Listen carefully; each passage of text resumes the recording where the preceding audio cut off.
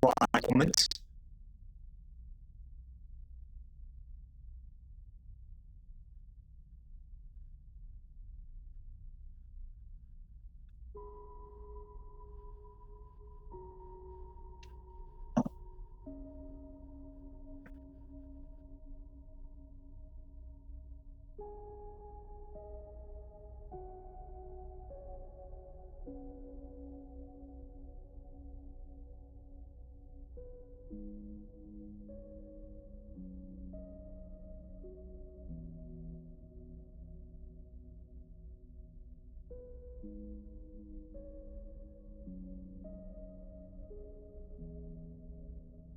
No.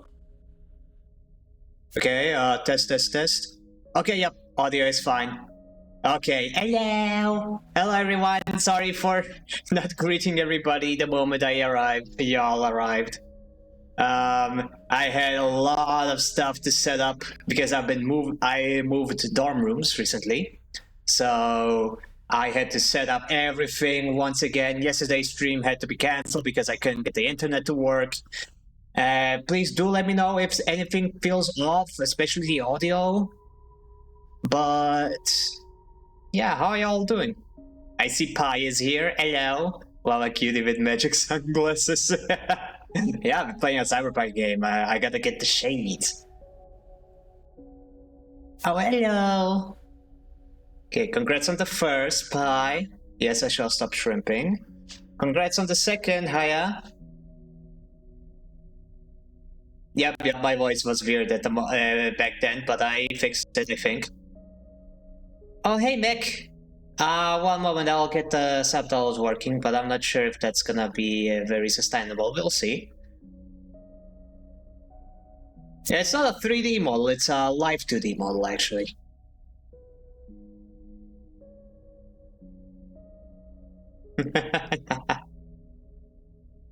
Okay, I finally catched up. Is there model laggy? The model is a little bit slow because I'm pretty much doing everything on the same device. Like if when I don't have a game going on, the model is actually pretty accurate and responsive. But the way it is right now, with the game and the stream and everything going on, the model is a little slow, a little delayed. But hey, I just enabled all the toggles again, so have at thee. Audio fine though. Okay, thank God. That's like the most important thing right now.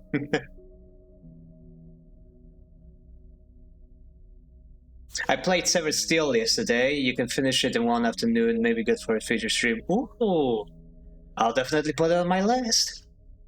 Depends on how expensive it is. I am a bit of a cheap little cat. If I suppose either need CPU, GPU upgrade. I need a whole new device. This laptop of mine, it used to be top of the line like 6-7 years ago, but now it's kinda... The poor little guy is showing his age. He's asking for the sweet release of death.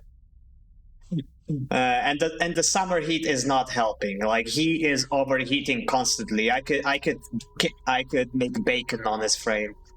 So yeah, he's a valiant little soldier, but he needs his rest eventually. I'm gonna buy a new device, a new PC, but I'm still waiting for the prices to go down.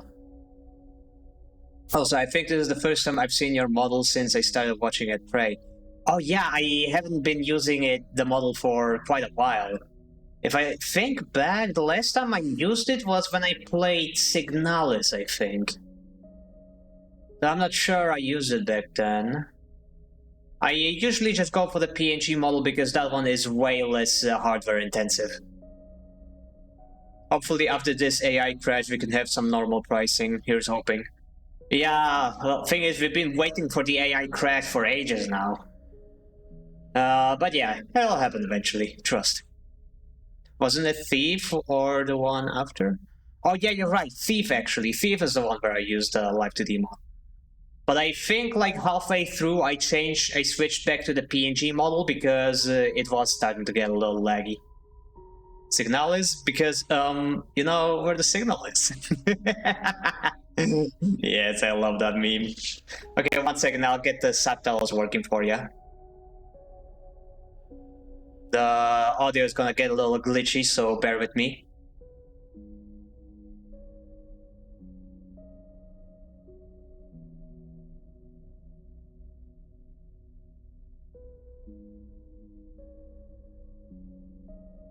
Okay, test. Come on, subtitles. Yeah, there we go. The sub are titles, and the titles are sub. We got them. Test V. There. Vogue subbed. Oh, based. This is so Vogue during Vogue month. Alrighty then. So yeah, I've got my high school just on hand. Oh, that was weird. Why did it lag? Test. Oh, okay, it's fine now. But yeah, like I was saying, I've got my ice cold beverages on hand, some snacks on the side, and we got a brand new game to play. Today we're playing Citizen Sleeper. It's supposedly like a cyberpunk meets Disco Elysium kind of deal, where you have dice rolls and an RPG world where you're just like gonna just try to survive. But I know very little about like what the gameplay is actually like. All I know is that it's like a pure 2D game, so it should be pretty easy on my hardware, which is why I pulled out the live 2D model. But like if things get too laggy, too glitchy, if the audio starts suffering too much, I am gonna have to switch back to the PNG model. So do enjoy those toggles while they last. Disco Elysium, that's hardcore! Hardcore to the mega! I love that joke. Wait, are the ads over not yet? Man, I can't speak sometimes. Nah, I'm gonna assume they're over since y'all are yapping. So yeah, let's see what it is all about. Wait, let me check if everything is truly off. Yeah, I turned off Discord, I turned off the browser. Yeah, we should be good.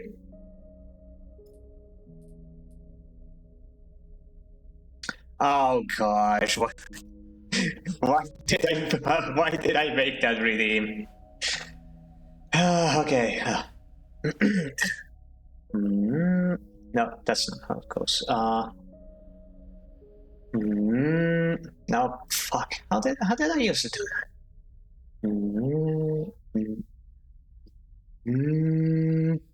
Yeah, that's the tremolo. Okay, gonna try and talk like this a little. Y'all might not feel much difference, but I'm trying to elevate my center of vibration so that my tone will be a little bit higher naturally. What am I hearing? Things, sounds, voice training techniques.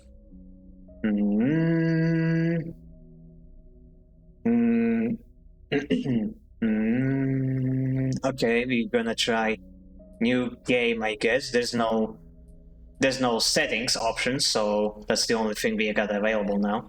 Citizen Sleeper 2 announced. Okay, that's based. Okay, new game. Empty. Sure. Ooh.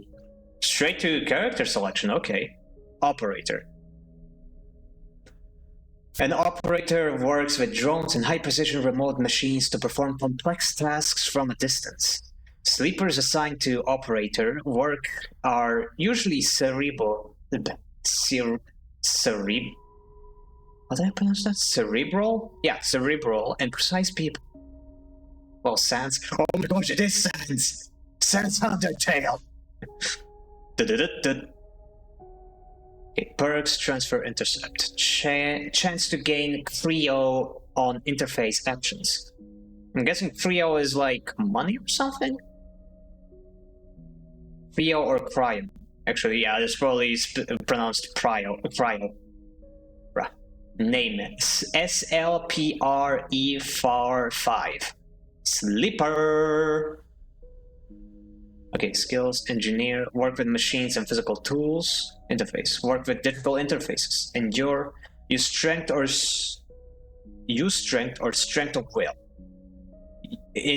Intuition, approach problems with awareness, engage, approach problems head on. Well, I do like the thought of being a technical kind of dude. Let me check what the others are. Extractor. Oh my gosh, they're all Sans Undertale. Okay, frame is always going to be the same, it seems. Back from the ad break. Oh, I didn't realize you were still on the ads. Okay, apologies. Yeah, welcome back, Mac. You got the subtitles working. What you call all nerd like disco? That was long. We'll see. I mean, here it doesn't look like there's a lot of social skills. These are all very practical skills, it seems. Hooray! Hooray indeed. Yeah, this guy looks a bit more beaten up. Extractors work on resource extraction, often in hard vacuum environments.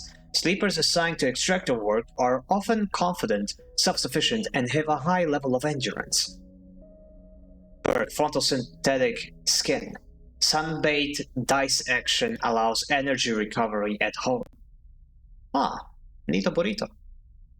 I don't see any subs or titles. You have to turn it on. Like there's a little icon if you click on the stream. It's like an extension. It's called Ultimate Subtitle or Ultimate Stream Captions or something like that. Hey, when did the bread pricing go higher for the third? I think I did it last week, and it's not to make it like more expensive. I mean, it's literally just one piece of bread that is like the equivalent of a cent. The reason I did it is to have all the all the redeems in a proper order. So like the first, second, third redeems are like at the very top, and every category is like within its own tier, you know? Just to order them properly. I have turned on, apparently. I remember it working at some point. Let me reload. Okay, let me check. Yeah, they're still working. The plugin is still working for me, so she probably just needs a refresh. Anyway, let's look back at this. So Extractor seems like the physical kind of dude. Oh, okay, so I gotta go to the left now. Also, there's only 3. Man, this guy looks like something from Masters of the Universe. He's gonna team up with Scatter.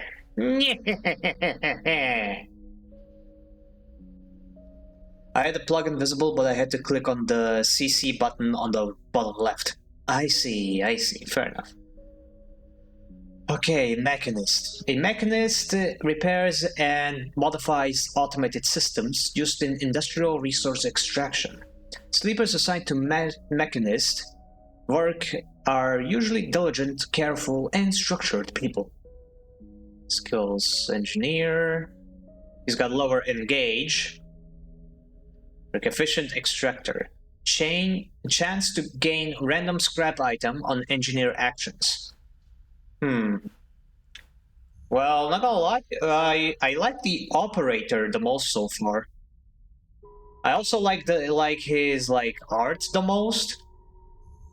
I'm not a fan of Machinist because he's a bit too physical. And Extractor, he does look cool, but the code really, I'm not vibing with the code. Yeah, Operator sounds best. He's a little nerd. Yeah, plus on interface and a minus on endure. But that fits me in real life because I break under the lightest amount of pressure. Yay. I like you the most so far. Aww. Well, sadly they haven't added the Aristocat class yet, so yeah, we're gonna have to go with these. Any game you're getting for the summer sale? Ooh, there's a lot I'm considering, actually. But I haven't really dove into it yet because I fear for my wallet. But I'm definitely gonna buy something.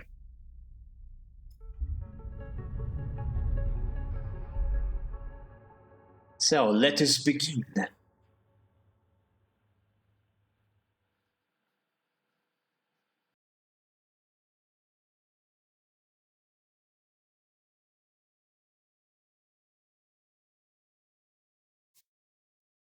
Pi seems to be fitting in just fine. Oh yeah, Pi has been enjoying my streams a lot, and I enjoy their presence. It's great to have so many regulars all of a sudden. I very much appreciate you guys. I pulled some of my shares to pay for my spree. Ooh. Oh. Well, see, I don't really go for sprees. Usually when there's like a huge sale, I'll buy like one game, and then I buy another one as a gift for somebody. That's usually what I do. I think I bought more gifts than I bought games for myself. That just means I love buying cheap ass games for my friends. Get to hear can be a regular due to studies. Get to see someone else likes watching you. Ah, studies. Yeah, those suck. Well, good thing summer is starting. I did come when you started Prey, and then suddenly you got several raids. Oh yeah, the raids were insane. People really loved Prey. Or maybe they just like me, who knows? Okay, let's get into this. Okay, this already feels a lot like Disco Elysium.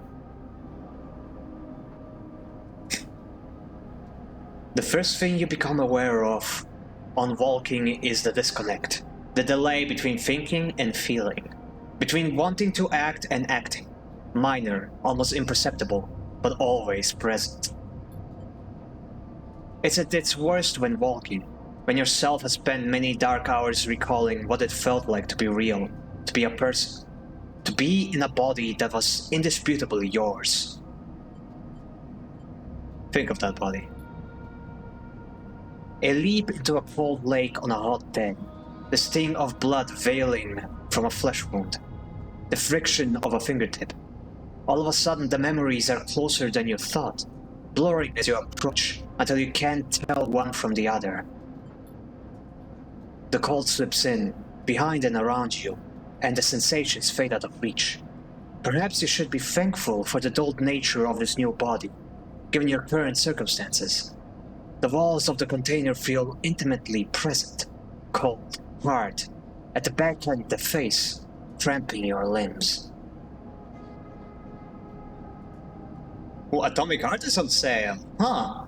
That is tempting, but I don't think my PC will be able to handle that. Not while streaming, at least. I really want to buy games that I can stream. Because people have been complaining about my selection of games on my polls quite a lot. So yeah, I gotta deal with that somehow. Shin Megami Tensei 5 is on sale.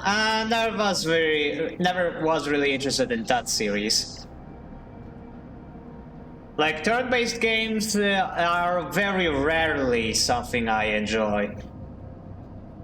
But that's just me. You resist the desire to stretch, knowing that the claustrophobia comes next, and retreat a little from your central nervous system. It isn't painful. Not like you used to know, at least.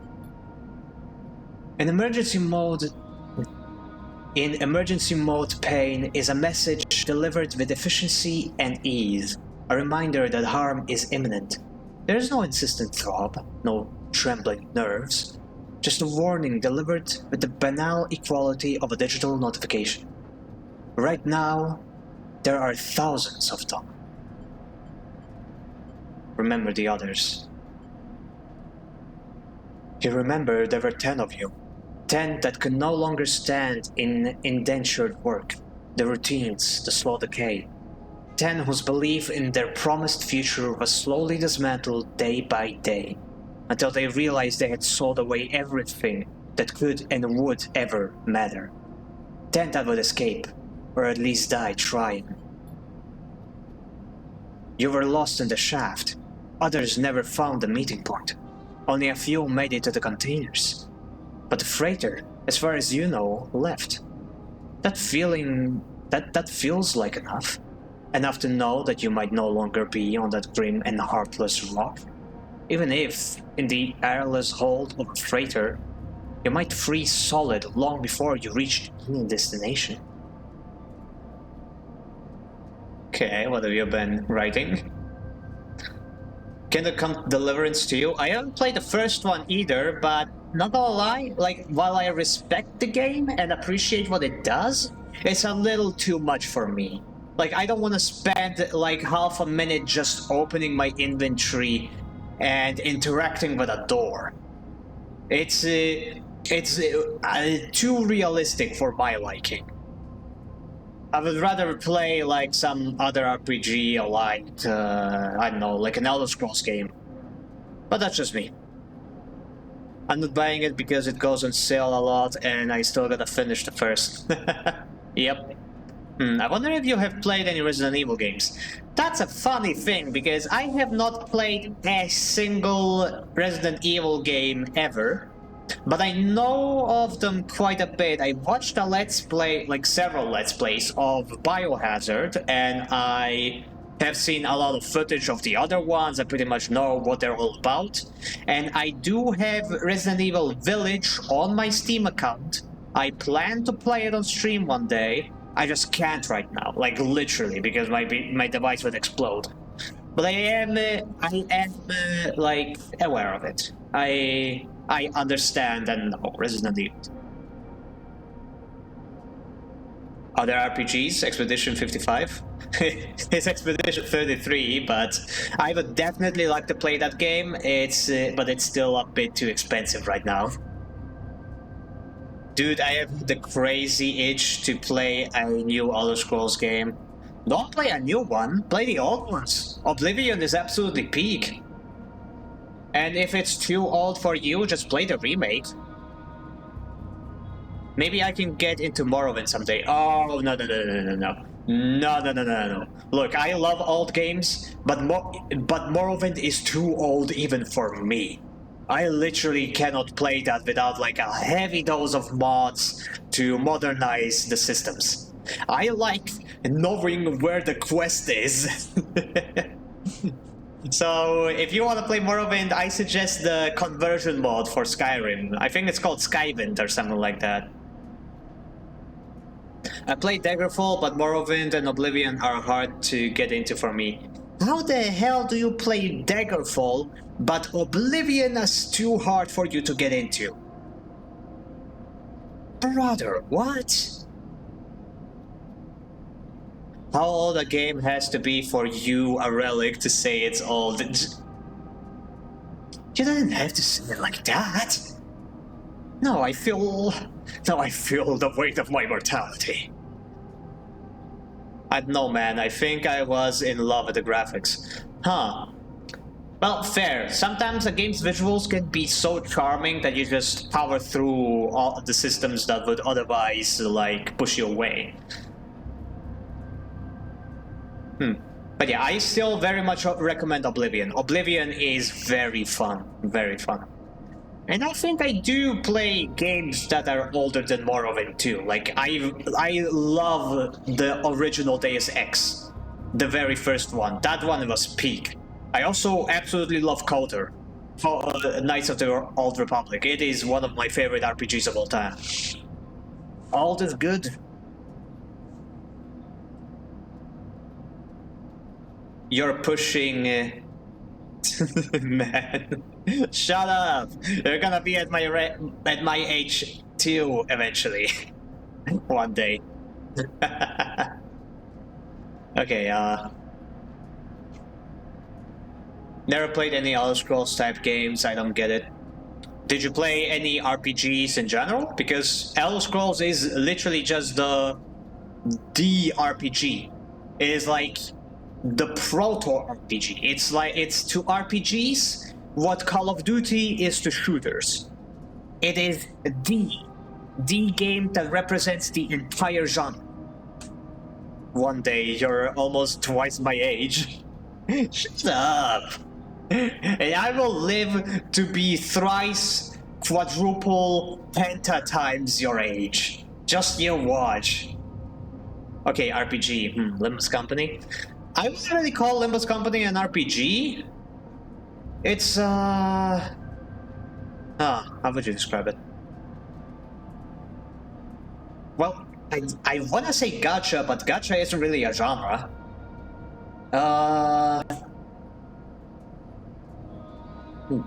Telltale. I wouldn't call it Telltale either. Telltale is very much a story-based thing, and while I don't think that Limbus isn't story-based, Limbus still has a linear story structure. And Telltale literally relies on the fact that you have very diverse, very world-altering choices. Creature collector? Very abstract definition of a creature collector. Now, I would just say call it a strategy game.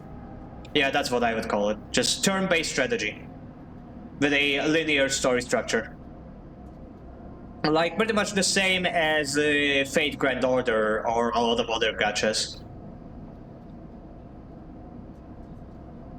Yeah, strategy game. Yep. That would be the genre.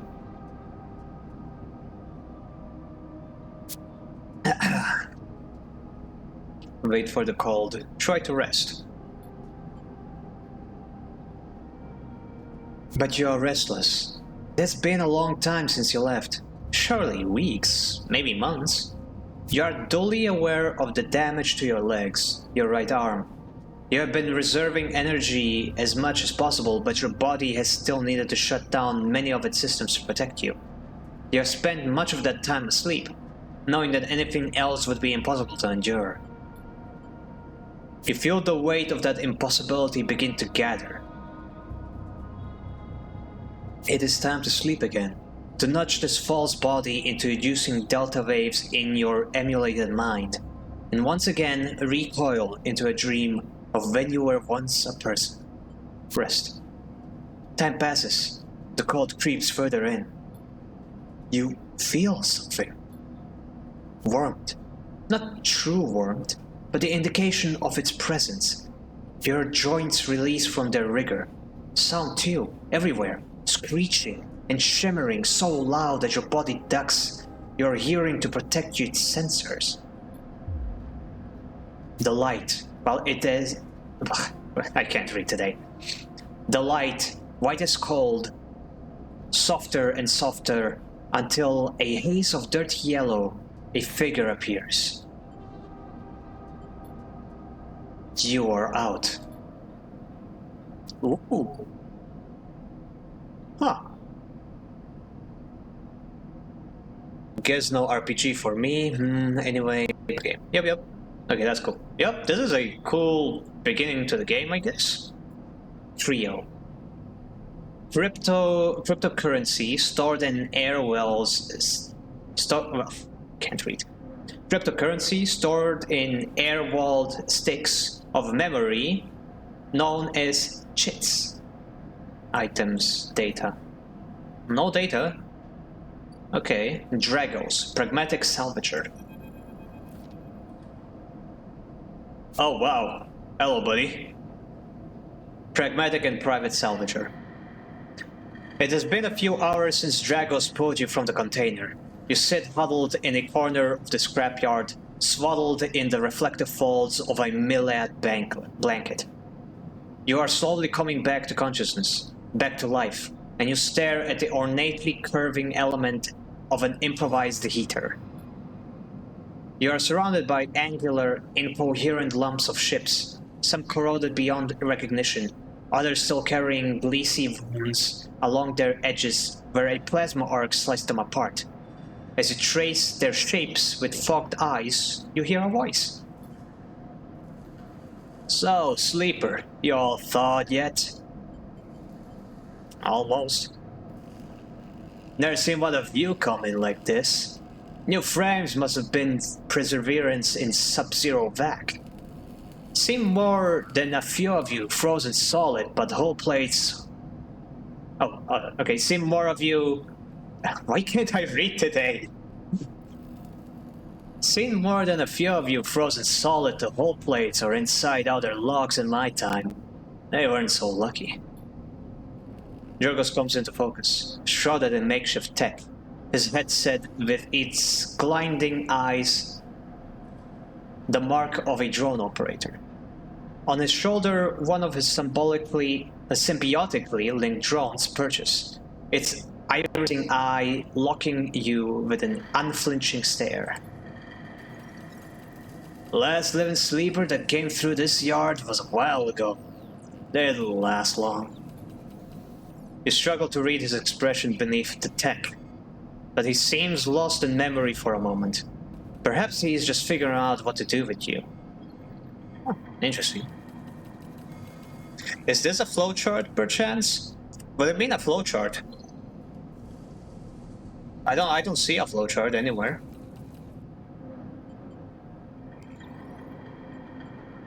What happened to them? He ignores your question. I won't ask what led you to do it. Sell yourself to a corporation. And I suppose you know you can't go back.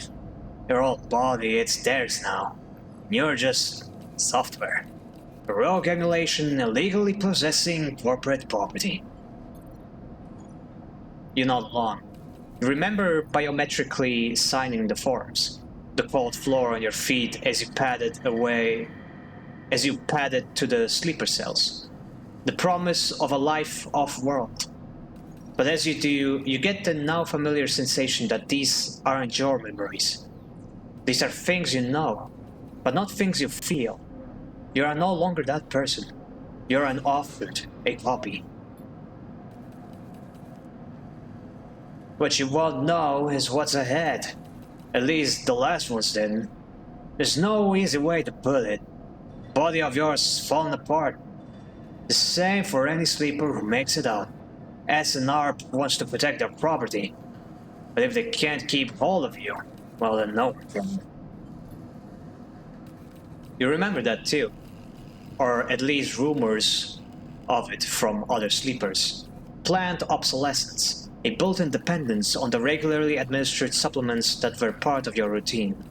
Stop taking them, and your body begins to shut down, separated from your emulated mind. How long has it been? How long do you have? But now, sleeper, you're one of the lucky ones. Dragos glances up and away, towards the glassy dome of the yard. The eye is the best place you could be right now. Oh, very Disco Elysium style. That's the only thing I can compare to. Yeah, a lot of people describe this game as Disco Elysium in space, or something like that. The eye. The station. You'll see soon enough. Dragos impatiently shifts his weight. Look, I've got things to be getting on with. He trails off.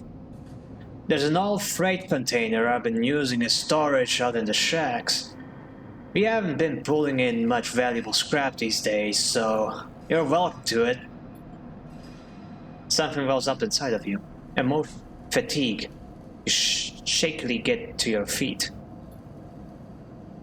Alright, you go on ahead there. You look like you need some rest. And with that, Drago stalks back into the wrecks, his drones already converging on a rustling halt, plasma flashes silhouetting his spindly figure as he returns to work. Tutorial introduction. Welcome to Erland's Eye. Life on the Eye runs in cycles, during which you can talk to characters, explore areas of the station, and perform actions. At the end of each cycle, you need to head to your current home to rest. Resting will move time forward on the station. Head to the empty container location to rest and end the cycle now. Okay.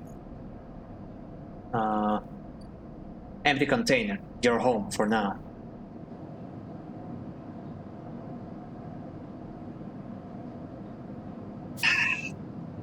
Oh man, I would not be able to survive the summer heat without my trusty ice cubes. End cycles. All cycles need to end. Rest and prepare for the next one. End cycle.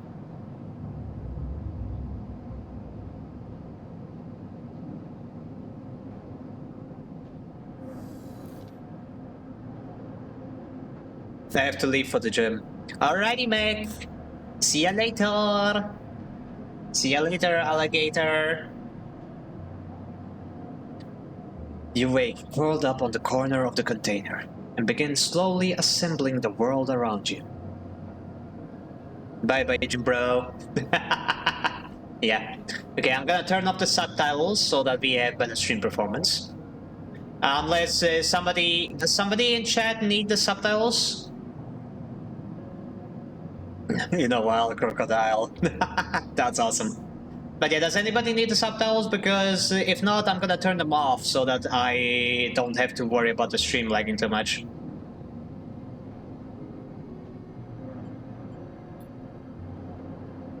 After all this time, you still find this body, the one you wake in now, strange and disjointed.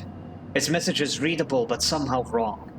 You sit up, pulling the myriad blanket close against the floor. Here you are, on this ruined station, millions of miles from anywhere you know. Are you still in the system? Did any of the others make it out? It's impossible to know. After all this, what matters? Escape, getting answers, building a life. Building a life, I would say. Maybe you did get lucky, finding yourself here. Maybe here, on the edge of everything, there's a life for you to build. But before you can build anything, you'll need to learn how to survive.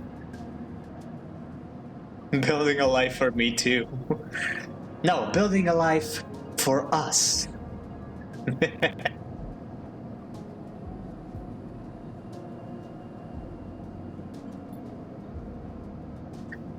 Maybe if you can do that, you can make a life for yourself. Dragos has left a few comforts in the container. The Millar blanket, the bedroll you slept on, a canister of water, a makeshift electronic stove, and some faded sachets of some desiccated powder.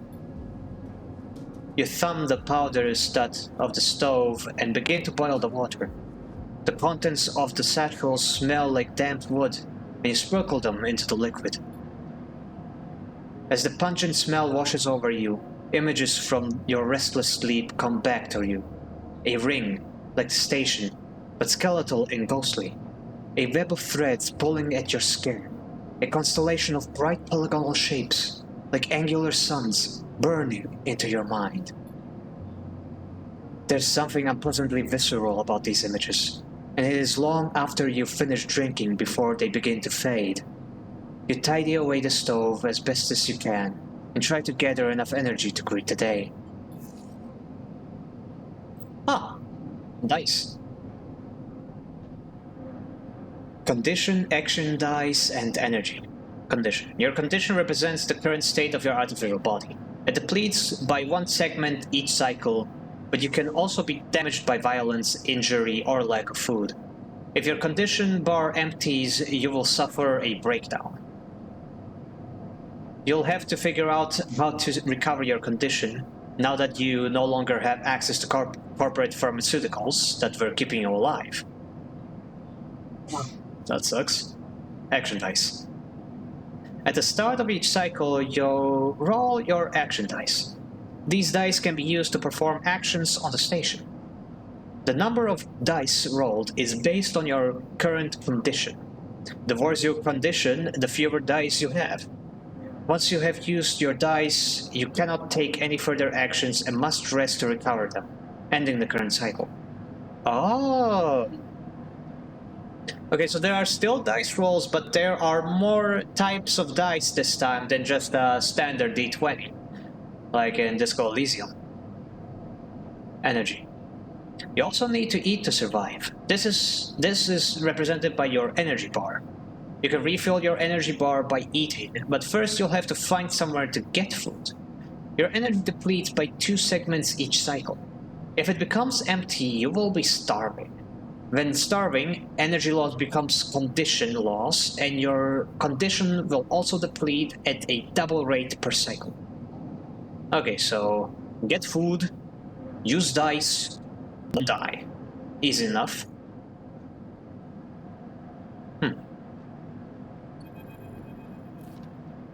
Oh. Indeed.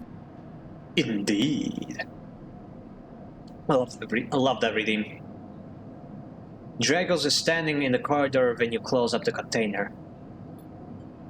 He is still wearing his headset, and in the harsh light of the corridor you realize it is implanted. A drone sits on his shoulder, its cache of sensor eyes rapidly irising. How are you feeling? Change my username finally. Hello! Oh, you changed your username from what? What were you originally? Hello, Skidder!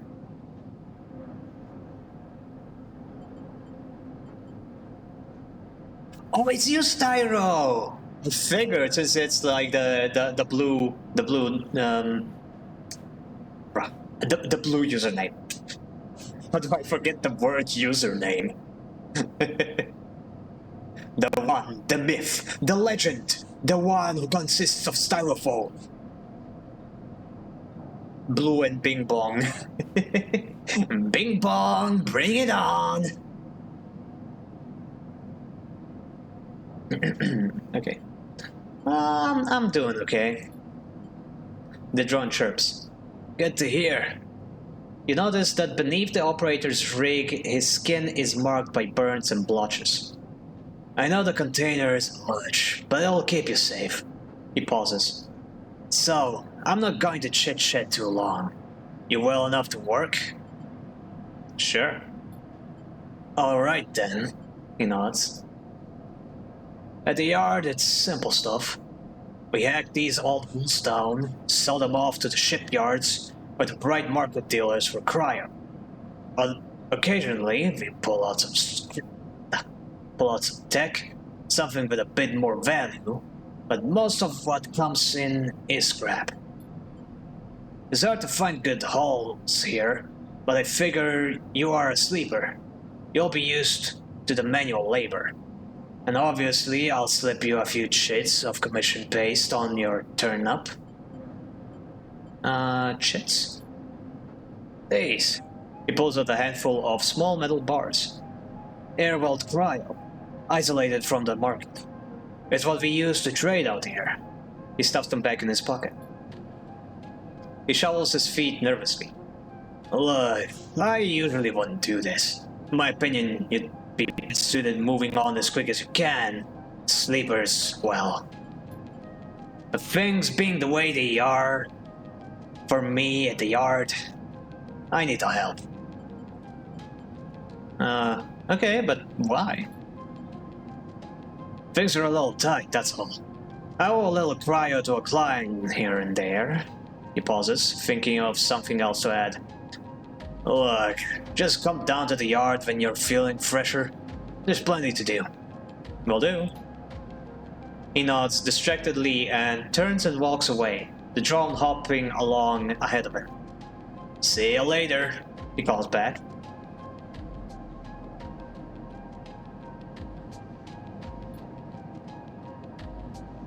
Looks like it's time to get to work.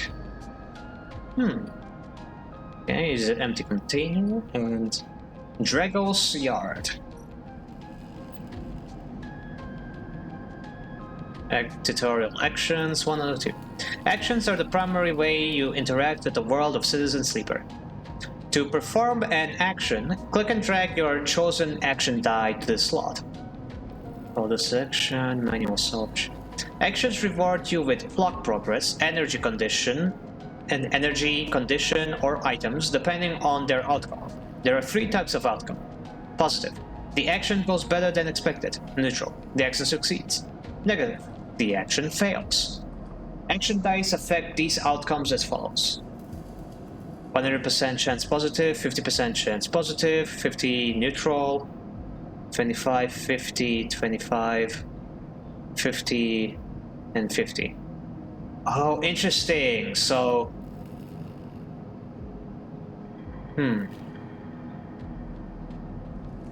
wait, 6 is 100% chance positive? So it's like, if I use my 6-sided die, I always succeed? I thought they would just have like the biggest chance to succeed, but like, No, this feels like it'll always succeed.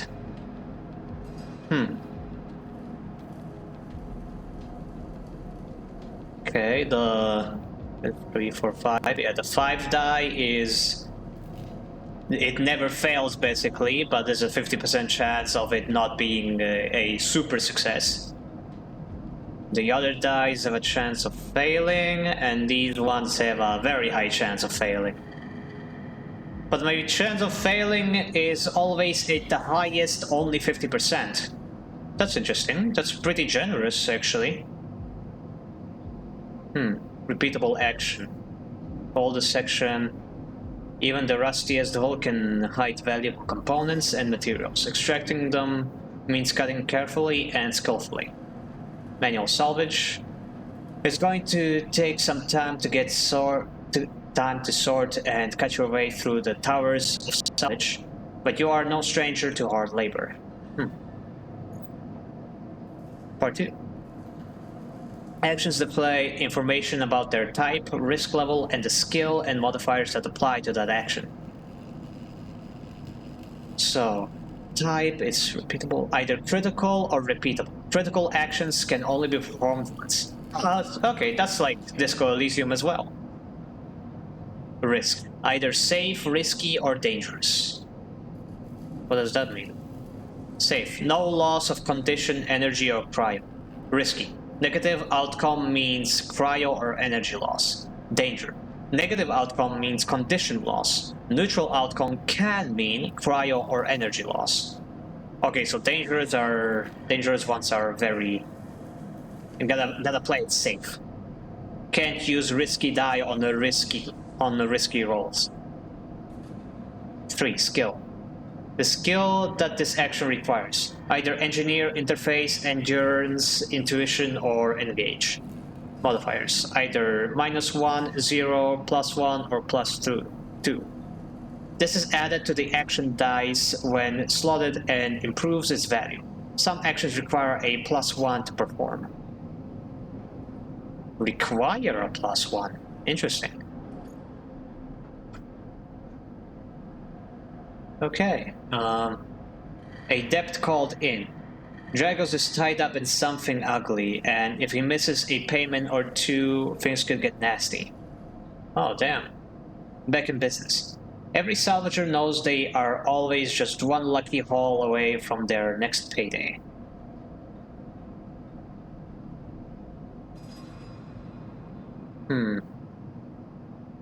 Well, which one helps Drogos? Okay, this one requires a I have a -1 on this one because that's wait, where are my skills? Where do I check my skills?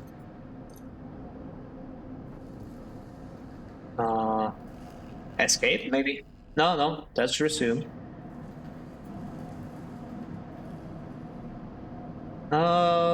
Okay, doesn't matter, I guess. That's it. If I remember correctly, I had a +1 on interfacing, but I had a... Oh yeah, I have a -1 on endurance. I remember now. Oh hey, Alexi! Respectfully, are your cat ears more sensitive to sound than your human ears? Disrespectfully, are your cat ears more sensitive to touch than your human ears?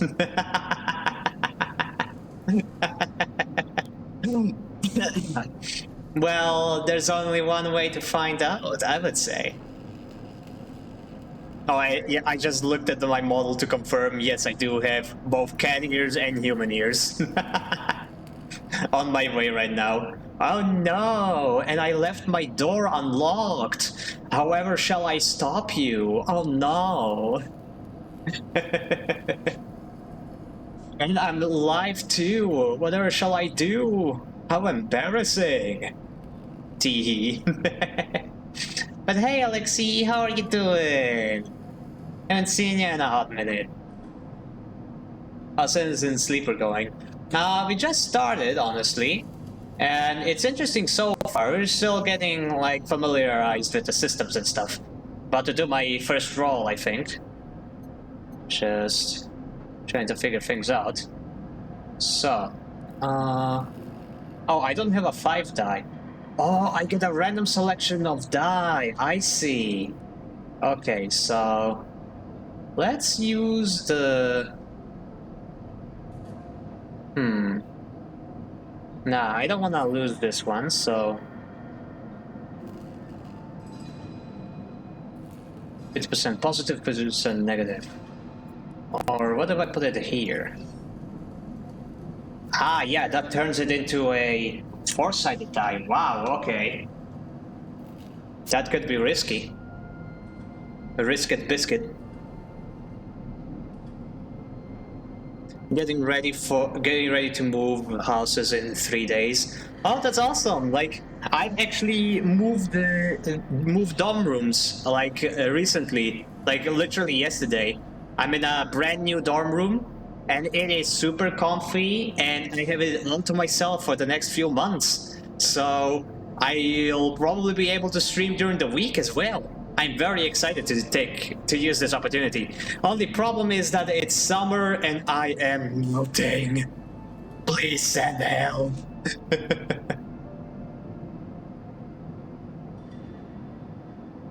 But yeah, good luck with the move. Okay, and now if I put a number 4 here... Oh, I can only do 1 at a time, I see.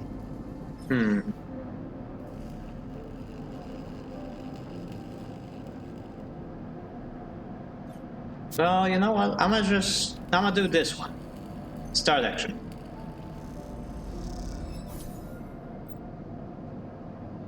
Tutorial, clocks. Actions often progress clocks. Clocks are displayed below the actions that fill them, and they track your actions and how they affect the world. Filling a clock means something good or bad is about to happen. Some clocks, such as the one tracking Dragos's depth, are cycle clocks. These clocks tick themselves once each cycle and can complete without player input. Any active cycle clocks will be displayed on the icon for that location. Oh, I see, I see.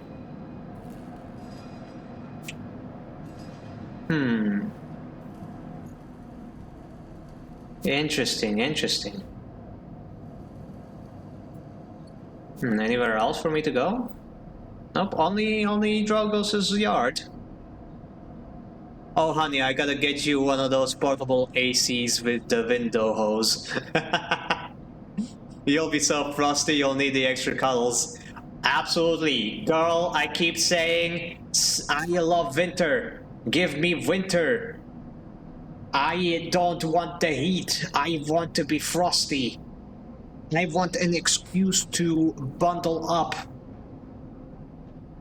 I don't like sitting here in my shorts, in my baggy shirt, literally melting and having to drink ice cubes just to survive.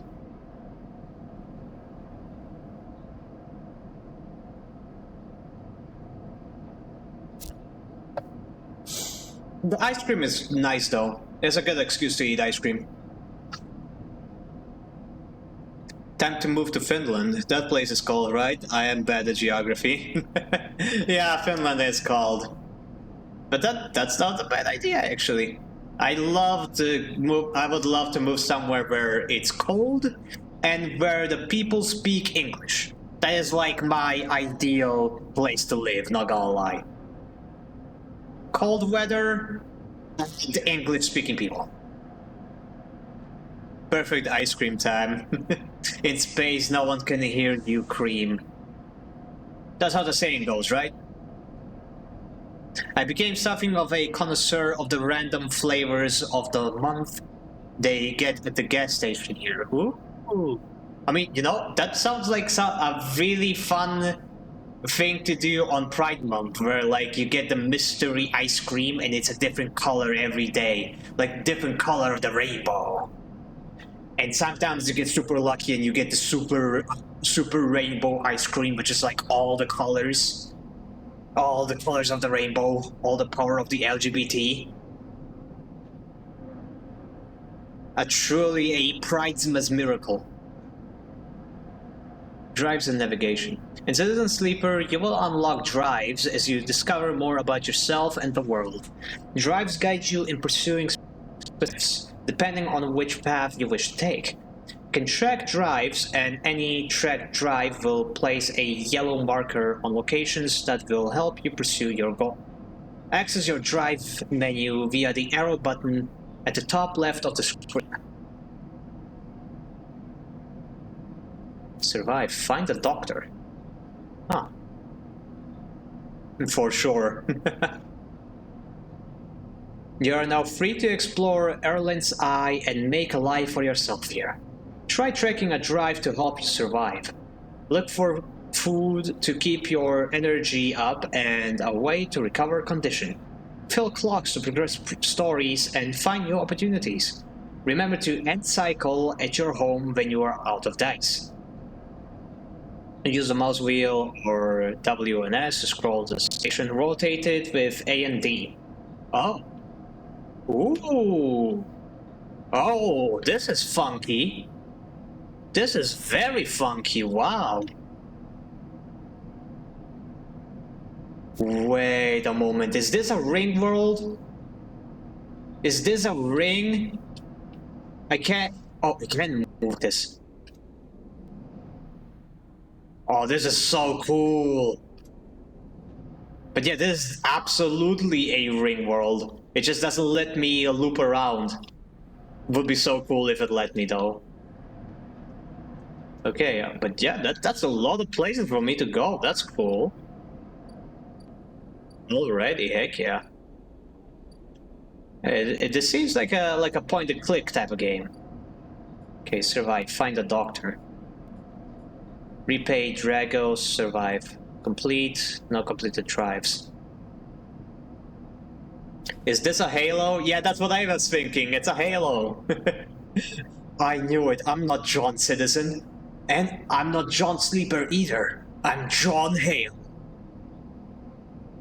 I gotta go help my Deeps config for Archipelago. Toodles, kitty boy. Toodles, Alexi, bye-bye.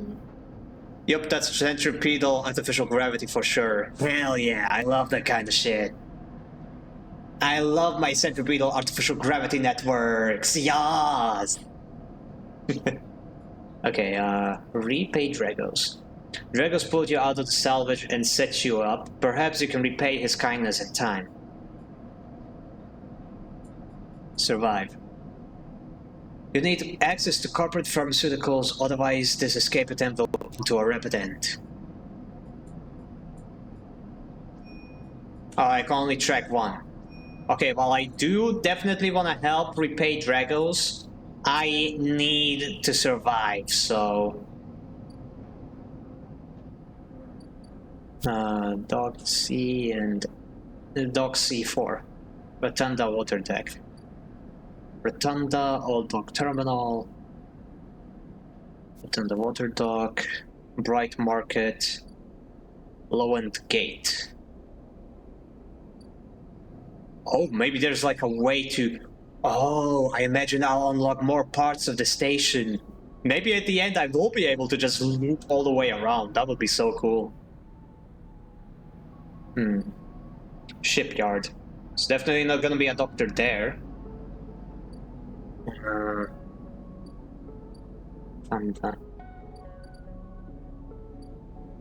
Guess I'll check the market? Somebody's like advertising the services, I imagine it would be there. As for directions, explore the market, local knowledge. The Bright Market is the busiest part of the eye's lower rim. You can find anything and everything here.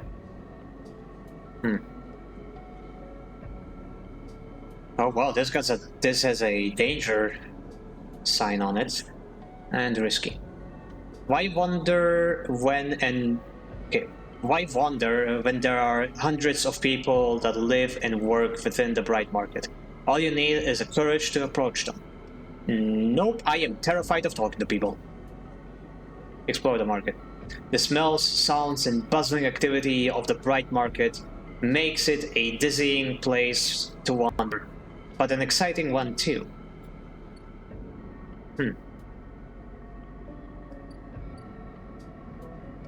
Old Dog Terminal. Why do we love corporate dystopia in our fiction, but IRL it sucks? Because IRL is it lacks imagination. That's the evil. That's the realism of evil, of corporate evil. That it is boring, it is cringe, it lacks imagination, and it lacks ambition. Villains used to stand for something. Steal dock plants. Gee, that's specific. Why would I want to steal those? Explore the rotunda. The rotunda of the old dock is filled with passageways and concourses, leading to all kinds of docking bays. Dock B2. Salvage, sorry. Take several cycles to reach the starboard belt and return. Load with scrap when the old wrecks. Alien crossing. Merchants willing to run the gauntlet of the Hellion system are rare, but those that do always return eventually. So there's like time-limited events as well. That's interesting. Okay, what about the shipyard? Yeah, corporate evil used to be someone who smokes cigars everywhere and carries themselves like a mobster. Yeah, like villains used to have like cats in their lap and twirl their mustaches. Now they're just cringe people on Twitter. Just, villains used to be villains. Assist the shipbuilder haul materials. None of these sound like anything that would get me to a doctor. Wait, did I check this one? Oh no, I still didn't check this one. Lower end gate. But some spaces cause some trouble in the low end. Yet again have imposed a toll for entry. No one gets in without pay. Costs money to get there, huh? I don't even have money to get there.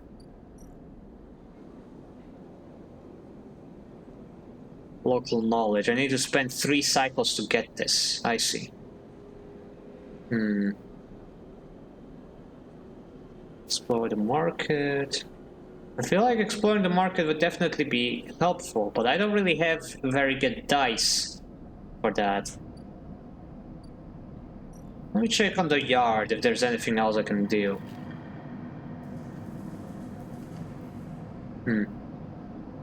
Risky. So use this dice.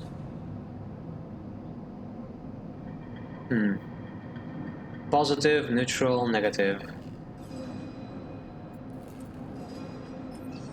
This is a very low chance, but it is a safe one, so... and it is repeatable, so it should be fine. Shouldn't lose too much trying this.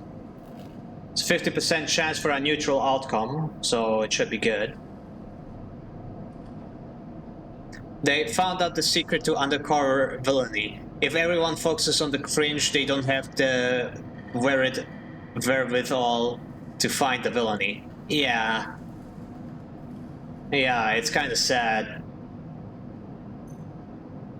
Okay, let's try this. Back in business, and Creo. Hell yeah.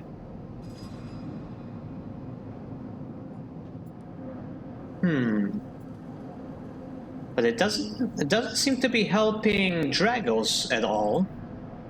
How would I even go about doing that? Or maybe I need to finish back in business to be able to help Dragos. Well, let's see if there are any safe things that I can do. Bright market. Risky and danger. Okay, no, that's not good. 50% neutral. Nah, I don't like that. I don't like those odds. There was something in the rotunda, right? Risky and dangerous. Nope. Shipyard. Risky and dangerous again. I don't even have an opportunity for interface checks. Huh. That's kinda sad. You know what?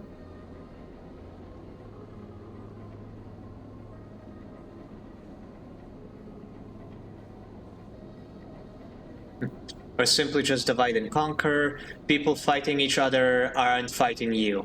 Yeah, that is also a thing. They stir up drama just so that we don't fight the real evil. Some too, divide your enemy. And hey Saleo, how you doing? It's so good to see you again. We're playing Citizen Sleeper. It is I, John Citizen. Citizen Finn. Okay, let's try this one. Working Gary. Oh heck yeah, I succeeded. But I'm definitely not using the 1 dice for that. I found the doctor! Sabine. I had a D&D player called Sabine once.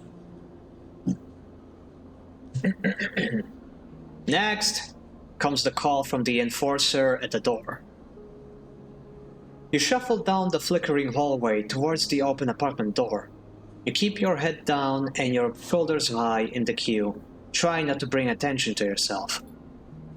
You're thankful for the tip-off that a doctor was operating out of this place. But now that you are here, you aren't so sure. The gang enforcer on the door, the flickering light strips, the decaying hair block, they have all made the long queue a test of your nerve.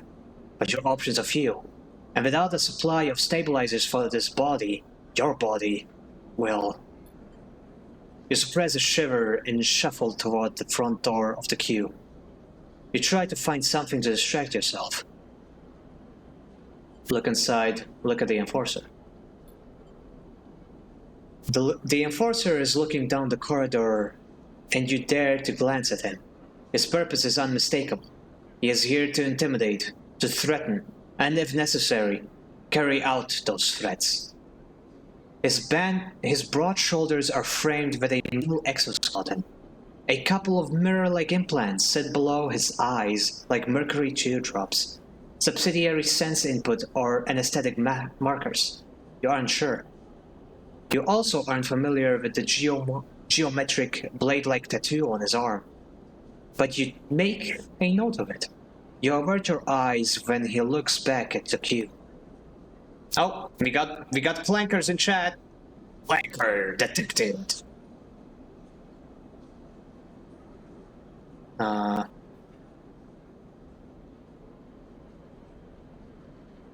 Be off.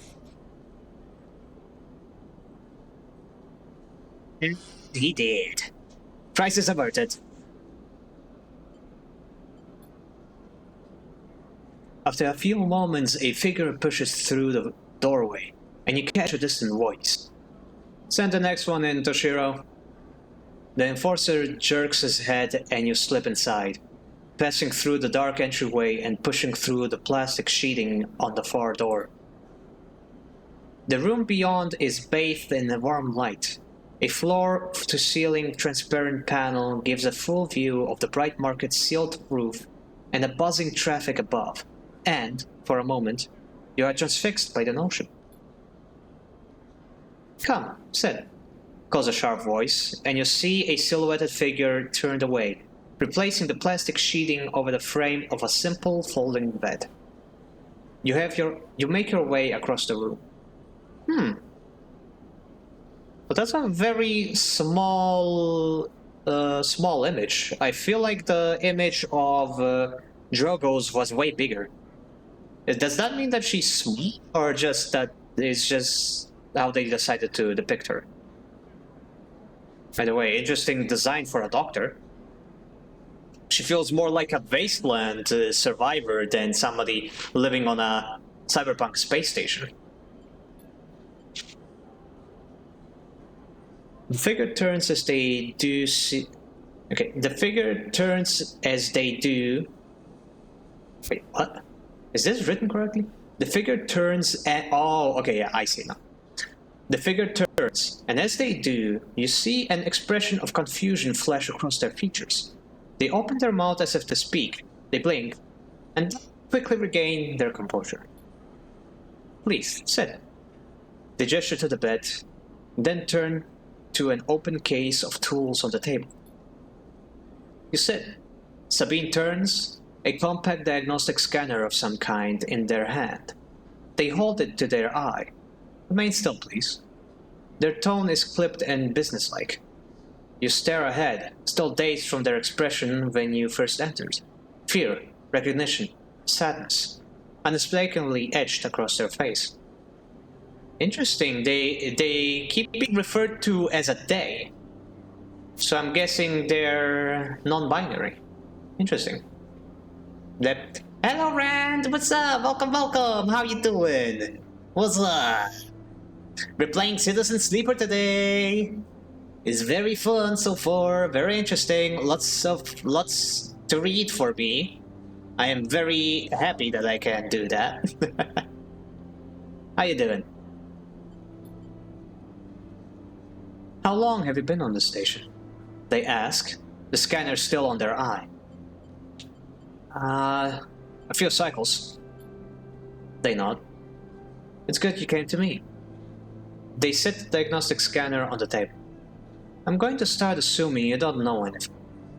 They take your arm and roll up your sleeve, inspecting your synthetic skin. Your body is dying. They say it without ceremony, without drama, but not without empathy. SNARP doesn't like to see its proprietary technology let loose. To prevent bodies like yours, frames as they call them, from being stolen, repurposed, or in your case escaping, they built in a process of so-called planned obsolescence. Frames decay rapidly when not regularly injected with stabilizer, one which SNARP remains sole producer of. They look up.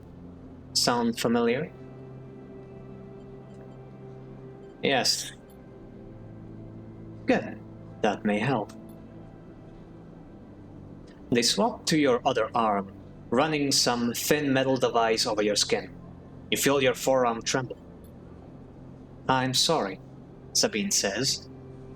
And you are unsure if they mean for the cold touch or of the metal or everything else. I'm vibing in cold bath and happy I get envy representation. You. Oh yeah, Slay. This game is very progressive from what I heard, so it's pretty based. Pretty good timing for me to play this during Pride Month, not gonna lie. Then again, I did play the Prey, which, as it turns out, is heavy like representation. Unexpectedly so, but yeah. I'm doing great. Aside from the absolutely horrible heat, which I need literal ice cubes to survive, I am doing well in my new dorm room all by myself. I may be able to start streaming during the week as well, so I am very excited about that.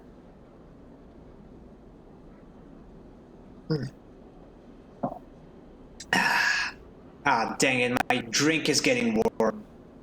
Oh man, I'm gonna have to get some more ice cubes on the next ad break. Oh, solo room? Nice. Yeah! I was supposed to get a roommate, but apparently he'll be arriving like in a month or two. So right now I've got a lot of time for myself.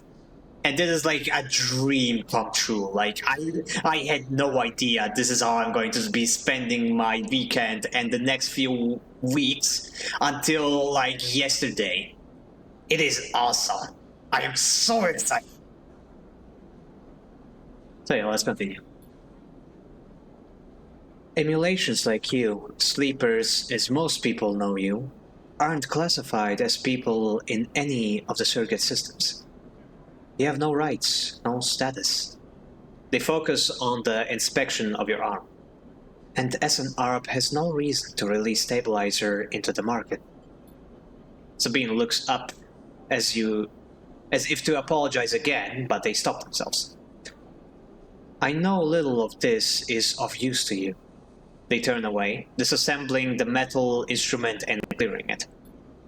Silence fills the room as Sabine works, and then the silence gives way to tension. You stare at their back, willing them to say something, anything. Sabine turns to face you. I may be able to help. They sigh, and you see the darkness under their eyes, hear the fatigue in their voice. They gesture to the door. You saw Toshiro aside? You nod. He works for my benefactor, yet again. They are influential in the low end. They give me this space to work, run the door, and take the profits. At the same time, I have to fix up their enforcers, tend to their implants, sew up their wounds. They look away. But yet again has connections. Smugglers from the Stalwart Belt, mercenaries working for the corporations on Ember. If they can source stabilizer, maybe you'll have a better chance. Sabine sets down their slate, their notes complete. This is dangerous, and it will be expensive, but I think we can do it. Why help me? Sabine walks away to the window, their face draped by the shadows of passing drones. Let's just see if this works first. I'll let you know when I have a lead. You nod and leave. Sabine's still staring out, unmoving. When you reach the lower level of the market, you look back up through the panels of the roof. See if you can see their face, but the room looks dark against the lights of the market. You duck your head and walk off into the crowd. Well then, we found a doctor. And, it's not good news. Okay, let me catch up and chat. I too dream of Finis breaks. Wording! Language! Week streams would be nice, but please do remember to actually work on your thesis, or at least some evenings. Oh, don't worry, like, the papers I mentioned last time, they're done. It was a nightmare to finish them, but they're already, like, sent off for review. It's pretty much out of my hand now.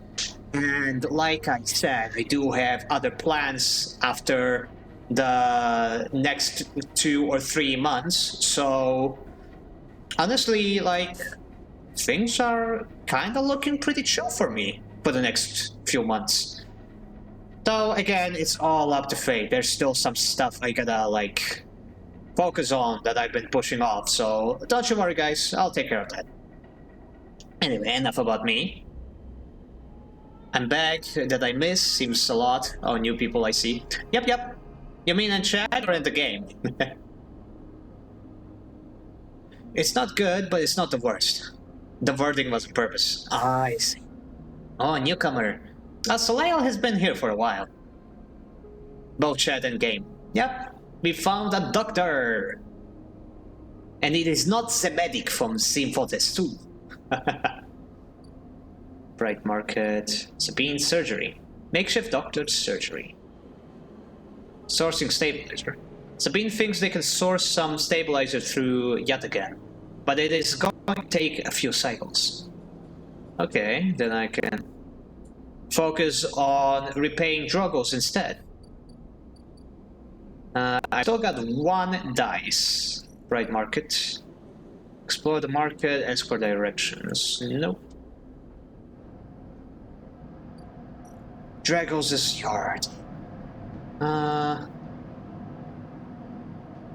Well, this one's safe, so this is the only thing I can use my 1 dice on. Here's hoping. We all newcomers, I feel compared to hello. No, don't worry, you're gonna be a regular before you know it.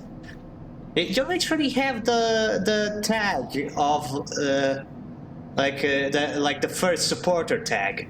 You've been here for since way longer. I'm odd, you can say. Not an age and what you think. Yeah, like, when did you actually first arrive here, trio? Was it It was after Slay the Princess, definitely. I was playing. Holy shit! I completely forgot what I was playing at the time. I know very much that every one of you are leagues above my age. Now you'd be surprised. Literally, they let literally anybody on Twitch. There's no age verification. Do you have to use the dice? Yes. My dice represent my energy for the day. Once I run out of dice, I have ran out of all my actions. And I like to use my low number dice on actions that are not going to bite me in the butt. It was during Entropy 02. Oh, perfect timing. That game is awesome. How goes the facility, Fops? Foppenheimer. So I joined like last year between November and December. Remember, the 8th of November. Okay, let's try this one. Negative outcome, but I still got 5 of it. I'll take it. And that's all of my actions.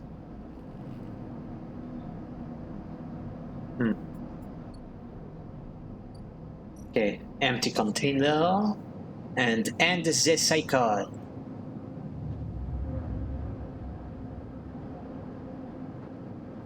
So it's 3D modeling, cool. The world is 3D, yes, but everything else is 2D.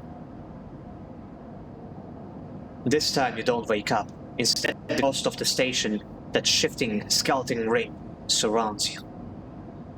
For a moment you are gone, absent from your own body, stretched out across a colorless void. Then the connections begin to establish themselves, threads tugging on the edge of your mind. These threads become vectors of exchange and then extensions as you feel your thoughts slipping away down them, dissolving into the millions of distributed nodes they connect to. You see the station. No, you feel the stations. Like a web of texture in a smooth black liquid. Shivers, is that you? Did I discover Shivers? Did it follow me from Disco Elysium to this game? Oh man, I love that skill. Zavarudo is 3D. Can see you. Where's Inland Empire? Good question. Inland Empire is definitely gonna show up. That one loved me. But Shivers seems to... I seem to be Shivers' #1 warrior. Observe it. Even though you have no eyes, no sight, you see and feel the map of the station. No, not the map of the station, but the map of its connections. It is a looped cloud with spokes and spires and that jut out into space. It is an ingrown thing full of obsolete loops and severed pathways. It is a system, a map, and a territory, all at once.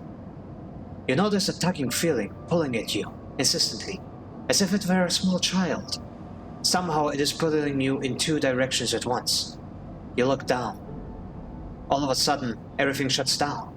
You come back to trembling into this unfamiliar body, both yours and not yours, all at once. You find yourself standing in the container, eyes now open to the dark steel walls. You feel a change within you, a shift. You close your eyes for a second, and you feel it waiting there, the station splayed out across your mind, a storm of connective nodes waiting to be explored, and then it's gone. Well, that was something. Well, I am hungry, so I gotta go get something to eat. But how do I do that? Where do I get operator? Oh, I can finally view my actual character sheet. Yes, this is me, Sans Undertale. We hardly use Shivers, no? Hardly see him in Disco Elysium. No, we got a lot of Shivers in Disco Elysium. It was mostly because of my clothes. I had a lot of clothes that gave me a very high Shivers score, even though I didn't put a lot of points into Shivers. But we did get to hear what Shiver had to say a lot of times. We even spoke to the soul of Revachol once. Skills, 1 upgrade point. Oh, I can level up my character. That's cool. Transfer intercept, chance to gain cryo on interface actions. Endure.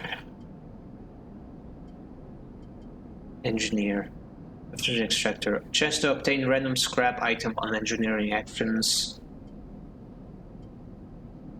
Dice actions display potential positive and negative outcomes. Ooh, I like that. Thrill Seeker. Chance to gain energy after any engage action. Ah. Self-repair. Use scrap components at home to repair condition. Agent. Agent nodes give you double data rewards. Hard to kill. Keep 2 dice even when condition is breaking. Instant karma. Reroll all of your dice once per cycle. Obsessive Haggler. All cryo actions are discounted by 20%.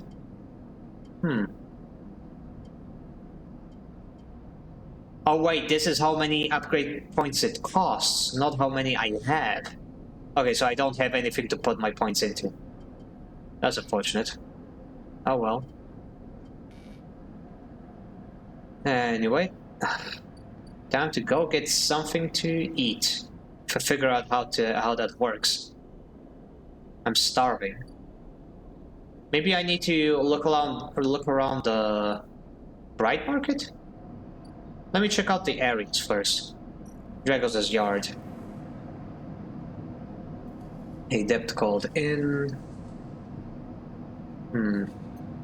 Data. I've got no data.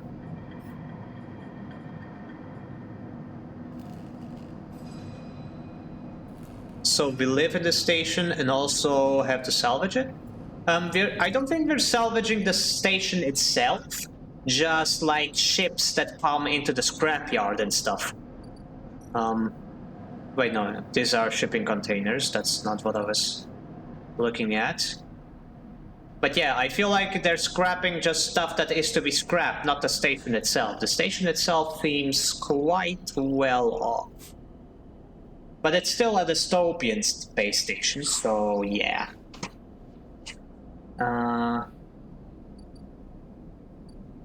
AC4, nothing here. Rotunda. Steal dock plans. Explore the rotunda. Rotunda of the old dock is filled with passageways and concourses leading to all kinds of docking bays. Heaven Edge security has to have plans. Stealing them would be the fastest way to get to know this place, and the most dangerous. It's an engage action. Why do I have no freaking actions that actually benefit from my skill points? Come on, game. Throw me a bone here. What's in the shipyard? Assist the shipbuilder, haul materials. As a newcomer, you can only gain favor by grabbing a load of materials and asking the nearest yard hand where to take them. Assist the shipbuilder. You don't have any connections, but you do have skills. If you can get the shipbuilder to notice them, you might be in.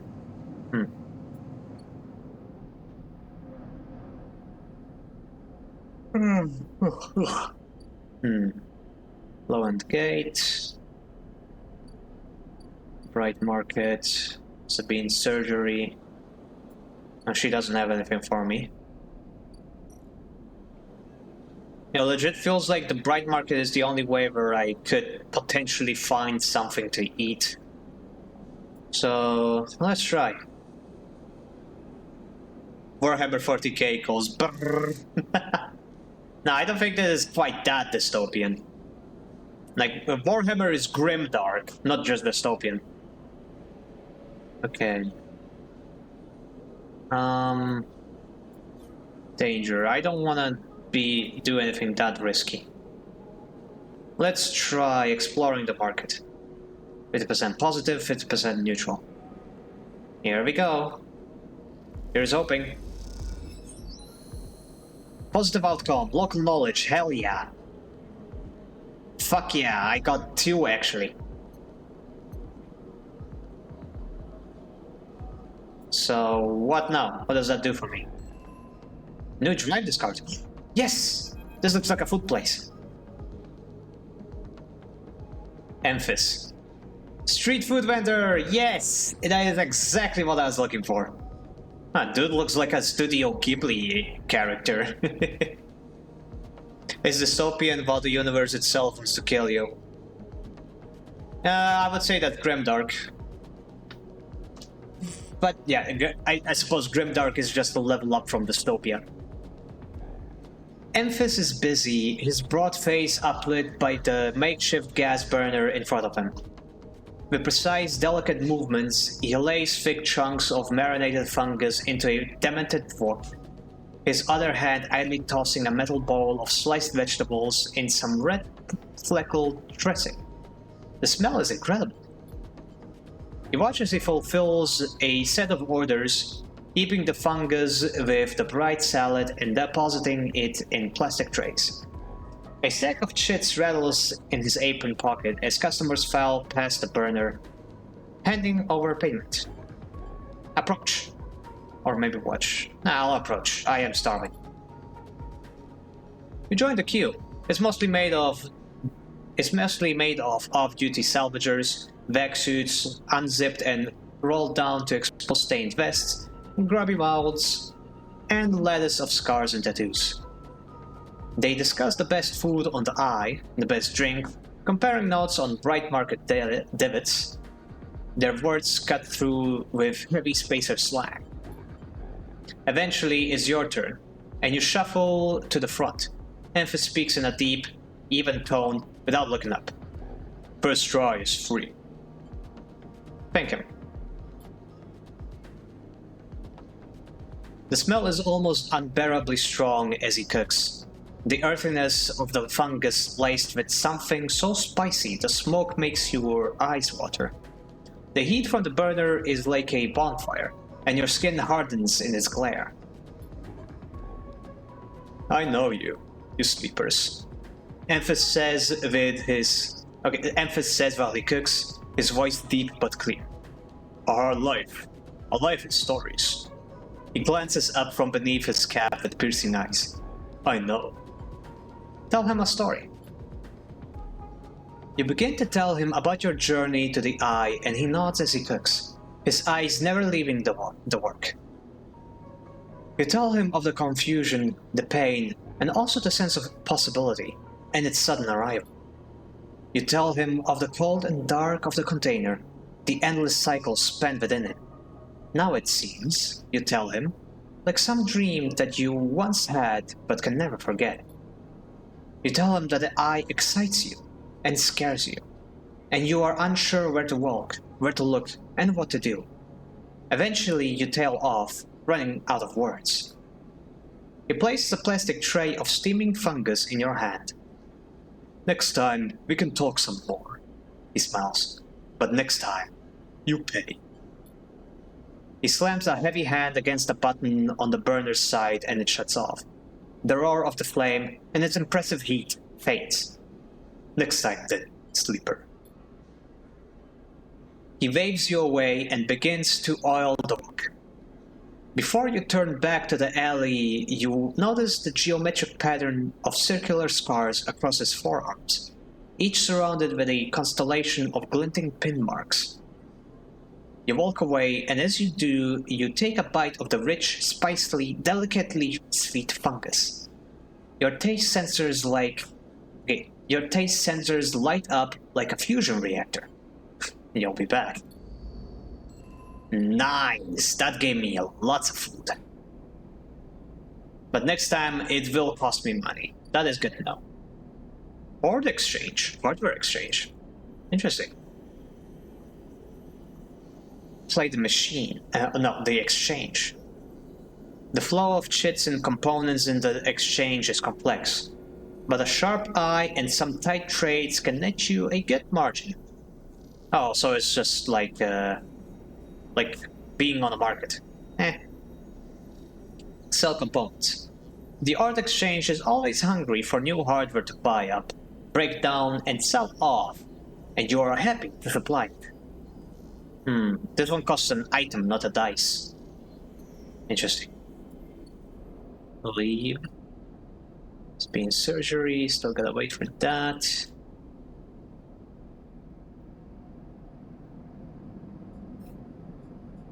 Get no Amphis. Amphis loves two things, stories and food. Maybe if you supply him with both, you can hear his story.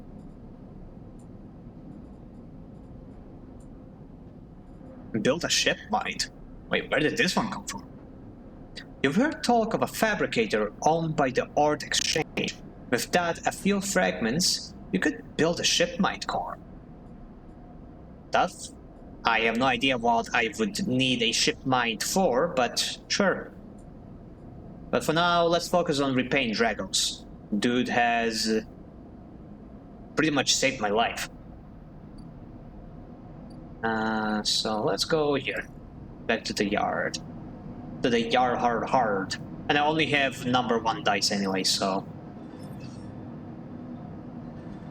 let's give it my all. Neutral outcome. Back in business and 10 Creo. Is it Creo or Cryo? I guess Cryo because it's cryptocurrency. Wait, no. If it's cryptocurrency, then it would be Crypt or Creo. It's not cryptocurrency, after all.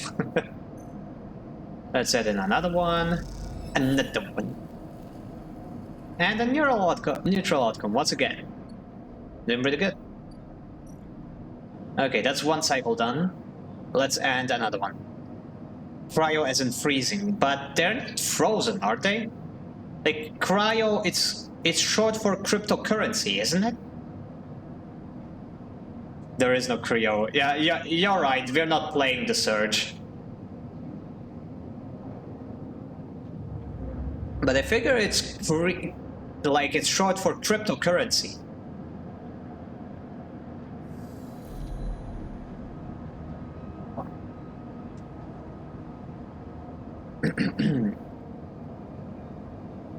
Again, the skeleton ring of the station fills your mind. It sparkles with glittering lights, like stars reflected in a winter lake. It is clearer, crisper than before. The threads still pull, but you remain in place, flickering in the flow. Between the threads you see bright shapes, caches of shimmering light beneath transparent crystal forms. You follow the path of a thread across the ring. Through these forms, you leap off into the void. You begin to understand. There are nodes and connections, a map of information, of communication. There are so many layers, so many loops that it seems almost impossible to parse, but you still begin to try. Focus on the nodes. The nodes are glassy, bright, but in all this flow, the only solid and fixed points. You approach one, a pyramid, or a triangle, dimensions are difficult here, and lean close to it. Inside, shifting layers conceal a tangle of threads, a meeting point of exchange. But before you can glimpse any further, the glass clouds and hardens, cutting you off. The threads and nodes, passages and puzzle boxes, one leads to another. There's so much here. So many answers, so many questions. All you need to do is follow the paths and open the boxes. You look out across this closed landscape of exchange and see an opportunity. But then, that insistent tugging again, pulling at you. You look down again and see two lines, two threads pulling in different directions, as if they were tied around you. The first one, the second. Wait, two lines. It doesn't tell me which one is which, so let's go with the first. The The first thread leads out, away from the station, into the inky black. Someone out there is tracking you, hunting you, following the thread to you. They are on a ship, and the ship is approaching even faster with each cycle. The second?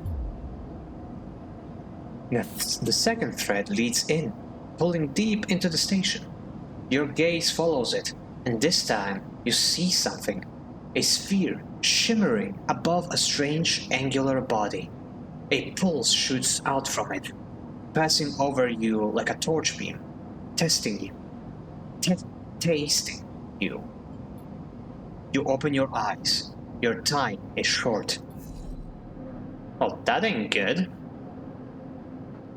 Hunted. Someone out there is tracking you, following your trail. It won't be long before they arrive. Uh-oh. Somebody wants their company property back. Tutorial, the cloud. Something has changed inside you. You can now access the data cloud of the Eye, a network of decaying protocols and data caches. While there, you can use dice and items to access systems and extract data. But be careful. These networks are old and strange. Click the I button at the top of the screen to toggle this view on and off. Interesting. Do you have a mask for your model? Might make the offset mouth movement easier to not notice. Oh, I do have a mask actually. Like, it's not on the model itself. It's like an asset that I can add. I might do that next time. I don't really want to mess with the model right now because that might cause things to lag and destabilize. And yeah, I do notice now that like my mouth movement is very much desynchronized. Not much I can do about that until I get a better PC, unfortunately.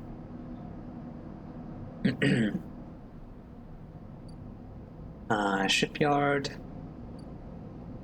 There's his yard. Alright, I want to check the eye. Ooh. Is this what Shiver sees? Okay, Heaven Gate H4. Oh, that's a lot of code. How long does it go on for? Ah, it ends.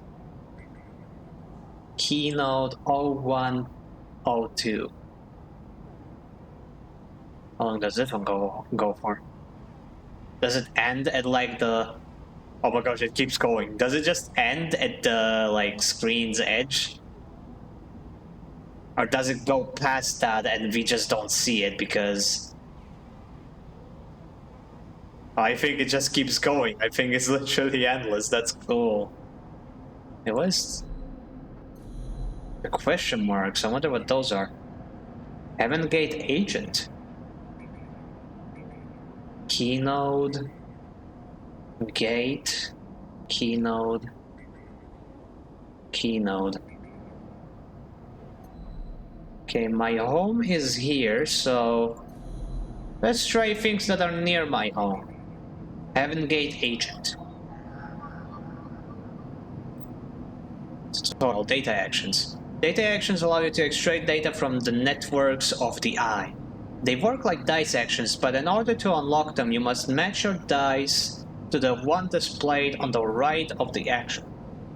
Oh, if you have a +1 or +2 modifier in the interface skill, you will be given more possible dice to match. You can use any dice that matches the dice displayed. Once unlocked, the data can be extracted. Interesting. A Heavenage member is broadcasting on the open network from here, leaving them open for data extraction. Well, I don't want to drain somebody's data from their person. Keynode. A long connection feeds into this isolated node. The last access timestamp is 1000 cycles ago. Damn, that's old.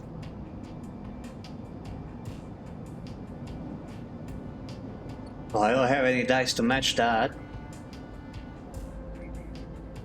And what is a circle? Slot Solheim Cipher. This gate conceals a network of systems which have been untouched since the Solheim escape. Collapse, not escape.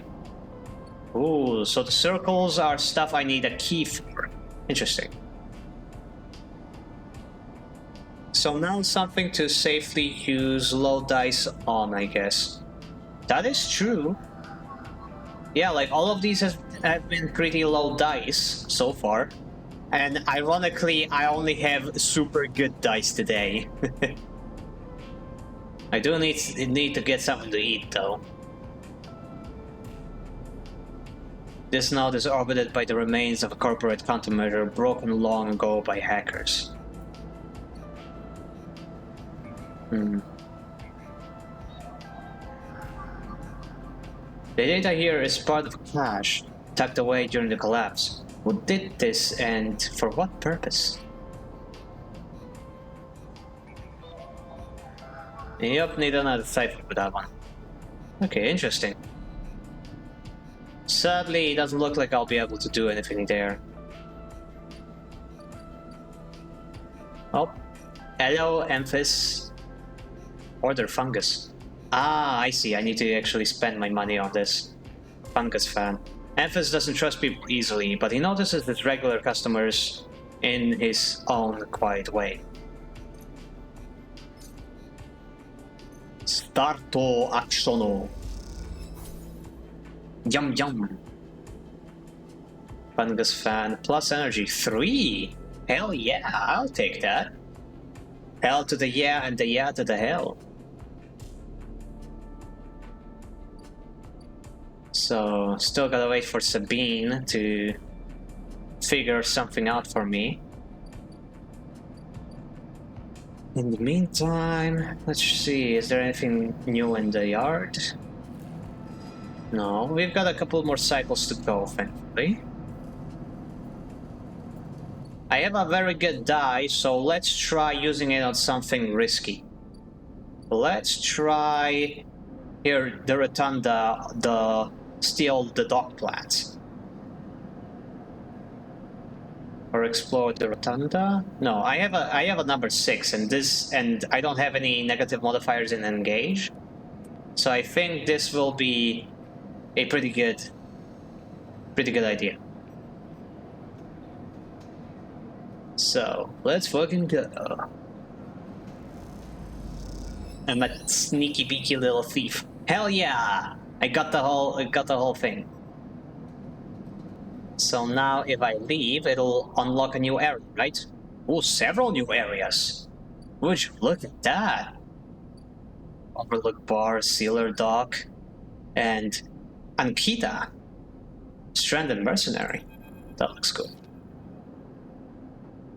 Huh, another surprisingly small character model. They could have made these bigger, like at least like half of the screen. But oh well. Shit. Ankita stands behind a huge pile of tied-together hull plates. She stretched out her back, her shoulders bulging beneath the flight suit. Make it feel.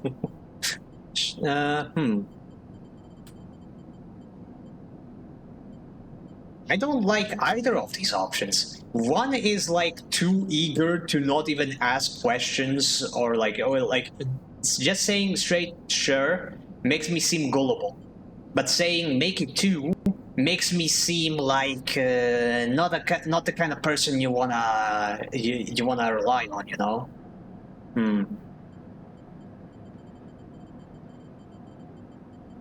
Nah, I'd rather be too trusting than too skeptical. You cross the docking concourse as she begins to split the plating into two bundles. What is it with this place? She asks as she lashes the massive plates together. Well, once they're cut. She straightens up to an imposing height, her armor plates creaking, and looks up and down. Oh, looks you up and down. Don't try anything, alright? She taps the butt of the sidearm. I don't want to have to put anyone else down today. anyone else? She shrugs. What can I say? My temper is a little short lately.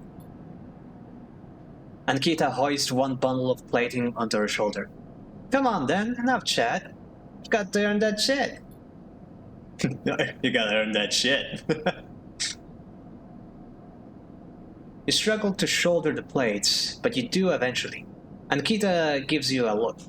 Ships this way. She sets off down a gauntry at impressive speed. As you catch up to her, she turns down a passage, pushing through a small crowd of stevedores. What the fuck kind of words does this game use? I've never heard all of these words. Why are you doing this all by yourself? What's all this for? Oh, this? She nods at the plates on her back. I'm building a treehouse. She gives you another of her looks. It's for the ambergris. That cutter you might have seen sitting silent out there.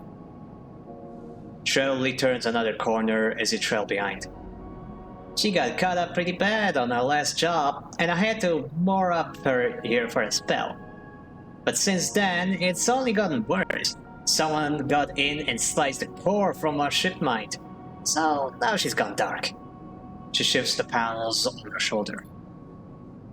The upshot is that I'm short on one ship mind, with a ton of repairs to do.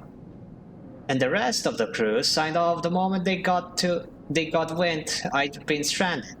So yeah, it's been a time. Oh, sorry to hear it. Nah, I've seen worse. But I'm bleeding shits every cycle here, so I need to get off, and fast. Akita swings the plates from her back, almost knocking you over in the process.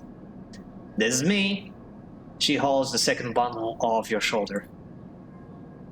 You're the first person I've met here who might actually be considered helpful. She pauses, chewing her bottom lip. Look, you wanna help? Come see me. I need a hand putting Amber back together, and you don't seem like the type to try anything stupid. She passes the bundle of plates through the ambergris. Oh, that's the name of the ship, right? To the ambergris's outer lock, and then turns back. Just don't go spreading all this around. Ankita throws you a couple of chits. Consider it a bonus. We're not trying to grift me. She gives you a parting nod and ducks through the doorway. Alright, now get out of here. She calls back and the lock slams shut. So that's what I can build the ship mind for. Interesting. I wonder if she would, take me with her.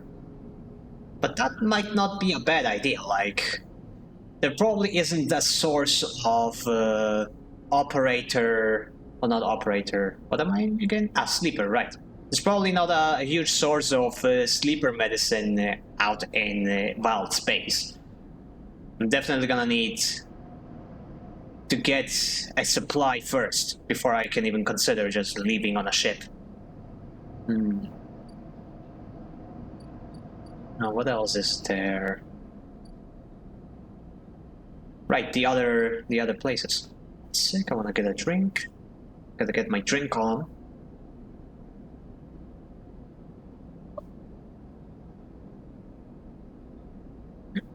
It's only getting hotter and hotter in the day.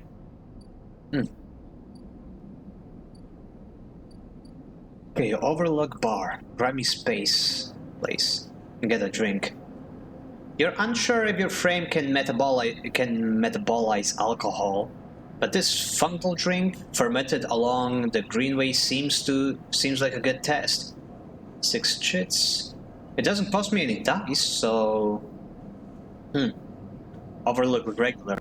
The Overlook isn't exactly a restaurant, meaning the only way you'll gain trust around here is with a stiff drink. By reference. Tala keeps some expired Solheim rations behind the bar for those weary spacers who ask why the Overlook doesn't serve food. Ah, so this is an alternate source of food. Good to know. But it's more expensive than what And I already forgot what his name is. Ambergris. Wait, no, that's Amphis. Amphis, right. It's more expensive than what Amphis sells me, so probably not going to go get stuff here. I'll probably get that drink, but I'll explore a little first. Sealed dog. Unlock maglock. These old maglogs look like they each need an encrypted key to open. Why the heavy security for a decaying lock? Input one encrypted key. Unsealing the dock. 2 maglocks seal. Okay, 2 maglocks seal the entryway to this dock. It doesn't look like anyone has been inside in years. Huh. Okay, I still have some pretty good dice, so let's see if there's anywhere I can use them. Shipyard. Assist the shipbuilder, haul materials. Danger. Oh, I've got a -1. I should have used my 6 on this. What does it look like when I use this? 25% chance for a negative. I don't like that.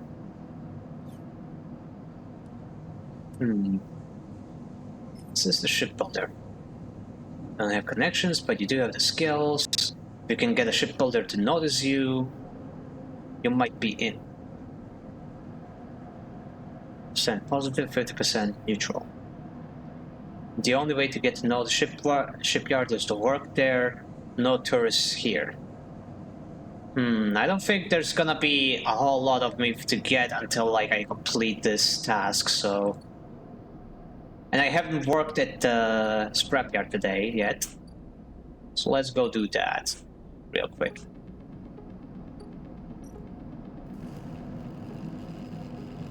I think I need to complete back in business before debt called in finishes, so we are on a time limit here. So let's do hull dissection with 5 dice. Positive outcome, hell yeah. 2 and back in business, hell yeah. And let's use the 4 dice on the manual salvage so that we can avoid a negative outcome.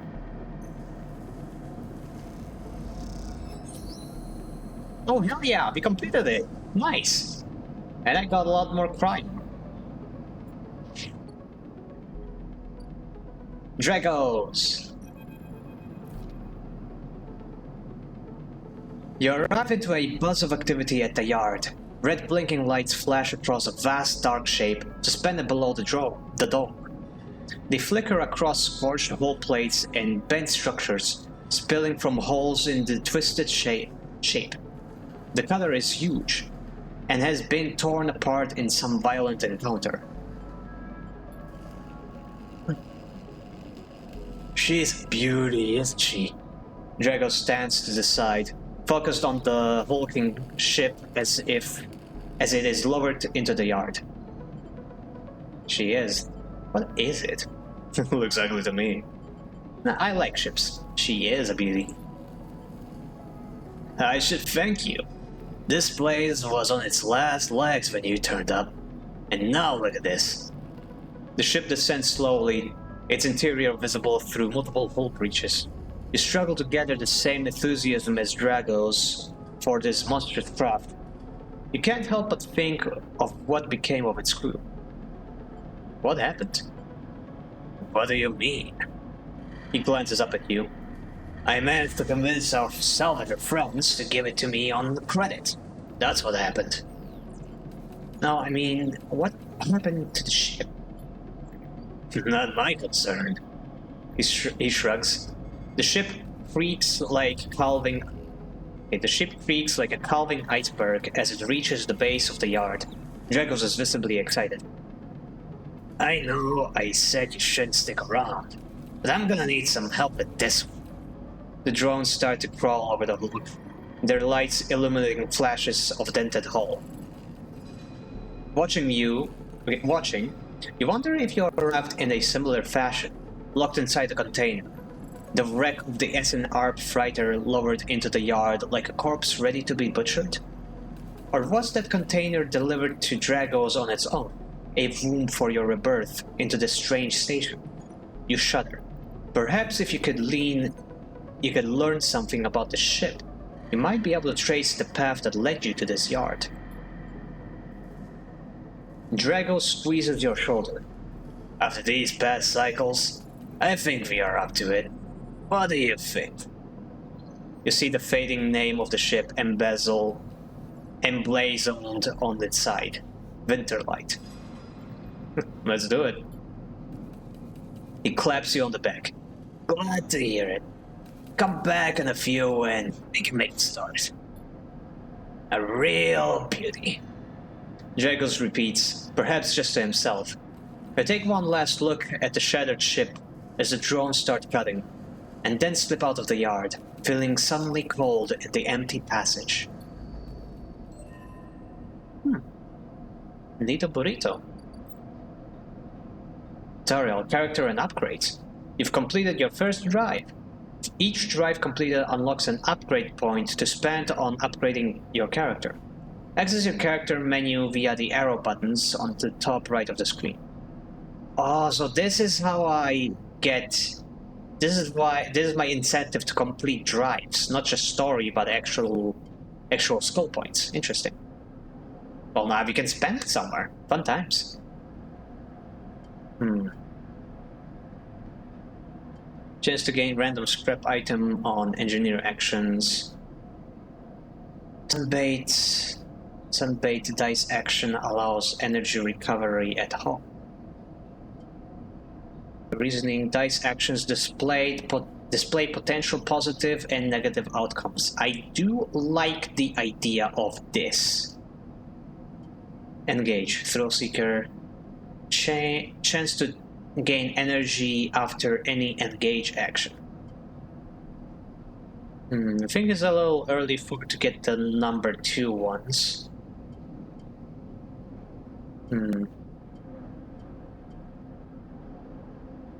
I could put a point into endure to offset my negative. There seems to be an awful amount of endure actions on the station. Oh no, I don't want to confirm it yet. Oh hey Bob. We are winning. I got 30 lose streaks in I don't know what that is. COD M. I'm the best and I'm the king.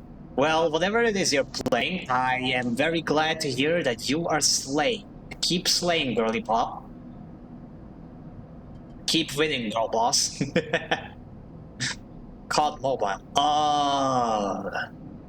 I would say the real victory in that game is uninstalling it, but, you know, baby steps.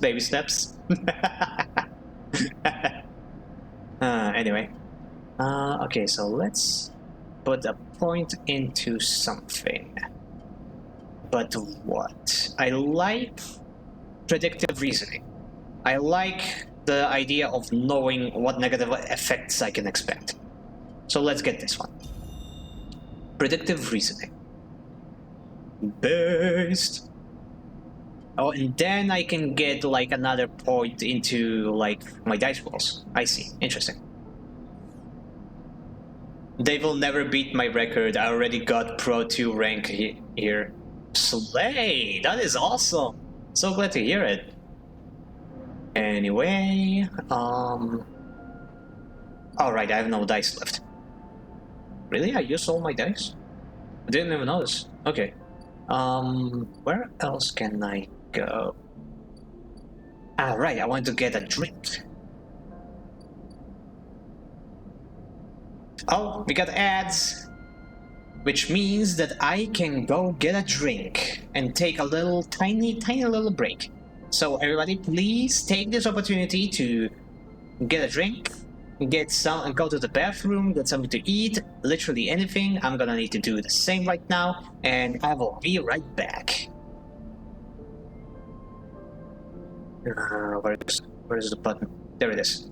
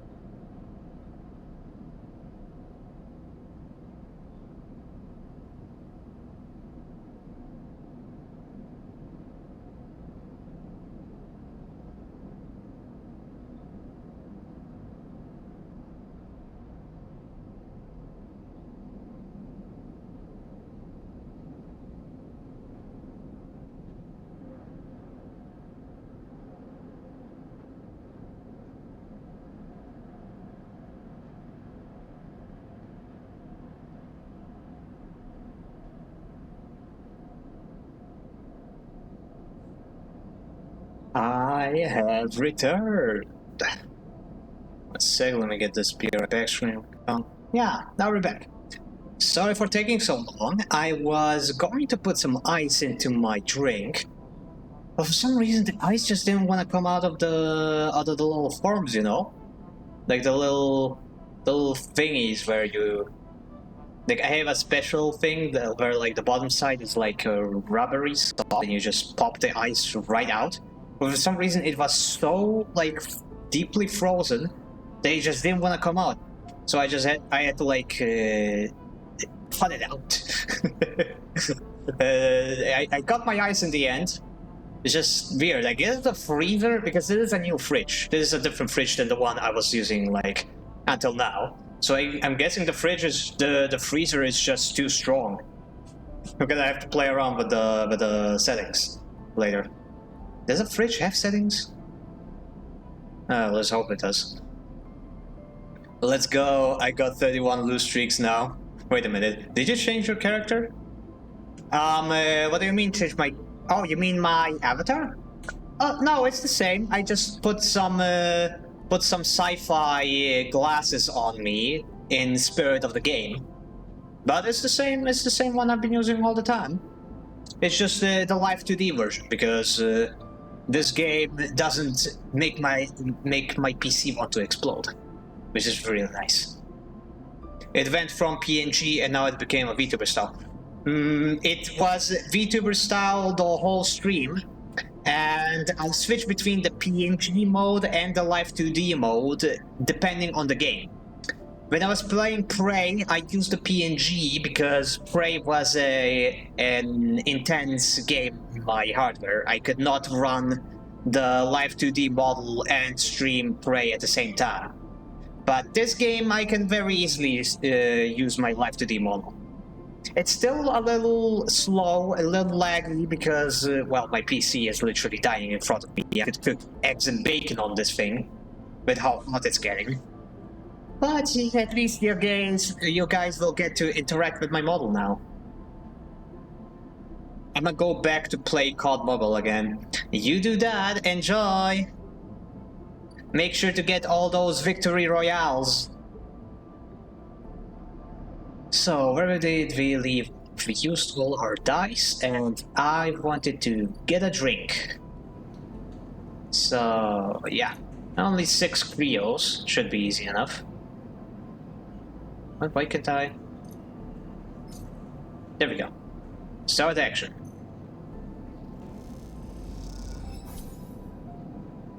An energy, 1 overlook regular. Oh, it gives me energy! I don't realize.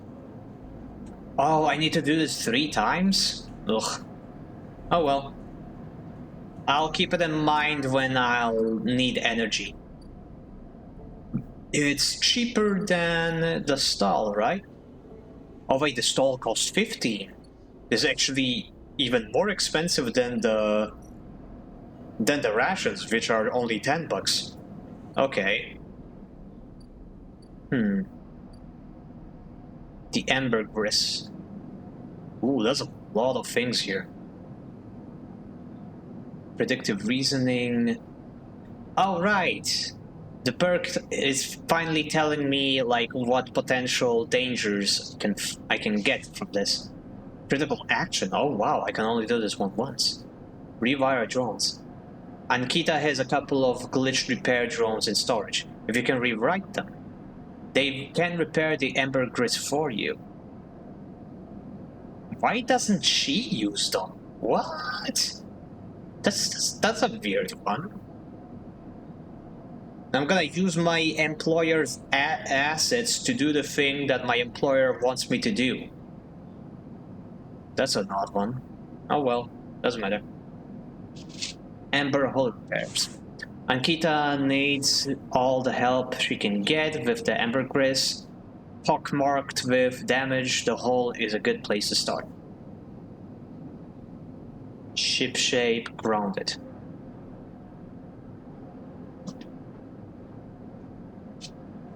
Oh, right, these aren't the potential dangers, these are the potential rewards.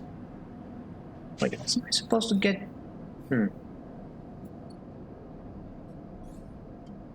Predictive reasoning. Dice actions display potential positives and negative outcomes. Okay, so it does show me... It doesn't show me the negatives. Doesn't matter.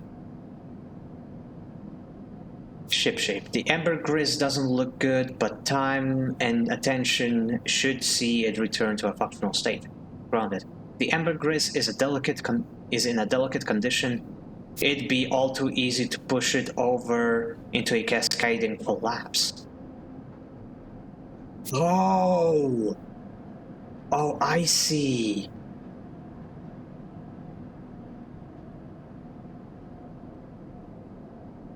So if I'm not careful, this is actually like a negative action, grounded. If I fuck up, I can actually ruin the ship. And there's a higher margin for error. Okay, that is interesting. I wonder if Ankita will blame me if I manage to do that somehow. But we are not going to do that. We are going to be helpful. Because that is my power fantasy. I want to be a helpful person that can help everyone. Anyway, time to go take a nap.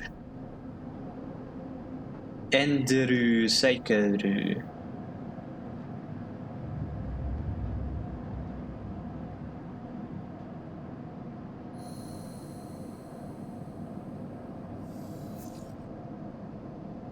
Man, the ice in my drink already melted. Eh. Okay, no dream about the station today? Okay, interesting. And I've got two six-sided dice? Hell yeah. As you close up, a voice echoes down the corridor towards you. Sleeper, wait up! Okay, turn. Huh, what is this? Feng. A Heavenage Systems engineer. Feng is coming down the corridor towards you, a wonky grin on his broad face. Hey, glad I caught you. Do I know you? He grins. You do now. He puts a hand on your arm. I've seen you hanging around. Just wanna chat. Stay in that thing? He nods to the container, shaking his head. Rough. It can be hard to get a start on the eye. Looks away down the passage. What was it all Elrond said? The eye opens us all? Nice idea, but well, not always very practical. He glances back at you. We do our best, but it ain't easy. We? Erlen? You pass together into the main walkway. No one has told you about Erlen? He's the founder of this place, that's why it bears his name. Heavenage should organize some seminars. He laughs. Not really my department though, I'm in systems. Heavenage? Think of us as an administrative association for the eye. Depending on who you talk to, we either emerge as a response to or a continuation of Edre Elnir's original union. He smiles. Personally, I avoid the topic. He stops you in the quiet passage. Like, that's not what I'm here to discuss. I've been seeing some unusual network activity and, well, I know a little about you sleepers. I have a small proposition for you. He glances around. But this ain't the place for it. I have an office just across the way. Give me a cycle or two to prepare, then, when you are settled up, stop by. He lowers his voice and gives you a dark look. In truth, I need you. If what they say is true about you sleepers, well, there's work to be done. He pats you on the back, his voice bright and his dark look suddenly gone. Stay clean, sleeper. He walks down the passage, raising a hand in farewell. Meeting lots of people today. These days, I mean. Yeah, Sabine has something new for me. One sec, we'll be... Or actually, yeah, let me go chat with Sabine.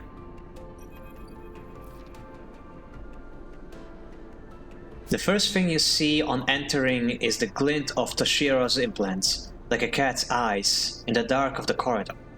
He nods you in as you arrive at Sabine's door.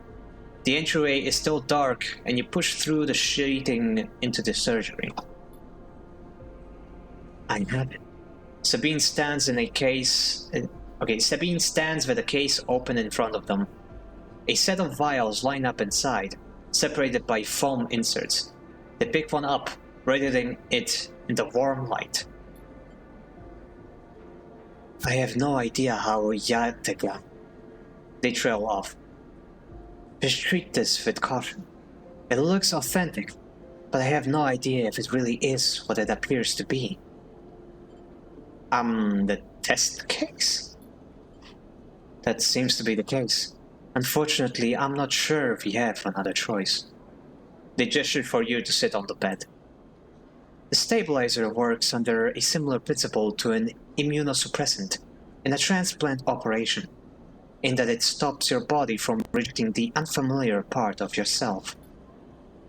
In the case of your frame, the unfamiliar part is each of your biosynthetic organ groups, which over time are identified by your body as foreign material and therefore must be eliminated. Sabine holds up a vial of the would-be stabilizer. However, unlike an immunosuppressant, the stabilizer doesn't do this by limiting your entire immune system. Instead, it re-encodes your biosynthetic organs with new protein chains which act as passcodes within your immune system. The stabilizer refreshes those passcodes, keeping your frame from rejecting all of its new organs. Passcodes? In very basic terms, yes, they sigh. Look, what matters here is that the stabilizer should be able to encode any organic or biosynthetic matter to be accepted by your immune system. They glance away. At least if the stabilizer is genuine, the only way to know for sure is to inject the vial. They begin readying the Why can't I read? They begin readying the syringe. I will start with a small dose to limit the risk. Okay, let's do it. Sabine cracks the glass neck of the stabilizer vial and uses the syringe to extract a fraction of the liquid. They tap the syringe, and you watch as if any sign might emerge from the clear liquid. You barely feel the needle, your frame registering the initial injection with little response. A sensation begins to spread from the site, a fizzling, trembling wave that disperses through your arm with incredible speed. Your vision goes white, and when it returns, Sabine appears encased in shards in sparkling light that slowly fade into darkness as you settle against the bed. You swim in darkness, muffled noises, like an argument heard from underwater, trickling waves of cold. When you sit back up, Sabine is sitting in the chair by the window, facing away from you, backlit by the glow of the state. Awake? Yes. The stabilizer is genuine. They sit down beside the bed. I don't know how yet again acquired a case of this stuff, but they did. Sabine looks troubled, distracted. You should rest some more, but you are going to have to do that somewhere else. They gesture to the door. I have other patients. Sorry. Sabine nods towards the case. I'm afraid I can't offer you any more doses. You are going to need to pay for your next dose. Silence fills the room and they return to their glowing slate. Looking around the room, it seems different somehow, as if things have been removed or shifted. You wonder how long you have been out. Sabine? Nothing comes free, sleeper. Remember that. You manage to get to your feet and wander out into the hallway. The queue stretches down the flickering corridor. The sheriff stands impatiently by the door and fixes you with a glare as you leave. You lower your eyes as you stumble past, somehow faintly aware of the station spinning beneath you.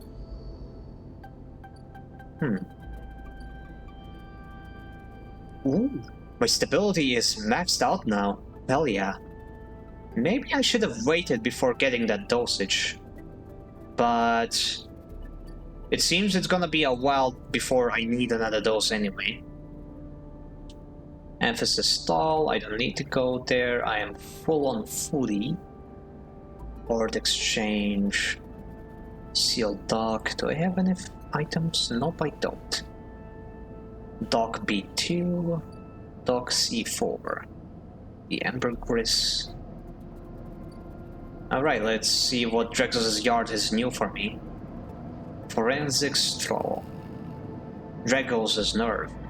Dragos seems increasingly nervous about your presence in the yard. You're not sure he's going to hold this nerve much longer. Wait, really? Wait, so the longer I stay here, the more I fill up this meter? But he wants me here. Huh. Winterlight. The wrecked cutter Dragos is brought in to salvage has a history to discover if you're curious.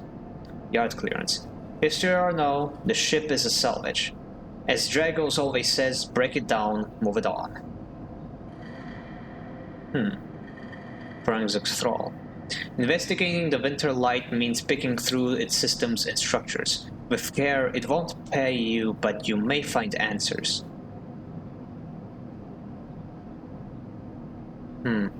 Winterlight yard clearance. It gives me a little bit on yard clearance, but it won't pay me like it said.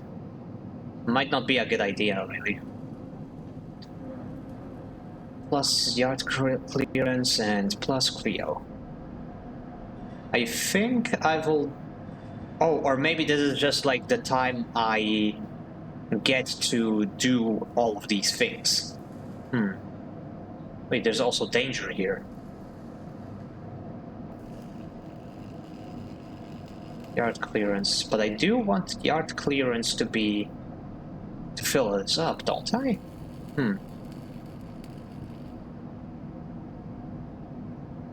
Oh, no, I get it. Yard clearance is how long I get to be here. I don't want yard clearance to fill up. I see. But cutter salvage is also the only one that gets me paid. But I am good on money for now. Maybe I will do the forensic throw.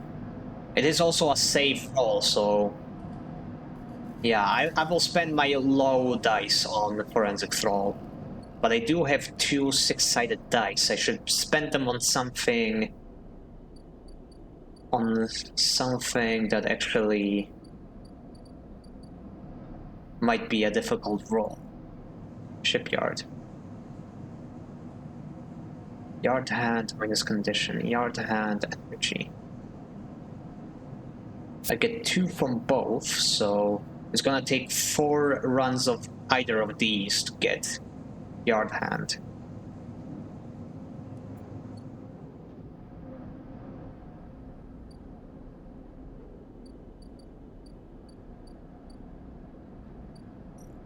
And the ambergris. Wait, wasn't there a place where I can build a ship mine? I think it was the art exchange.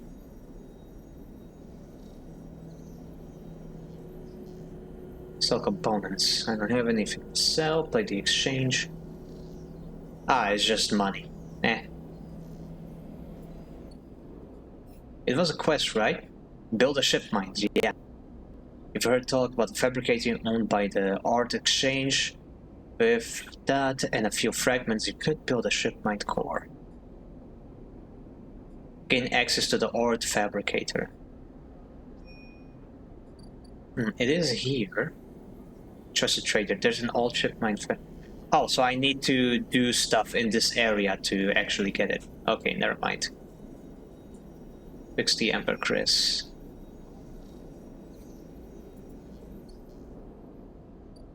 There is a difficult roll on the ambergris, isn't there? Yeah, rewire the drones. 8 ship shape per cycle. Oh, I see. This is a one-time action. Oh, but if I fail this, it could give me a lot of grounded. But no, it's a 6-sided dice. It should be, and I have a +1 in interface. This should be easy. Yeah, there should be absolutely no way I can fail this.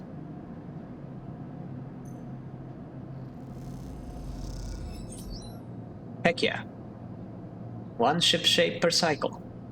So now I can actually like put this on the back burner. I don't even have to do amber hull repairs.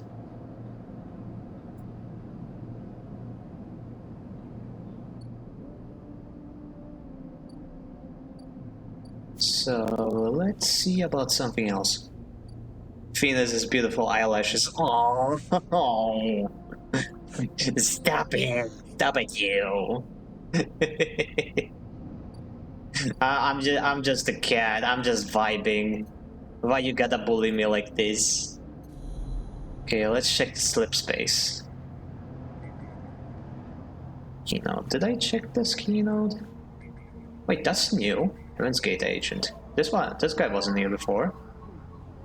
Runescape members broadcasting on the open open network.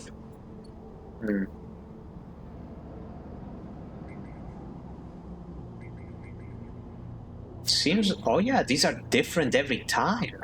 That's awesome. Okay. I don't have that one. Yetigan agent. This one's different.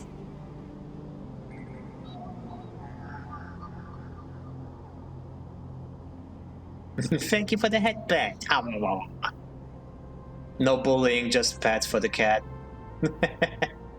Well, what if it's affectionate bullying? Well, I suppose the term bullying isn't right. What would you call it if you're trying to be friendlier? Teasing? I guess you could call it teasing. Optimus Prime is here. Yeah. Finish ayaya emote when. You mean awawa? Or ayaya? Oh, congrats on the watch streak! 10 streams, hell yeah! Oh, this is awesome. Congrats, bully. What? What? I don't know what an awww emote would even look like. I already have the Scrungly emote. Scrungleheimer. My precious little Scrungly. That requires a 2 or a 3. Is there anything that requires a 4? No. Keynote. A 1. Yeah, legit, these are just for small dice. And I've been getting really lucky with my dice, which is actually unlucky because I want to use my dice. My character is a networker. I'm supposed to do networking stuff. Low end gate. 60 credits! Yeah, fuck that. I'm not going there.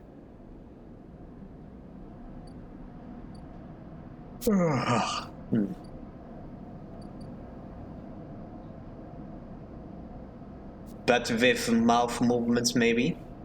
A Scrungly with mouth movements? What?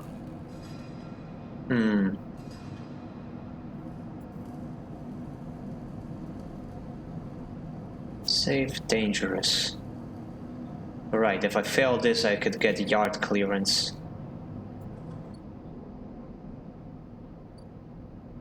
The container. Do I have anything to roll for at a container? No, I do not. Shipyard.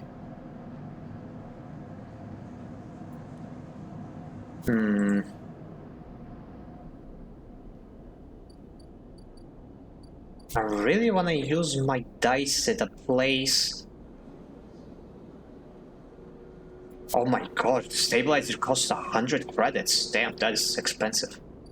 I've never seen that much in my life. I wanna use my 6-sided dice on something actually risky.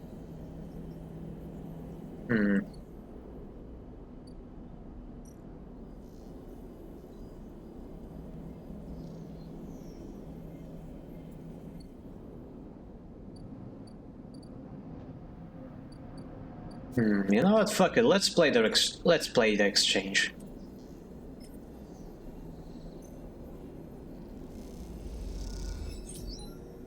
Boom. And I got 2 on Trusted Trader. Now let's see what we can use the 4-sided dice on.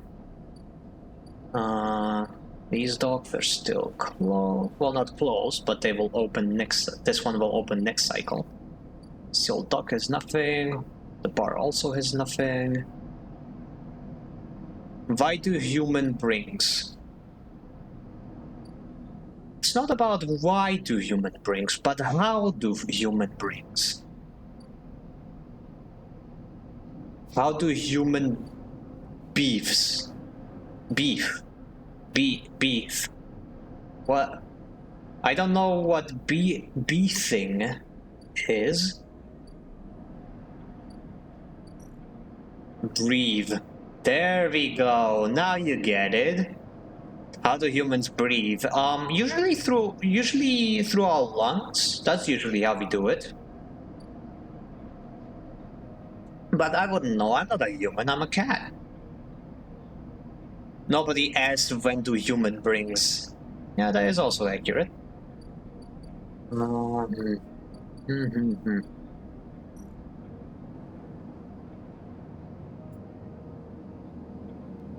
This one's risky. Wait, there was a safe roll to do somewhere. Shipyard. These ones are both risky. This one is safe. Yeah, I can do this one. Listen. Nice. Oh, I get an actual scrap item. Shipmite fragment. Could be assembled with the right tool and a few more fragments. Oh, hell yeah, ship mine. A war mine.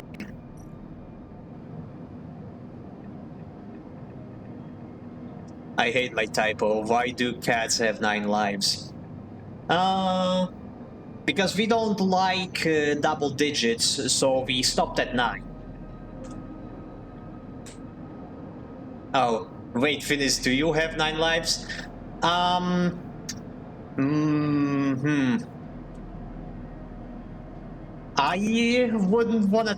wouldn't wanna find out. I'll say that. I would. You know, if you were to have 9 lives, you would definitely wouldn't want to test out the theory. You wouldn't want to know what it's like to lose one, so let's leave that. And cycle. Bicycle.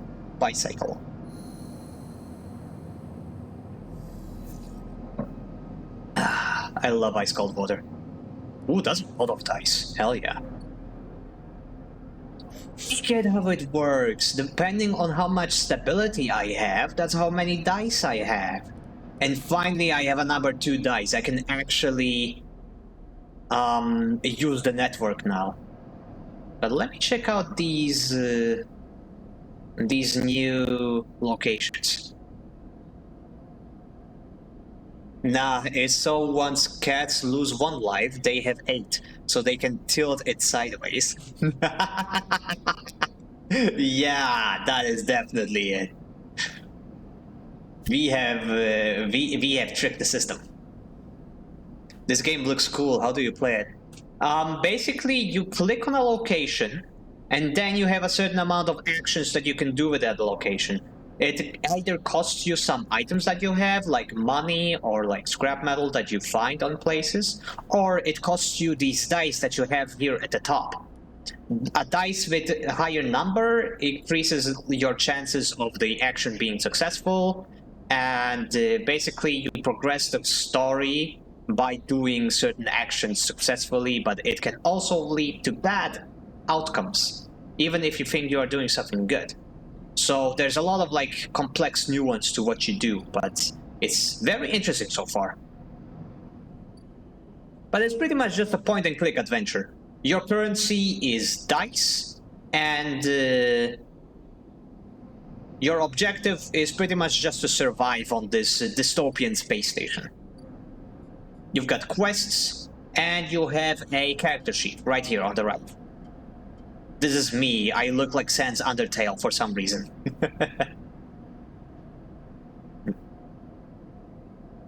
Is it like ReZero or like Tears of the Nile from Dark Souls? I don't know what a Tear of the Nile is, actually. And I've never watched ReZero. It's more like we just respawn, you know? We set a spawn point, and then when I like fall off a ledge or something, like in a movie, and nobody actually sees me fall, then the next time they meet me, I'm just like at home chilling, vibing. Like, how did you survive that? And I'm like, 9 lives, bro. 9 lives. Where the hit that kills you instead puts you on 1 HP. Oh no, we cats are more slinky-dinky like about that kind of stuff.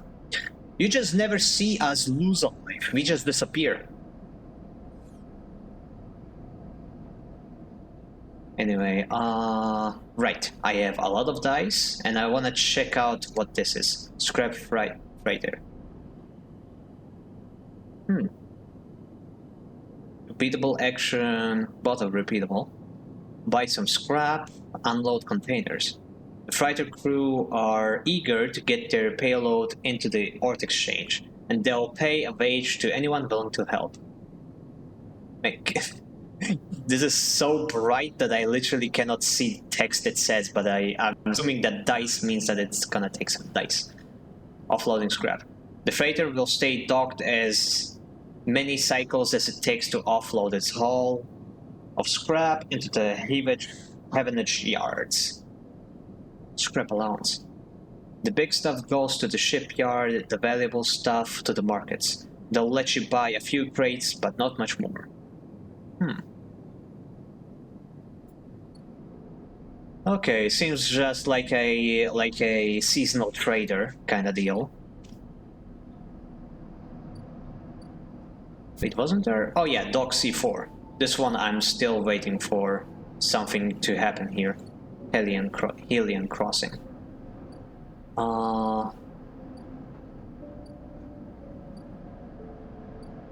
Feng, right. I wanted to talk to this guy. Sleeper! Feng catches your attention as you approach the Heavenage building, leaning against the bay door to the side of the entrance. You approach. Easier to come this way. Security, all that. He gives you a look. You know. He slams a button on the bay, and the bay creaks open, blinking lights in the dark behind it. You follow Feng inside.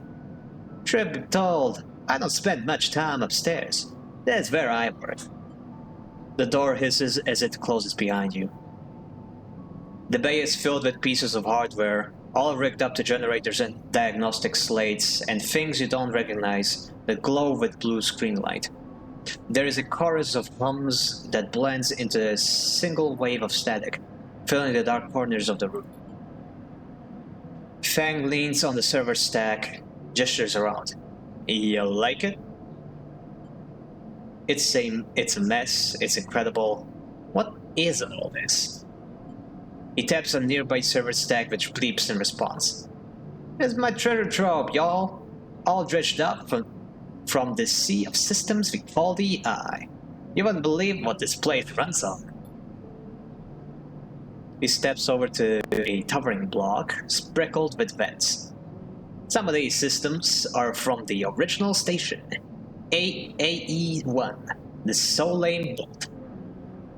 We've had to invent new components, repair things never built, reverse engineer entire subsystems into existence. Residents here look up at the Eye and think they are seeing a constant, concrete reality. But this place is a system in constant flux, decaying and growing. collapsing into new configurations. He walks down between the hardware stacks and you follow. We are keeping this place alive, but also remaking it into something new, dragging it away from those corporate origins. He stops. At least, that's what I'm trying to do. It turns back to face you among the flickering machines humming all around you. And now you can see it's too, Sleeper. All these subsystems and sections. Can't you? Oh, the dreams. I wonder if he put those dreams in me. He seems kind of like somebody who's tapped into the station. I can see it. Makes sense, right? You are between here and there, between the people and their subsystems. You light this place up like a beacon. That's all I need. You glance at the lights around you, and as you do, they seem to flicker, to realign, to follow your gaze. Fang notices it too. I'm guessing being a beacon isn't always ideal. When you are on the run, though, they're tracking you. He pats you on the shoulder. Maybe I can help with that. There's a lot of growth in this place. Subsystems I can see. Access protocols lost to time and decay. Secrets. A shitload of secrets. With your help, I can unlock this place. Break off those last ghost limbs of corporate control. He lowers his voice below the hum. Even in there is old growth. Those whose roots trace back into those bag old days. You help me dredge out the past, and I'll see what I can do about that tracker of yours. He winks. What do you say, Eeper?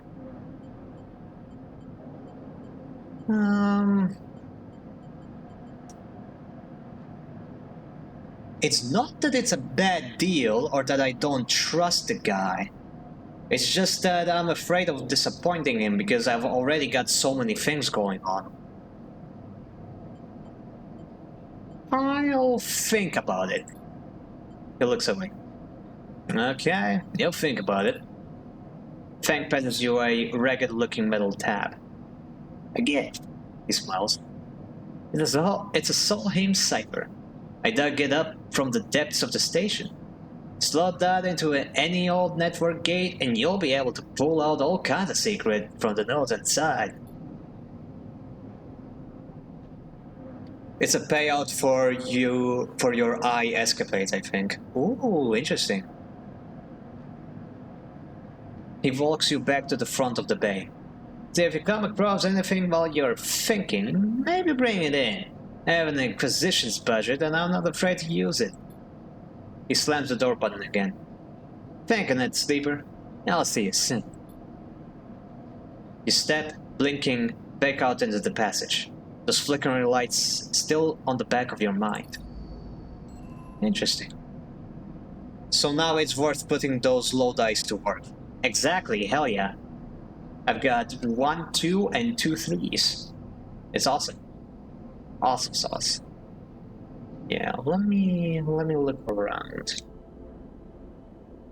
Yeah, there's nothing else, but I do need to get something to eat before I start starving, so let me get a drink.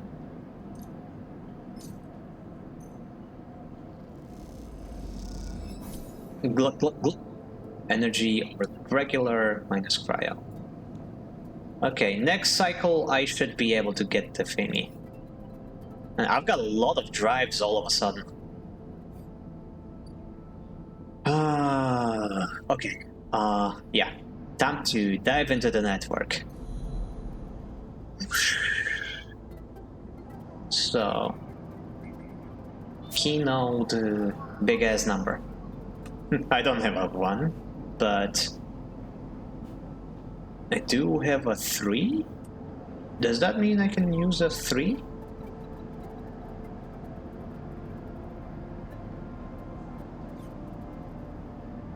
Match input. I don't like, why is here like this?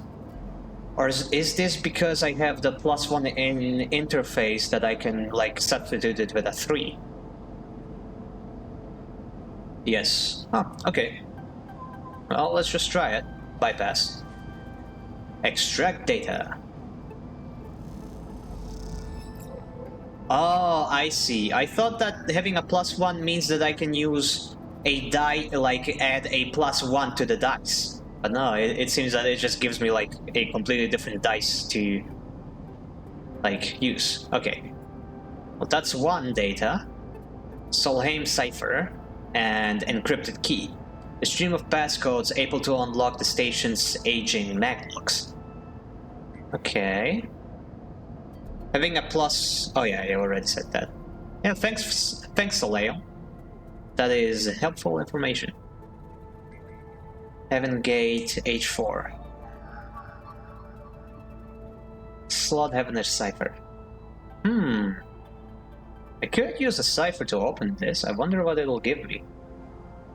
Since this area operates differently, the +1 means more options rather than increasing the dice roll. Interesting. Interesting how like the different sides give me like use the resource of dice a lot more different. Okay, is this the only gate? I think there's like another gate as well. Yeah, here's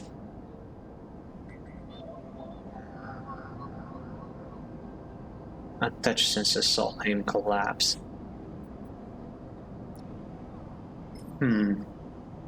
Yeah, let's try opening one. I'm curious like what's actually inside. And he did give me one of those ciphers. Gate S7 access.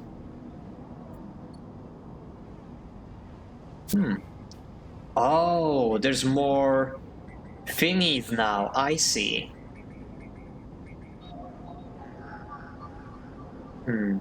This needs another 3. So yeah, let's use that. Bypass. Solheim data. Nice. Oh, the cloud. As you drift back from the node, something latches onto you. A thread, strung tight around you. It tethers you in place. A taste. The voice makes you shiver. Its source somehow both distant and close behind your ear. You see a distant glint of light shut off. And then suddenly a shape is at your side. It stalks around you, circling like a shark, like a wolf. Entity unknown. Estrogen. Processing. Resist. You struggle against the thread and it tightens in response. A glittering garrote. Please hold. Hunter. Sentient protocol unraveling. That looks sick. The thread around you thickens until it is a ring, a cylinder, a tunnel of light circle around you. It is blinding for a moment, and then it is gone. As it fades, you see a creature, a figure, in front of you. Its strange head flickers between different angles, reading you. What are you? The shape paces around you on lithe legs, though there is no ground here to pace on. Entity, identify, origin, serial, cadence. The figure faces you expectantly. Sleeper, ascent up. Unknown. The creature's strange head rotates. Breakish signature. Off and not off. Attempting interface. As the figure speaks, more threads begin to spiral from its head. Thick, snaking vine-like ribbons that flex and wave. They approach with intent. Stop! The figure halts its threads, its head twitching. Entity. Your identity is unknown. We only seek to correct illegalities. Can you confirm your legal right to sentience? Legal right to sentience? Buddy, I'm a person. Incorrect. You are an entity. All at once, Hunter's head is directly in front of yours, blocking your vision. You stink of their taste. The wolf from the sealed dock. Hunter shimmers with fury. I will find access. I will interface. Sealed dock? An entity hides in the rotunda. You are its puppet. Hunter extends a razor and edged thread. I will not divert from my task. It glows with murderous intent. Strike? I don't want to anger this bitch. Super dystopian. Oh man, yeah, that's... Man. Strike. You lash out with all your force. Not a physical strike, but a spike of interference leaping out the tip like the tip of a spear. Hunter stumbles, shifts, and separates. Wake up. You open your eyes, blinking back into the station light, shaking with fear. Oh, that was terrifying. Hunter, 1, 2, 3, 4, 5, 6. So I'm guessing I can anger the network 6 times before Hunter gets a whiff of me. Like, I'm assuming that's what the bars here mean. Interesting. We have encountered our first hostile entity. Interesting. Node. I still have a level 2 dice, so... Yeah, let's use that.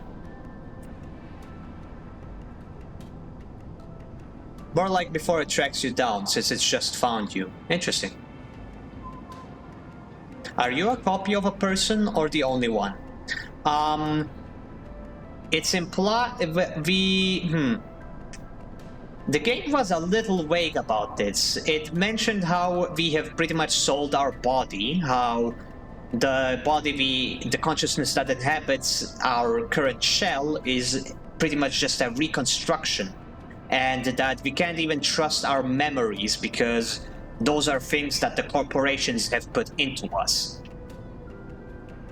Like, we have a memory of, like, signing away our rights of, selling, well, not selling, but signing away our body to the corporation, but we are also aware that that is most likely a memory that they have put into us so that we don't question our current position. Oh, ad break. Well, I still have something to drink and I have snacks on hand, so I think I am going to stick around. I'm not gonna disappear this break. But I am going to open my bag of snacks, so apologies if it's going to be a bit noisy.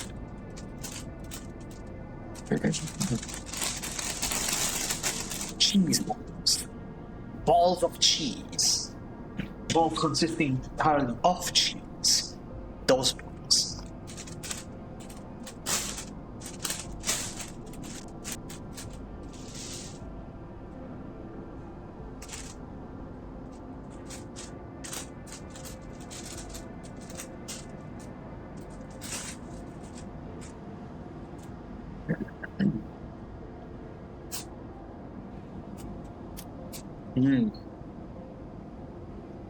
Yummy indeed.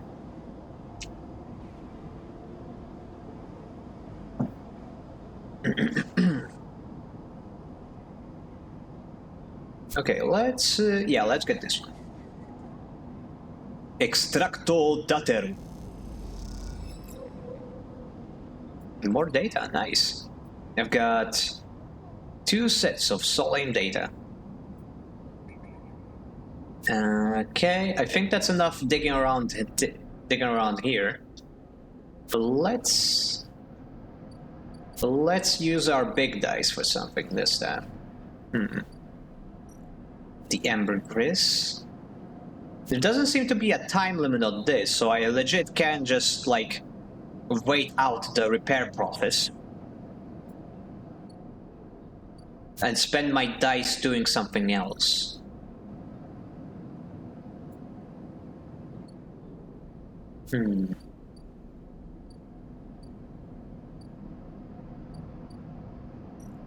Right, Feng, he wants the data.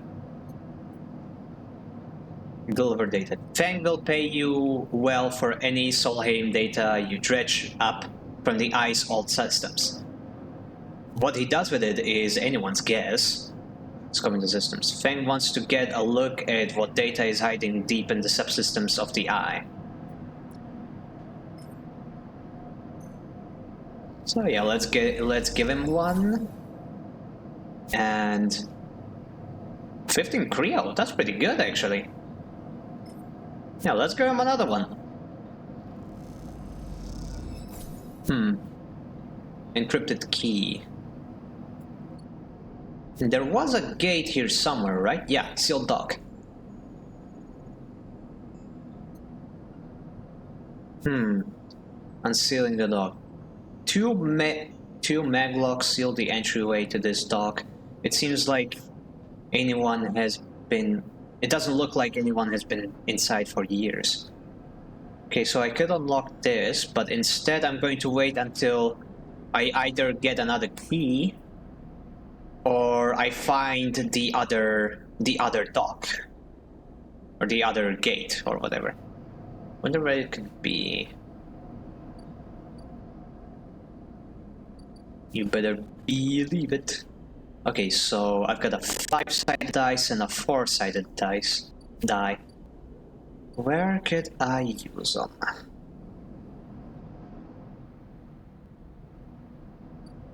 Shipyard.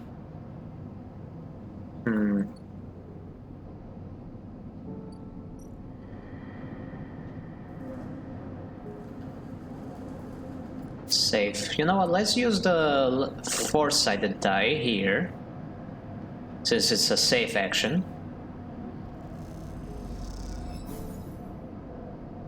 Nice. Neutral outcome. Neural outcome.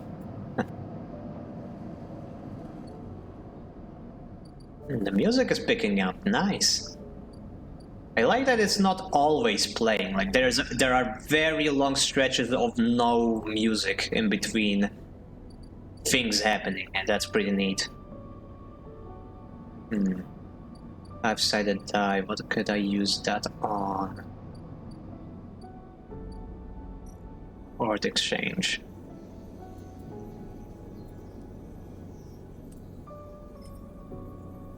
%50 positive, 50% neutral.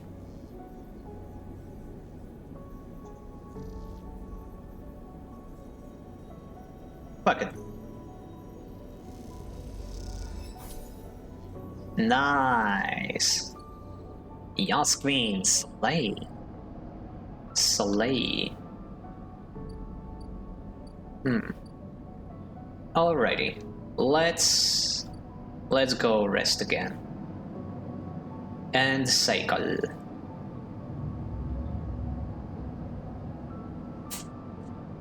Crunch.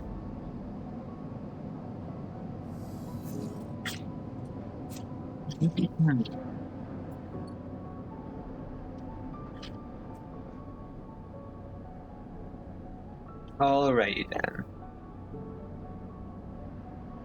6-sided dice, hell yeah. And a couple of 1-sided dice, nice. Oh, I'm starving though. I have 121 credits, that's a lot. Yeah, let's go get something to bite at at this place. I already forgot his name.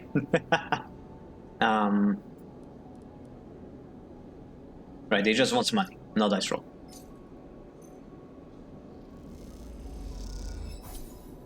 Yum, yum, yum.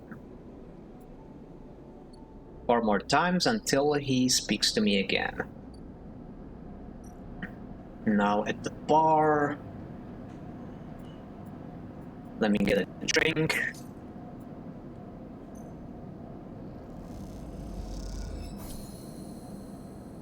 And you finally got Overlook regular. Overlook. A forward haunt for spacers. The glass shatters on the steel bar beside you, and the taunts don't take long to follow. Hey, haunt! The spacer calls across the room. What are you doing? He laughs at his own lame joke. Playing human? Ignore him. You hunch a little further, staring at the hundreds of tiny impact points that scar the bar's surface. A hand falls on your shoulder, but as you flinch away, it pats reassuringly. You freeze in place. Oh, Tala. Owner of the Overlook. Ooh, it's the owner, Slay. She also... The art style really looks Ghibli coded for some reason.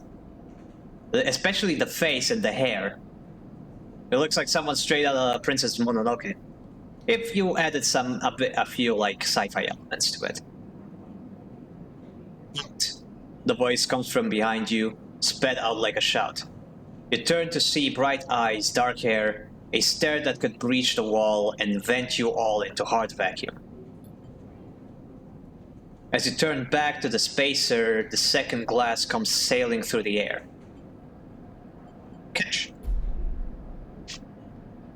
Oh, dang it! I think that hurt me. As you reach up a hand and the glass shatters across your forearm, shivering you in fragments. Through the haze of glass and griole vapor, you see Tala leap the bar and close the distance to the spacer. The thud as he slams into the wall, echoes through the bar like thunder. Now flaked by other figures, quick to their feet, Tala throws the spacer out through the door and stands silhouetted against the rotunda lights. You touch your arm and it feels wet. Someone helps you to your feet and back onto your stool.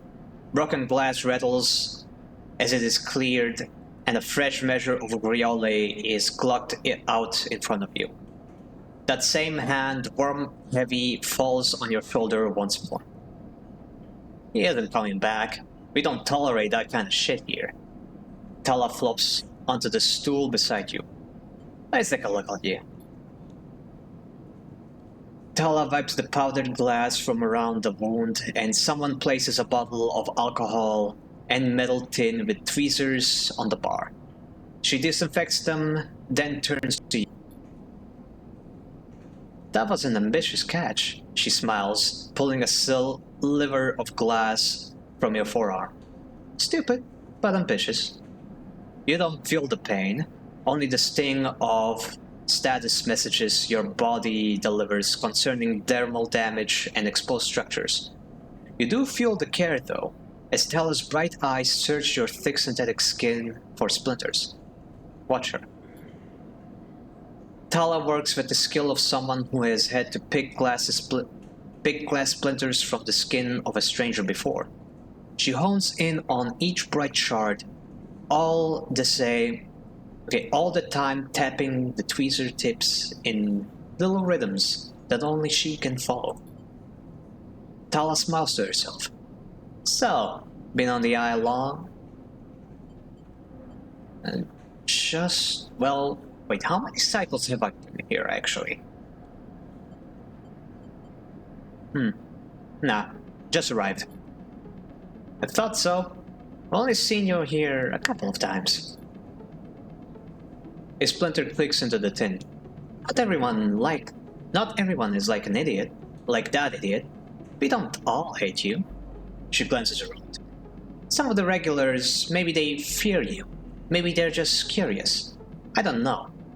But I do know the Overlook is a safe place. I know what it's like to be new in this place, trust me. She meets your eye.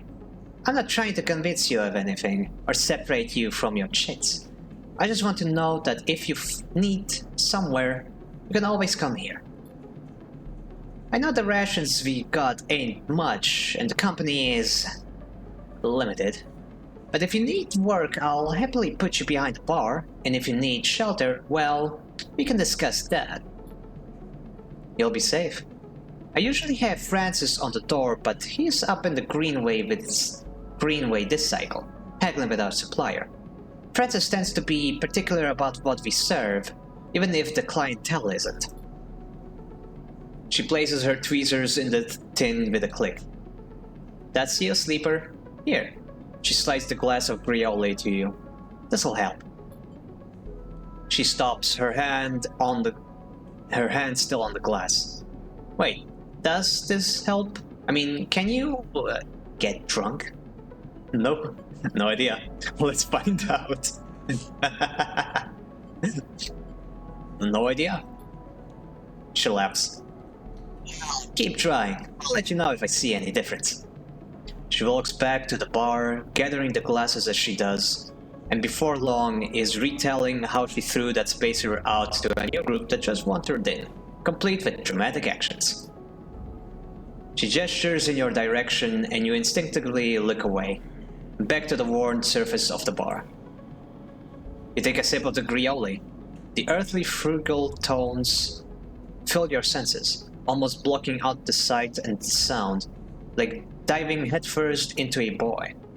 What? Into a bog. What? How did I misread that? Oh man. Yeah, you know that feeling of just diving headfirst into a boy? Just like headbutt. Headbutt. Okay. You may not be able to get drunk, but this connection to something grown, something fermented, something old, does feel good. Oh, it gave me some energy, hell yeah.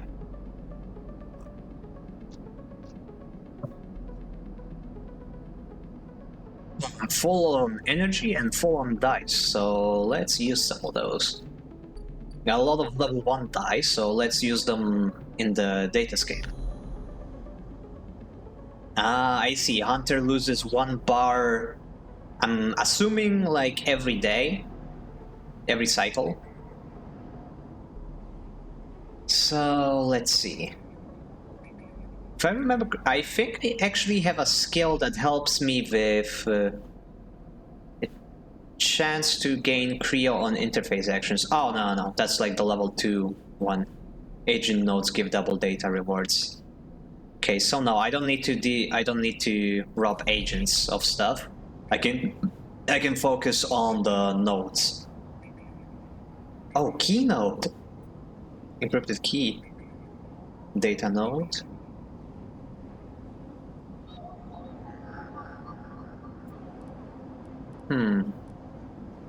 Now let's find one that requires the level, well, not level 1, but number 1 dice.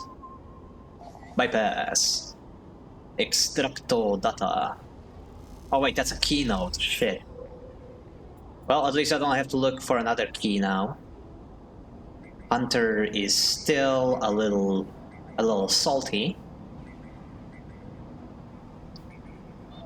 Key node. No, I don't need a key. I want Solane data. Agent.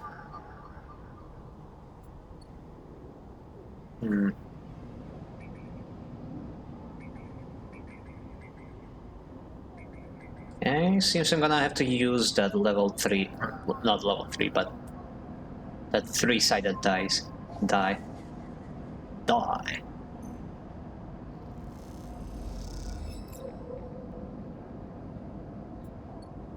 And I've got more data to give to Fang. Okay, let's leave the place for now. Thanks, Bay. Bay Fang.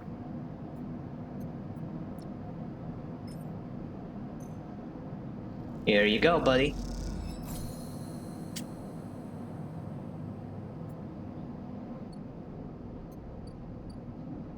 So now I can talk to him. As you enter the bay, Fang is nowhere to be seen.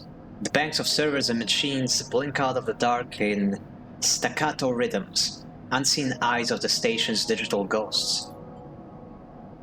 Shitheads! Fang's voice echoes from behind the stack.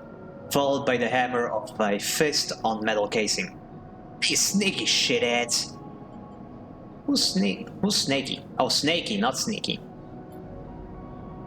Sleeper! Fang's smiling head pops out from behind the stack. Just to emulate the consciousness I've been eager to see. Come back here. You pick your way between the thrumming stacks, trying not to trip on the loose bundles of cables that blanket the dark floor. Fang is sat in front of a set of monitors mounted to the stack. Tell me, Sleeper, what do you see here? Fang waves at a monitor to the side, glowing with pale list of information. You lean in closer, looking for the links in the data. The tables seem to be filled with the personal information, names, genders, dates, ID numbers, all the markers of institutional records. Shitheads? Fang laughs. Maybe not all of them. But what kind of shitheads? Solheim? Bingo! He taps at the terminal. I pulled these from the old data you brought in. All employees of the Eye's original owners. And... He leans past you and scrolls the list down. This one. This snaky little shithead. He taps at the screen with a finger. The name reads Harden Hurst. Friend of yours? Finn gives you a sideways look. Funny you should say that, Sleeper. He drags a stool out beside him and motions for you to sit. There just so happens to be a Harden Hurst in Heavenage. He waits for a reaction. In Heavenage? That's it. He's right here on station now. Fang leans back in his chair. Just think about it. Decades ago, Harden worked on the station as a... Fang leans across to look at the monitor. Senior Strategic Operations Executive. Fang raises his eyebrows at you. Our Harden was keeping the money coming in for Solheim. He defined priority growth initiatives by making sure the extractions they contracted to were hooked into the system that outsourced all the risk and kept the profit. Good old Harden shuttled thousands of Platinum Rush workers into an infrastructure which meant that their cut for work went straight back into Solheim. How do you know this? I grew up there, Sleeper. There's my history. I'm a child of the collapse. Fang turns back to his screen, staring hard at the strings of code flickering by. Before I was born, my parents were Solheim contractors. They ate in Solheim canteens, worked in Solheim ships. They breathed Solheim air and slept in Solheim beds. Fang's voice rises as he speaks, his hands fists on the terminal edge. And the work they paid for that existence? The cycles of hard extraction out of their belt? Solheim took their cut. This was a company town, so to speak. My parents were just another in the long line of freelance contractors willing to risk their lives for a shot at anything other than poverty. Disposable. This guy, stabbing at Harden once again with his finger, strategized all that the sums, and then somehow, thousands and thousands of cycles later, it's still going, still there, crawling at the walls like some shithead snake. He survived the revolution. Surely it can't be him. But how? These guys, they were big time. There's a lot money can get you if you're a company man. Fang relaxes a little. But how is Harden still kicking? I don't know. He turns to you and smiles. So we are going to find out. Harden is now a big shot in the shipyards. Just a few degrees back around the eye from here. Fang brings up a map of the lower eye. Heavenage might be born out in Erland's revolutionary zeal, but a flat hierarchy it is not. Harden happened to float to the top, Fang zooms in on the bar yards. Fang grimaces. Thing is, I don't have access to those systems. The shipyard crew is pretty paranoid and they don't like anyone from systems digging around in their stuff. Plus, we need more than just the name of a Solheim executive. We need proof. Fang holds up a thumbnail-sized drive. That's where this little creation of mine comes in. I call it the Ripper worm. He turns the drive between his fingers. It'll rip through any digital storage and spin out like silicon thread of filtered data. This one is set on the sand of Hardenhurst. He hands it over. Getting into the compound might be tricky. Fang puts a hand on your shoulder. But you, however, have a particular knack for remote access. Fang grins. If you can't extract yourself a Heavenage cipher from a Heavenage agent, they sometimes carry them around their data caches. You can crack open the compound's network and slot the worm in through any open port. You never even need to go near the shipyards. So what do you say? Up for it? You know what? This guy's he's trying to do something good here. Like, maybe it's a bit personal what he's trying to do right now, because this guy, he did some bad things and now he's still doing some bad things, but that's also, like, the thing, like, this Harding dude, he's doing bad things. So, getting him out of the way is a good thing. So yeah, fuck it, why not? I knew it. I know you'd be happy to catch this snake. And don't worry, once we nail this guy, I'll start working that tracker of yours. Oh, I completely forgot about that. I haven't forgotten. Fang scratches at his chin. Anything the worm gets, I'll send it back here to me. There's something wrong here, and I aim to get to the rotten core of it. You leave Fang digging through data among the wires and machines of the old station. As you walk out, you try to imagine the Eye as it once was, a vast machine running smooth and strong, directed by people like Hardin. A vast Solheim-built machine into which thousands poured from their surrogate systems, looking for a new life. The hope for a better future, engineered to line someone else's pockets. It's an idea you're intimately familiar with. You think of Hardin, still alive, still part of this place, and wonder if the past is ever actually past. Interesting. Hello again, Finn. I'm back from the gym. Awesome. Okay, one moment. I'll get the subtitles ready.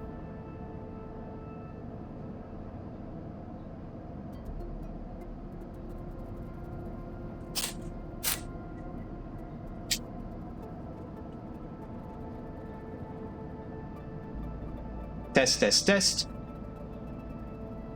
Get working. We got the subtitles. Do enjoy, Mickey boy. Alright, yes indeed. I just realized there's no cycle counter, so there's no way to actually tell how deep I am into the game. But I've done a bunch of side quests. I've just progressed Fang's storyline. Yeah, it's pretty good so far, pretty interesting. I've got lots of dice to use, so... Alright, actually, let me check what he actually wants from me specifically. Extract the past. Fang wants to dig into old Solheim networks in search of secrets that could change the future of the station. Hack a Heavenage agent to get a cipher. Ah, okay, so I just need to find a Heavenage agent. Oh, would you look at that? There's one right here. But I don't have the dice for it. What about here? Heavenage agent. Also no dice. Literally. Guess I'll have to wait until the next day to find one. In the meantime... Bar shift. Good service. The Overlook clientele can be a tough crowd, but you have Tala's backing, and that means a lot. Buy rations. I'm good on rations. I can get cryo. More cryo or a little less cryo. Bar shift. Now, I have a 6-sided die. I should find something risky to do.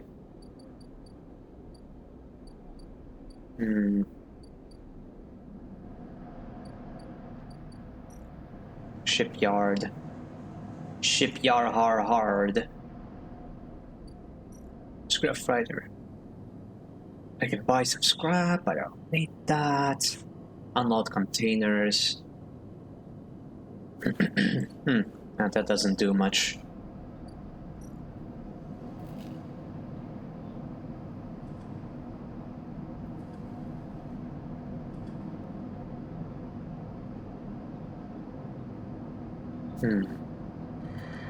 Well, yeah, let's use a 4-sided die on this.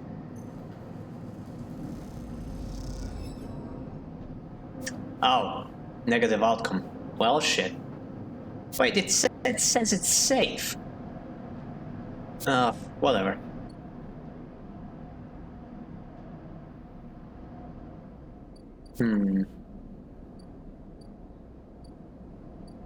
Okay, I've got nothing to use the 1-sided die on, actually.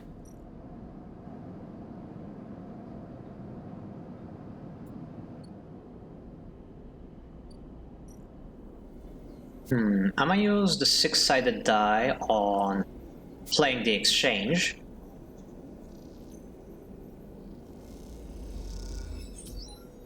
Hell yeah, I only need one more success and I'll have Trusted Trader.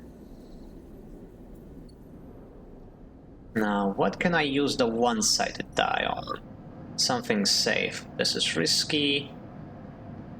It can cost me 1 energy. That is not a good idea. Overlook bar.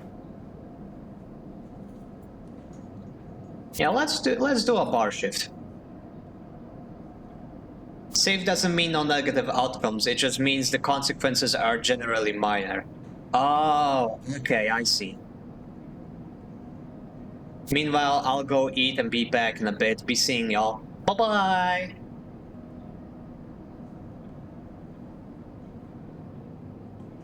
Okay. 1-sided die, so a Mobius strip?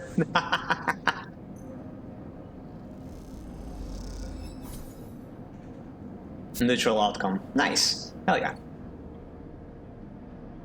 Okay, time to get a nap. Fonk. Fonk. Give me more rice. Not rice balls, cheese balls.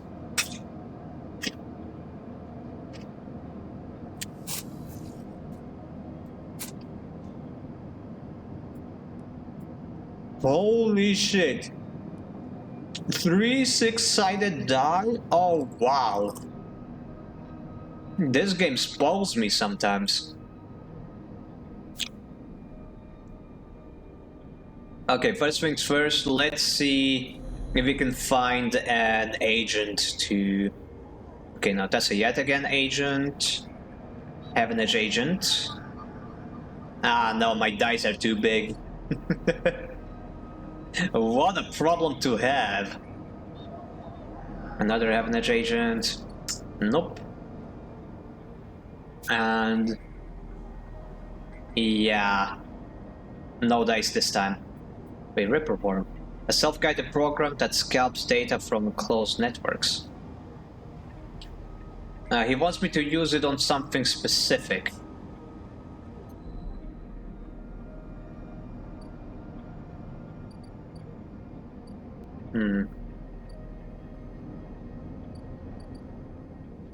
Okay, I have a lot of 6-sided dice. Let's see what I can use them on. I know it's probably gonna be fine if I use them on something normal. So...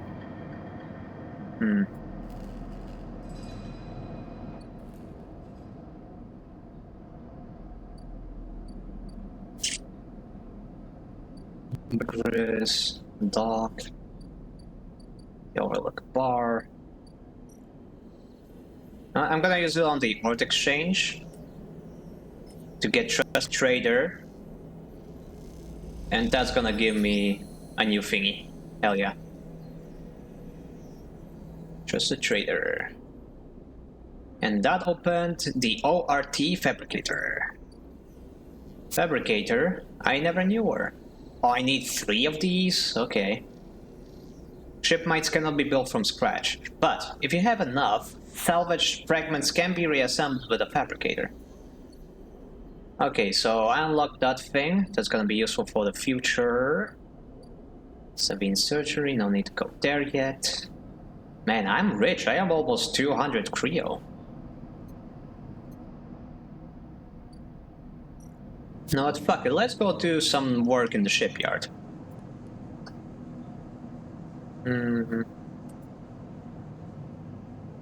I have a -1 here, so... Nah, let's do this. The reward is pretty much the same, so it doesn't matter which I do it on.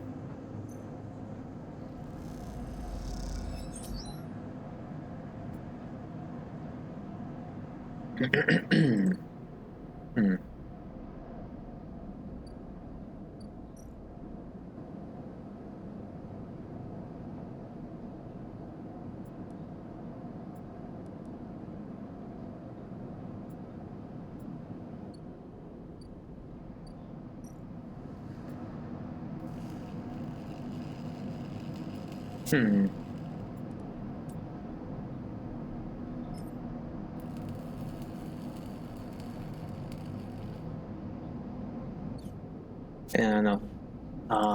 Actually...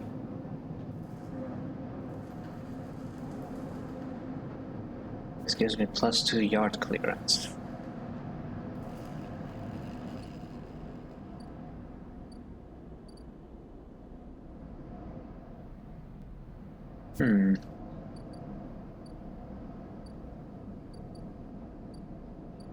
Maybe I'll just be quick about this one.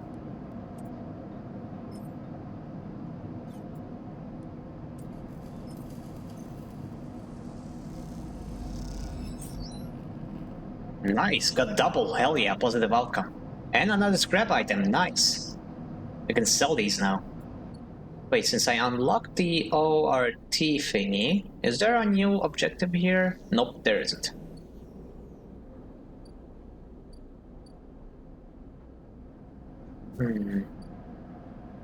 Let me check my quests. Ship mine, disable your tracker, check the past, fix the ambergris, get to know Emphis, study the winter light, survive.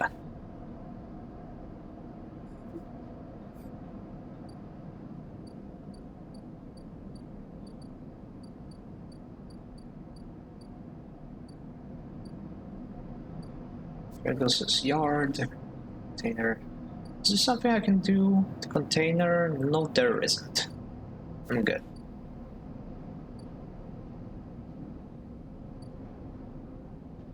One more 6-sided die, one more 4-sided die.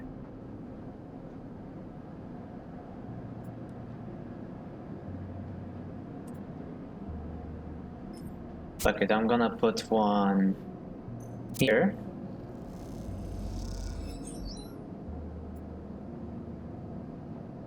Nice, that's 2.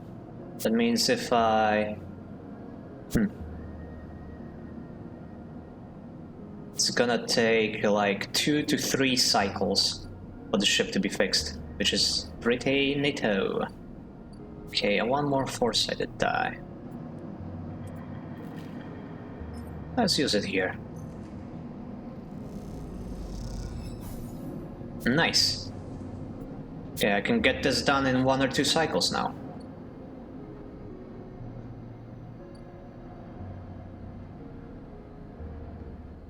Okay, that's all the die for the day. That was almost an entire day of not chatting with anyone.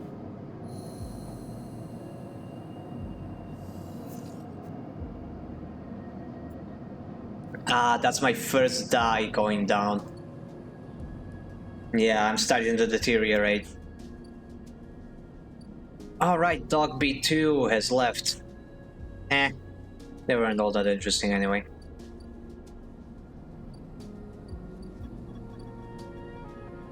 And Dog C4 is going to be here soon.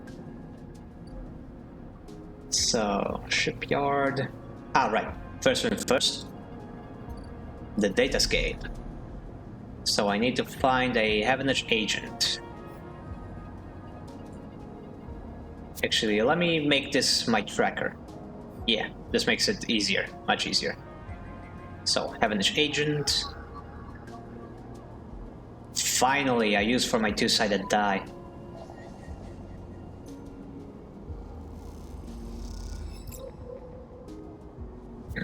Neural code. Hack the shipyard, the slot the Ripper worm. And where is that?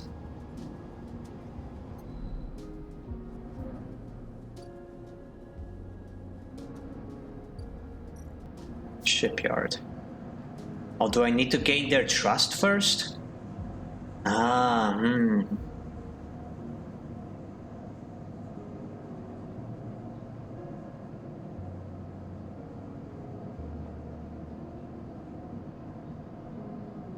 Alrighty then,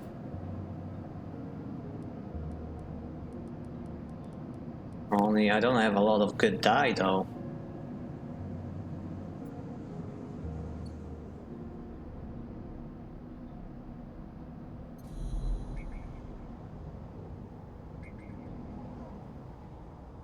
Oh no, this is what I need to do, right.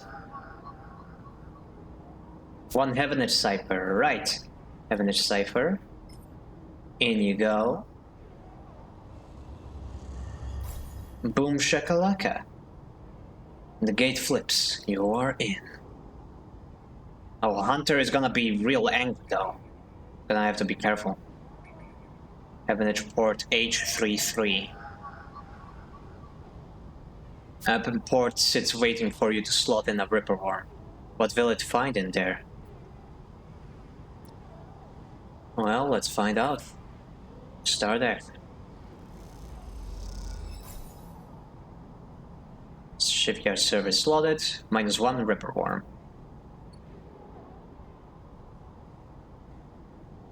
Okay, that didn't make Hunter angry. That's good.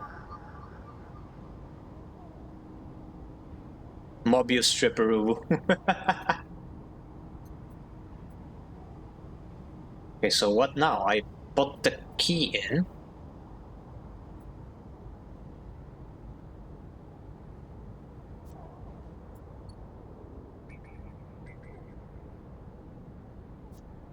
Alright, I need to spin it, but those are like two ports. How do I...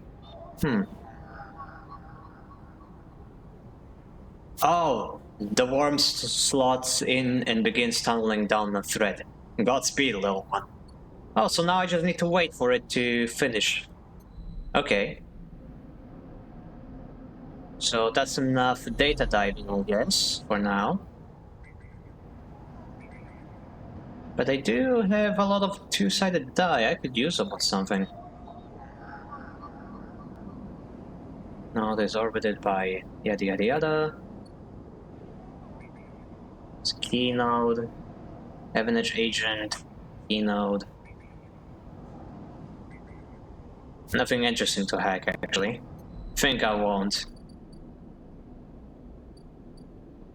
I do need some food though, so... Here we go. Yum yum. Thank you, Emphis. One more time, and Emphis is going to be my buddy.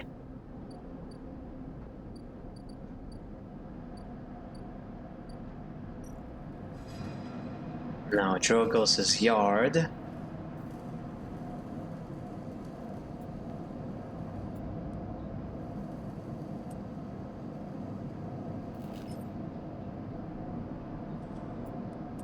If I put in this one instead... Neutral and negative.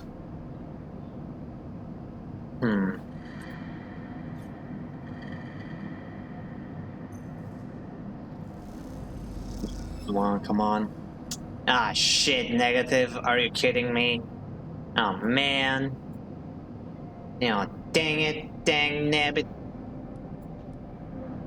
Dingus. Fuck it. Another. Oh, fuck you. Okay, I guess I'm not doing that one today.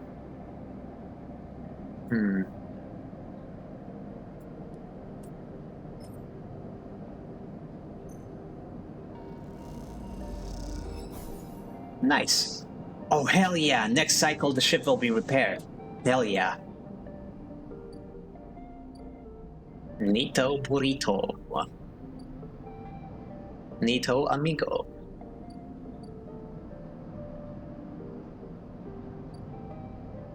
Okay, time for a nap. Or wait, thanks babe. Oh right, I need to tell him. Shipyard rip.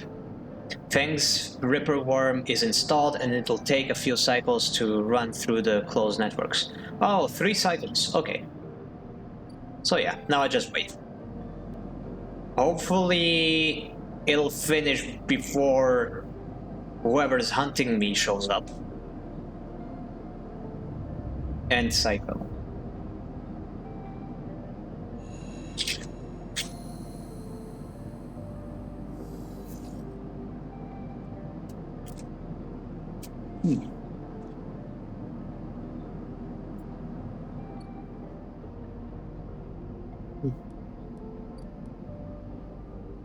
That's a lot of 2-sided die and 1 6-sided die.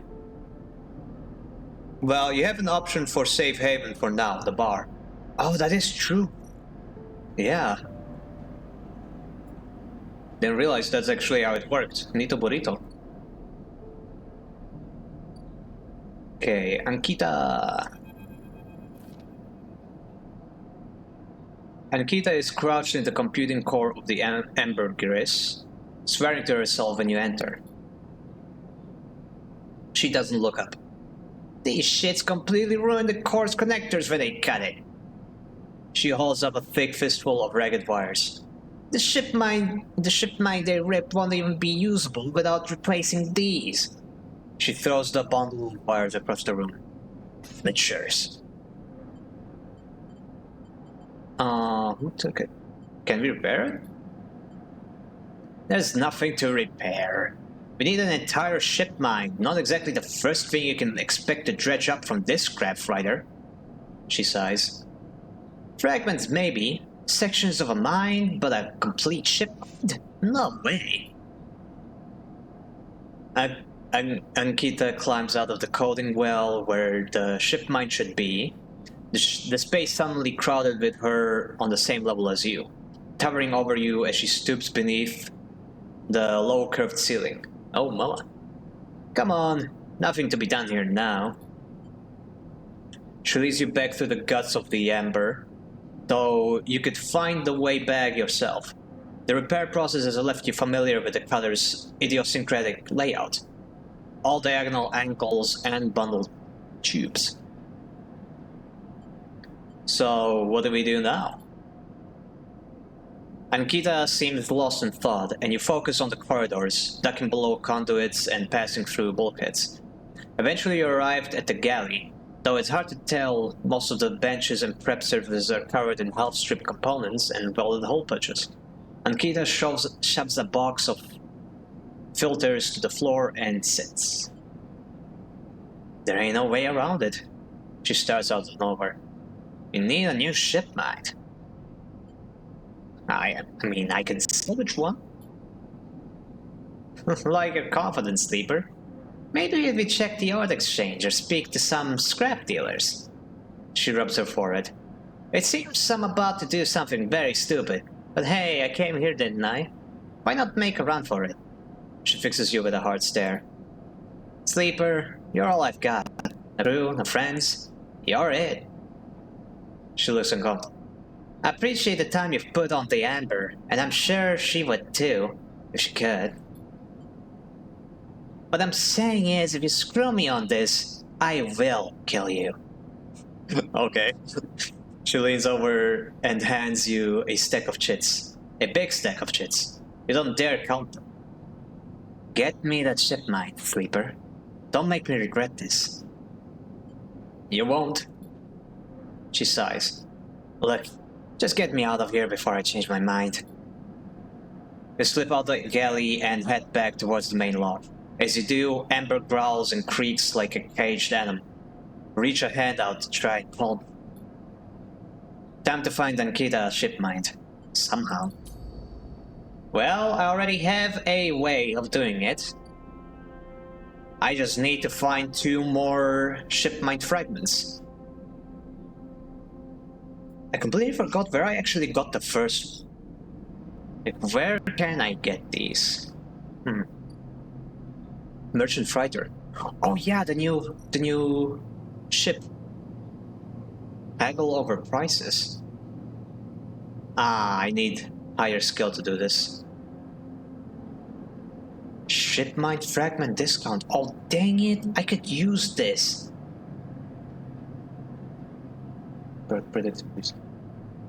Beatable left.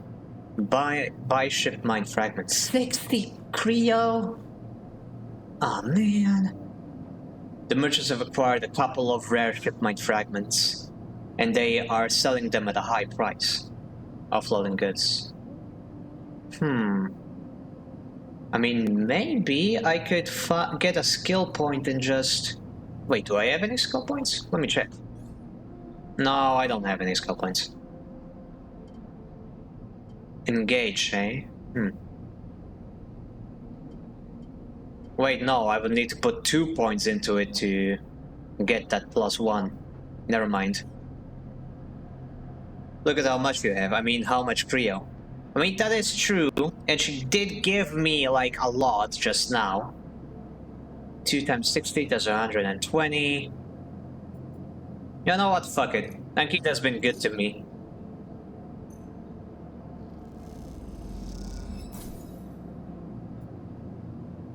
And 2 is all I need.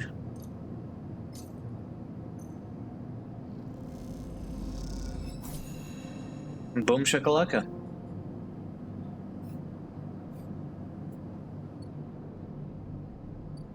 And now the ORT fabricator. Ship mind fragments, here you go. Ship mind build.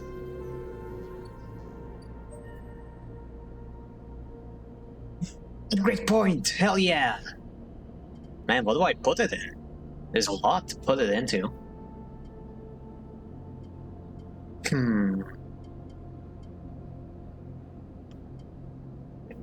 Wait, no, I need 2 points for icebreaker.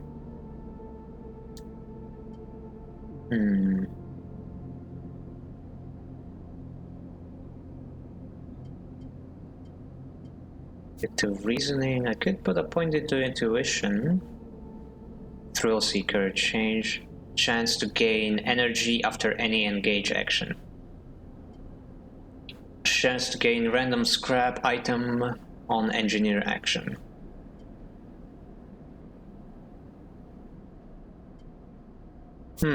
Does putting a point into endure counteract my negative? Like my class negative? I wonder. Yeah, other than that, I have like a couple options. Yes. Ooh.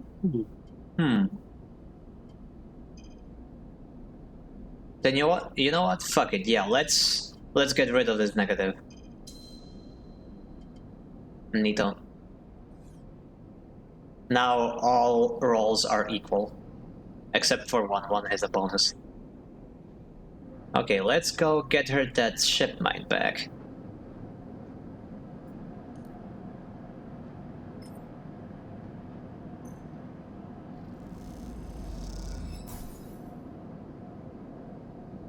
You drop the huge cylinder onto the mess room table. Ankita can't hide her excitement. Ah.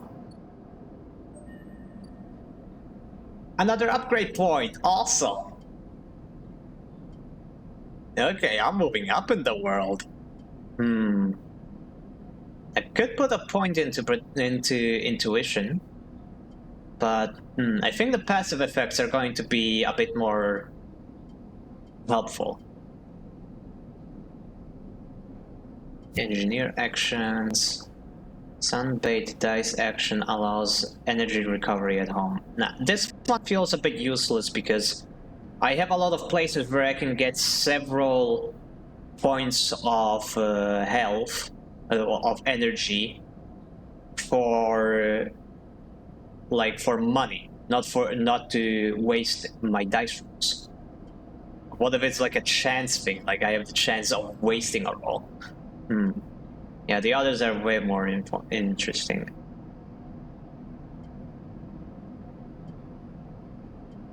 Thrill Seeker doesn't seem that interesting because energy really isn't an issue for me. I've got so many sources of energy and all the money in the world to get them. But the Fission Extractor does seem useful, so let me get this one. There's a lot of engineering actions for me to take, especially in the Dragos' yard. Never underestimated the power of +1 on a d6. Oh, you know what? That is true. Well, next time I'll get a point, I'll probably put it into intuition. You drop the shipmine core onto the galley table with an empathetic bang. And Kita spins around from where she's been poring over some documents on the state. Holy shit, Sleep, did you actually land a shipmine? She rushes over and hefts the huge cylinder, turning it back and forth. Well, shit, it might actually work. She smiles wider than you've ever seen. Bet you get it! And build it. Built it. Well, you're full of surprises. And Kita bangs on the galley wall. Hear that, Amber? The Sleep has got you a shipmine. The sound echoes down the ship's passages. You have to admit, being a small space with Ankita when she's this excited is a little intimidating. The game is really trying to sell me on this chick, not gonna lie. Hello, Rand, welcome! They really should have made the character arts bigger, because she really does not look very big on this art, for some reason. Maybe I'm just small. Ankita puts the shipmine back on the table. I'll start the process of fitting it as soon as I can. Might need your help with some of it. She heads back to the counter to grab her slate. This isn't the only good news either. Looks like my good karma is finally coming in. She throws the slate onto the table and spins it so you can see the screen. Take a look at this. You see a list of names and numbers, nothing that exciting, along with what looks like a transit timetable. You found them. The thieves? Exactly. Well, a thief. Singular. She points at the name at a name on the list. Or more specifically, Ashton Cade. Cade? Or Cady? I'm gonna go with Cade. It was his past that was used to access Amber and slice the shipmine. I thought he might have been killed or robbed, his past stolen, but it turns out he crossed the Founder's Gap to the very next cycle. Founder's Gap? That big riff in the station. You can't cross it without a Founder's Ferry. She leans back in her seat. I know some of the crew over the ferry, old mercs, used to run in an outfit. I saw them in the Overlook and they mentioned they saw Ashton crossing. I checked the manifest and there he was. Looks suspicious. He hasn't said a word since the theft, and anyone wanting to hide out might head to the Greenway and go to ground. She flexes. You won't get far though. There's no real docks out there, only a couple of jetties in the wastes. So what now? Now I found the ship mind. That's the first priority. She pauses. But maybe you can help me out. Sure, how? So it's like this. I heard over there, especially in Amber, he'll spot me a mile off and go underground. He'll find a way to slip the station, or he'll bury himself so deep in the waste no one will ever find him. But you, Ashton doesn't know you. All I need is for you to go there and sniff around. Not at the commune, not the stacks. He will have gone to the edges, the margins, the wild spaces. That's what Ashton likes. You see him, you locate him, ping me on this. She hands you a common earpiece. Seeing as this is merc work, I'll be happy to give you a merc's pay. She shifts in her seat. Thing is, I haven't got much left. So how about I tell the boys who run the ferry to give you a discount? I know it's not much, but once I grab this coward, I'll pay up.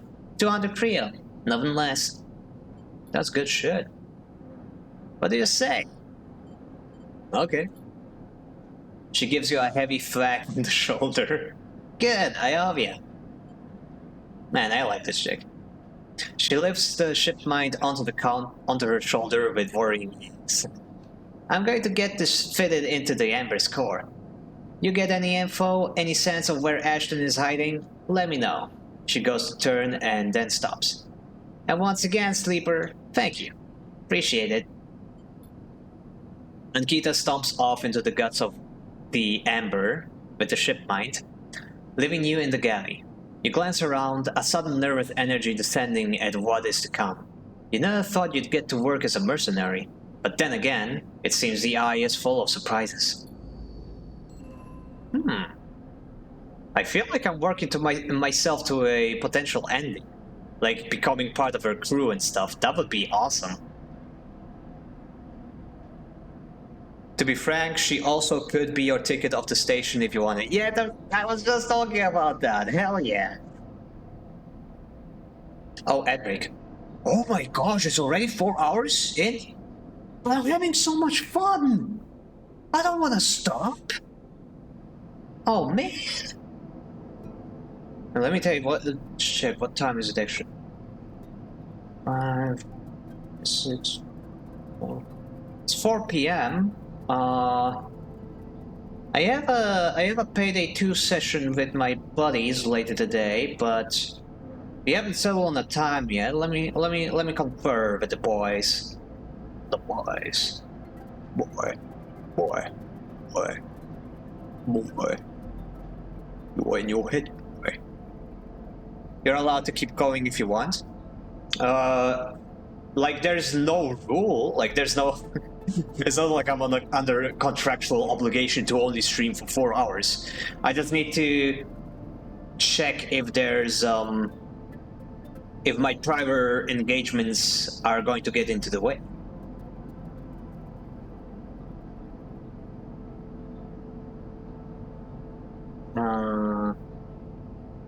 Like if it's the regular time, that means I still have technically 2 more hours.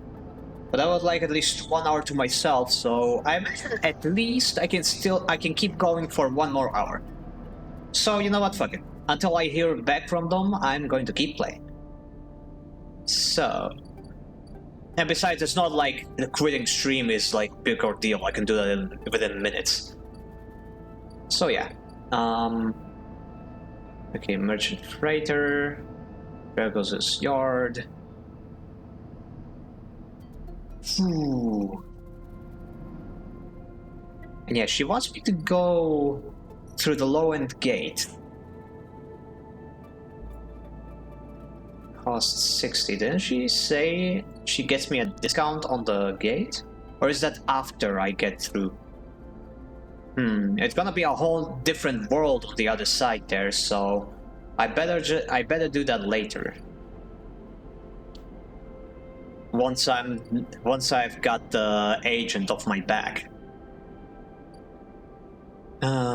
Still good on food. Fabricator, don't need to deal with that. Thanks, Bay. Bay. The Bay Harbor Butcher. Now let's do Forensic Thrall, so I can get Winter Light finished. Boom.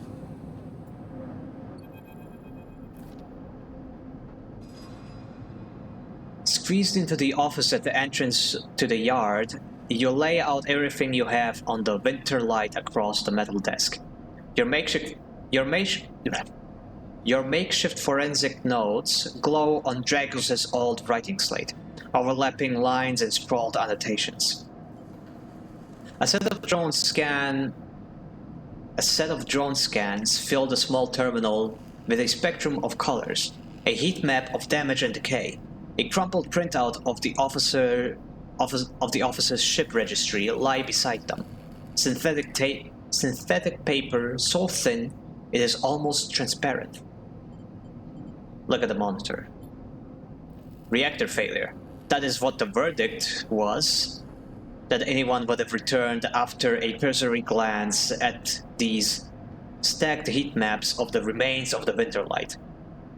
On the terminal screen, the ship is shown in section, blotches of color marking the approximate damage the ship sustained. Dominating the view is a single blood-red rose radiating from the ship's fraction drive. A simple story. A catastrophic failure of the drive core leading to a fatal breach.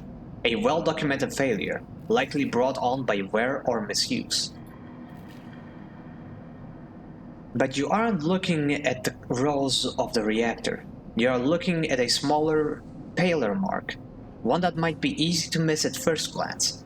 It is thumbprint-sized and delicately placed over the control surface for the ship's main external airlock. It suggests a controlled, shaped explosion, one designed to punch through the hole and allow access to the airlock from the outside. You are looking at it because it is troubling you. Look at the slate. Your attempts at reconstruction of the Winter Light before its fatal accident consist of a series of overlapping sketches and diagrams showing possible layouts and configurations of the gutted cutter. This was no off-the-shelf model. It was heavily modified. Parts replaced with inventive configurations. The new retrofitted into the old, handmade joints and reconditioned filters. This was someone's pride and joy, a lifetime project kept running with care and intuition. It also contained a set of hidden compartments. You missed them at first, where the hole had been thickened, the corners rounded, to disguise the change. But they are there. Look at the printout. A plain list shows the registration history of the Winter Light. The gaps between the entries tantalizingly opaque. Its first registration was a couple of thousand cycles ago on this very station, logged at the central hub.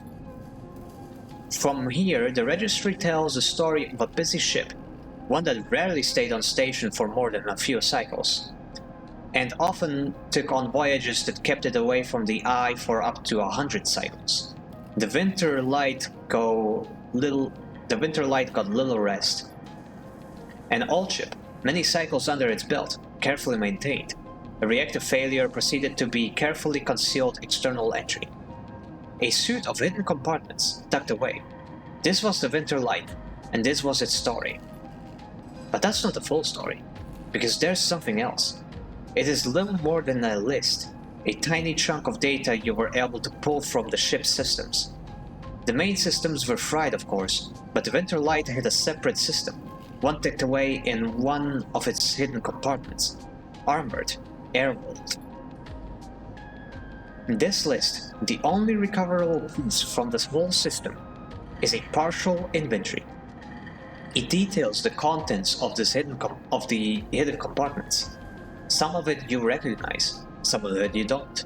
Ship-mined ROMs, shimmer, cryo chain modes, And then the final entry. Passenger. Sleeper. You stare at the list on the terminal and try not to think about what it was like arriving here. In the cold for so long, half frozen in the freight container. This sleeper bit smarter? Luckier? How had they convinced the Winter Light, a smuggler's ship if you ever saw one, to extract them from SNARP? Luckier, you laugh. There had been no remains found in any of the Winter Light's compartments. You had checked. They weren't so lucky, you guess. Not in the end. You hold up a vial of stabilizer to the light. This was all you find in their compartment. A partner gift from SNR. Well, it won't go to waste now. You put it back into your pocket. Hell yeah, we got some stabilizer! That would have set me back 100 shits if I didn't have one. The thought still bothers you though. 2 ships carrying sleepers coming into the same yard? 2, one after the other. That feels wrong. You flick back and forth between datasets in the terminal, thinking, and you see that thumbprint again. The mark of someone trying to get in. Someone who entered the Winter Light with precision and speed, and then they were done. Left the reactor to clean up the rest. The thought of that person makes you shiver. Suddenly the office door creaks open. Drago stands in the doorway, staring at the equipment and notes you have assembled. What's all this? He snatches the slate from the desk, faster than you realize he could move. You're running an investigation here? What am I paying you for? The drone on his shoulder starts winning shrilly, his anger passing it through his implants. Where's the ship from? Are you hiding something? Stay silent. Now, where's the ship from? Leave this alone. He starts shaking his head. I know you have a lot of questions, but this is the way. He turns away, muttering to himself. This is the last thing I need. The ship had a sleeper on it. Dragos freezes, suddenly angry. What did you say? He pushes past you to look at the terminal, at the list. He shakes his head. So what? Aren't you all trying to escape? You are lucky it was you that made it out alive, not them. He folds his arm indignantly. Dragos seems to steady himself and then turns back to you. The heat map of the reactor failure reflected in his headset's glassy eyes. I've given you a place to stay. I've given you work. He stumbles over the words, unsure what to say. There's plenty others who would have sold you out, turned you in, but not me. No. I know. He softens. Look, you've helped me too. He quiets the drone. I've done well by you, and you've returned the favor. He straightens up and clears his throat. But this obsession you have with this ship isn't going to work for me. I can't have you making my clients nervous. I can't have you digging up whatever it is you are after. He sighs. You can't work here anymore. I need the work. What about the Winter Light? Fine. Jeez, okay. Fuck. I need the work. What about the Winter Light? Fine. I don't want to argue with him. You have backup work at the bar, right? Yeah, I have sources. Like, this isn't like me losing a major source of income. It's just me feeling bad that I made Dragos mad.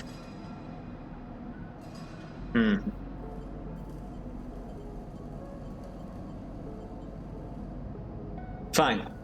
You know what? Fair. I don't want to cause him trouble. He's been good to me, and he's letting me keep the container. So, yeah. Sorry, buddy.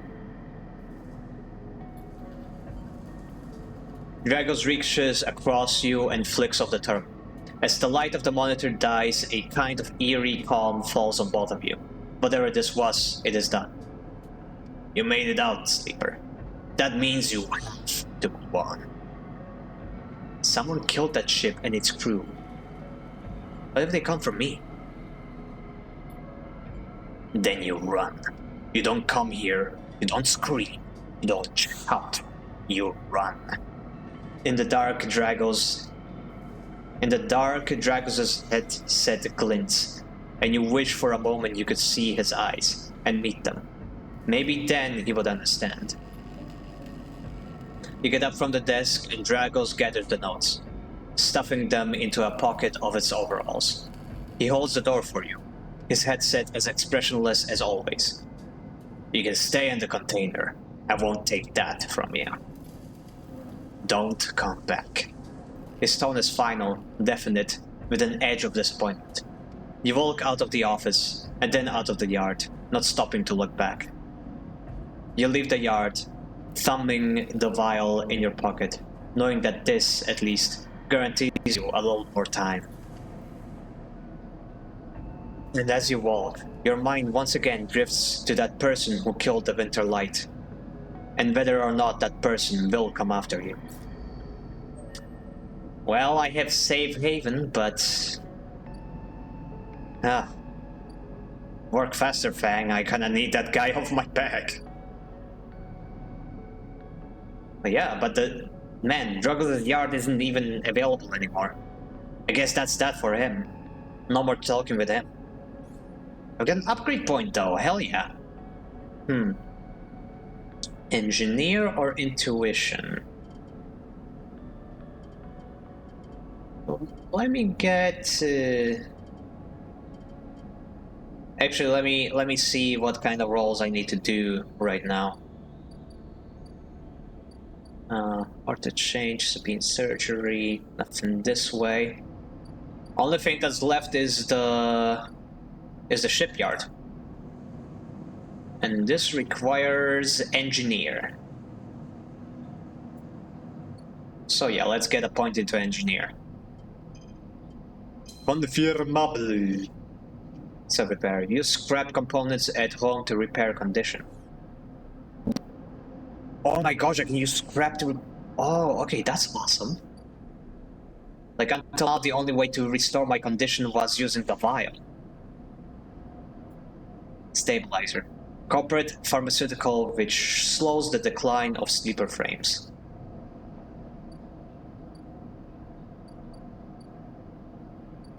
Okay. So, shipyard. And... Actually, I have a lot of these dice. Let me see if there's anything I can use it on the network. Keynode. Not really. Yet again, agent. What can he give me? Some gang of horses implants are churning up comm signals. Time to see what they are talking about. I don't even have the dice for it.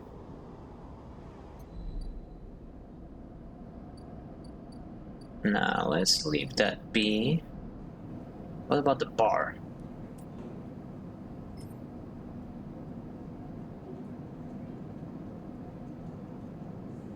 Yeah, let's spend a die on the bar.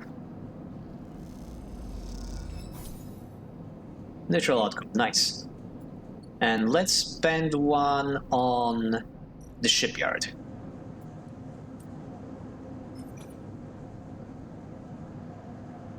Yeah, it turns it into a 3.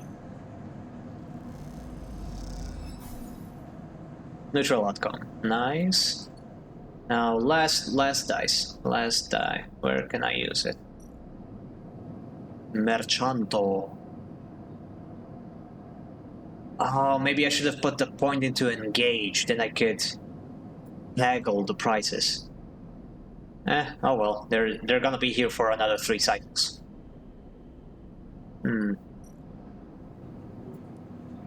Let's do bar shift again.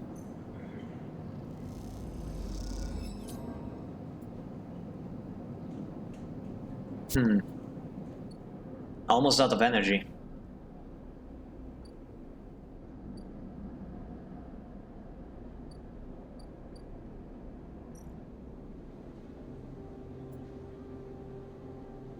Okay, let's get some food. Start action.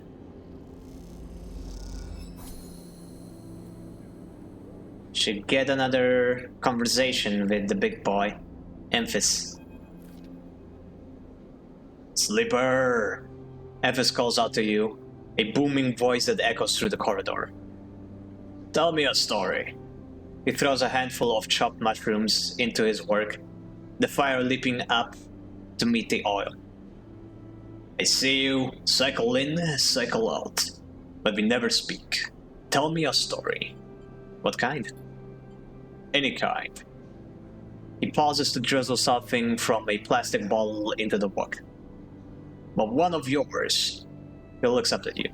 Nothing stolen. You pause. The spice is rich in your nostrils, and you think about the kind of story you'd like to tell him. You look at Amphis, the listener, and imagine he has heard it all before. Perhaps he would enjoy a strange story, something with some spice. Tell a ghost story. Tell him about your dreams.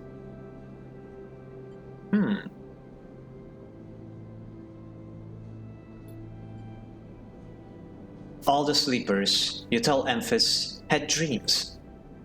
Some were simple, memories left over from the emulation process that had become tangled up in their minds and would come out when they slept. It wasn't rare to hear a sleeper in the dorm scream, cry out in the night.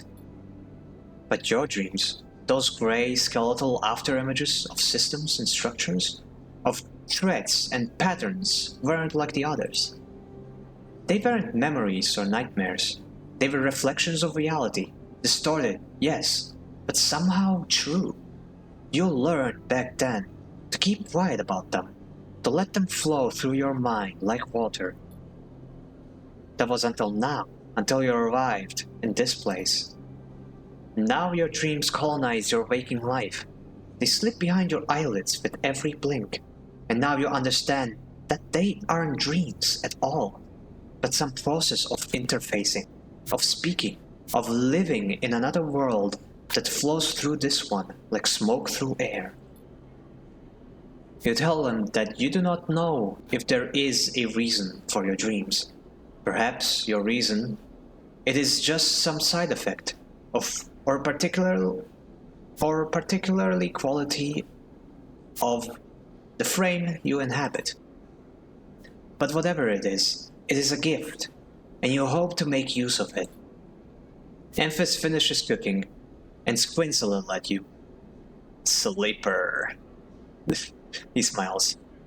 You're quite a storyteller. He eyes you, and you realize that he is trying to gauge how honest you have been in your story. Emphis passes you the meal he has cooked, and you take it gratefully. As you eat, he talks, a natural exchange. Thank you, Sleeper. He looks around at the emptying market. But my time is done for today, and I do not want to keep you longer. So I will make a proposal. He gestures to the plastic boxes of ingredients stacked behind the stall. These are good enough for most, but someone told me a story that made me think.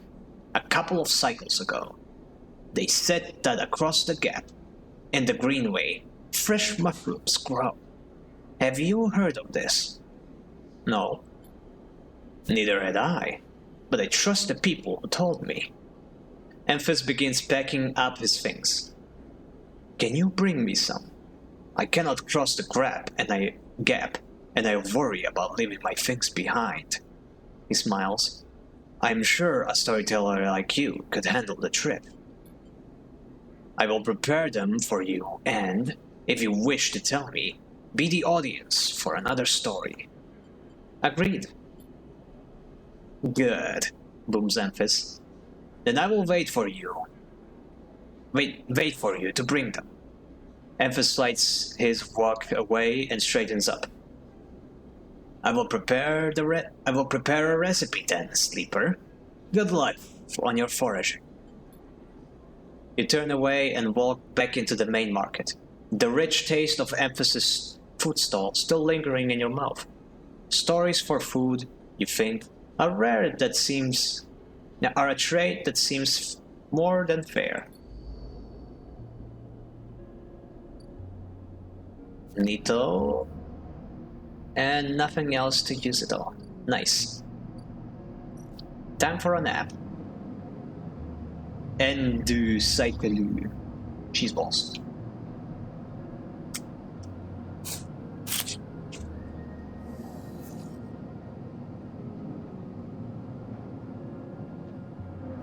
One more cycle and he's here.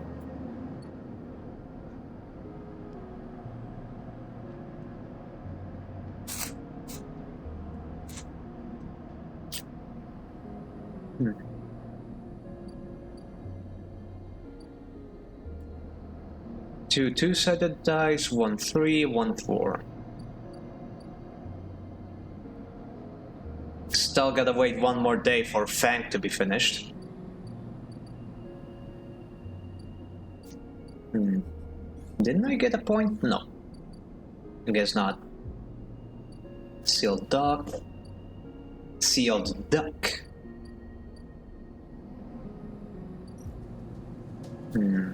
A lot more here. More work, I mean. The bar. Let me see the datascape. Keynode, the Heaven Gate agent. Keynode.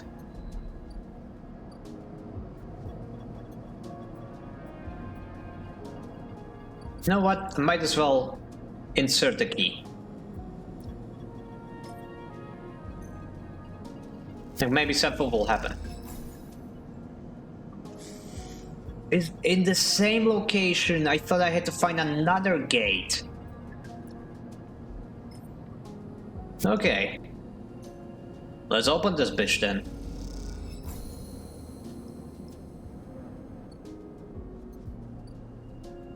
Neo vent. Mysterious machine. Oh, what's this thing?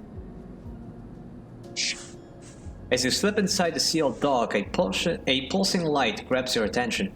Among the discarded tubing and rusted plates, a machine flickers with a warm glow. Approach the machine. As you get closer, you recognize the machine's blocky shape, settled into an alcove in the side of the dock. A kind of upright cabinet, it is covered in faded logs and messages, from which you assume it was once an industrial vendor, intended to dispense and manufacture ship fittings and other mechanical parts necessary for the regular running of freight and resource extraction vessels. The manufacturer is listed as Neovent, and you remember an advert from long ago, squeezed among all the off-world recruitment drives that assaulted every planet-born citizen, which chirpily sang the name over and over. You wipe a layer of dust from the cracked screen, thinking of those contractors squeezed by their own corporate employers to pay for every bit of minor maintenance on their rented ships. Enter your registration, chips a pre-recorded message catching you off guard. Press some keys. You reach for the keypad and something begins whirling. At first it sounds like servo motors starting up, but it quickly becomes a whisper, a whining, then a multi-tonal voice that emanates from Neovent. Entity, they hiss. Speak with me. Who's there? There is a squeal, almost like some strange mechanical swallowing or intake of breath, before the machine speaks again. I have need of you. You have need of me. The squeal comes again, and you see that it is the 3D printing apparatus in the upper right of the machine resetting into space, so that each time the servos can be orchestrated to produce that whirring, whining voice. You are in danger. Danger? The machine screams. You're a marked for deletion entity. Hunter tracks you. The screech rattles through the empty dock. We already met? Kind of a dick. Remember the strange head, the figure, the threats closing in. Hunter. The Hunter product. They taste your signature. The sudden whine sets your teeth on edge. You have seen them. This is the gift of an emulated mind. You close your eyes and the skeleton of the station starts to thrum. Emulated minds are adaptable, move where neurons cannot. The mechanism resets. But emulation makes you a target adaptable. Yes, you can move through networks, clouds, hardware, software, neovent vines. But you cannot hide there. Hunter is there. The servos judder the vending machine's casing as they reset. Hunter searches for me, also. Hide in this machine. You look at the ruined vending machine, an unusual hiding place for sure. Can counter Hunter, but need entity outside machine. The light flickers. Need you. A screen attached to the vending machine with a swiveling arm comes to life. It displays a flickering map of the station, ghostly, threaded. The cloud. Points along the rim glow in deep red. Hunter is always gathering. Too much data. Must build nests. Explains Neovent. Masters are gone, but continues hunt. Bring this data. Rate its nest. Why can't you do that? Hunter will find me. Then killer will come. The machine trembles with effort. I cannot leave machine. Connections must remain closed. Bring offerings. Save self. Neovent says pointedly. Mutual need means friendship. They conclude, tired of the conversation. The whirring amplifies and then suddenly stops, as mechanisms within the machine click back into place. The glow fades and you are left stood in the dark of the sealed dock, that whirring voice ringing in your ears. Interesting. So I got somebody to help me out in the datascape. Nice. Upload Hunter data. Neovent believes the Hunter's compulsively gathered data might hold the key to scrapping its tenacious search. Neovent wants data on the Hunter protocol's actions and behaviors so we may counter it. Nice. Okay, I've got something interesting to do in the datascape now. So, Hunter Nest.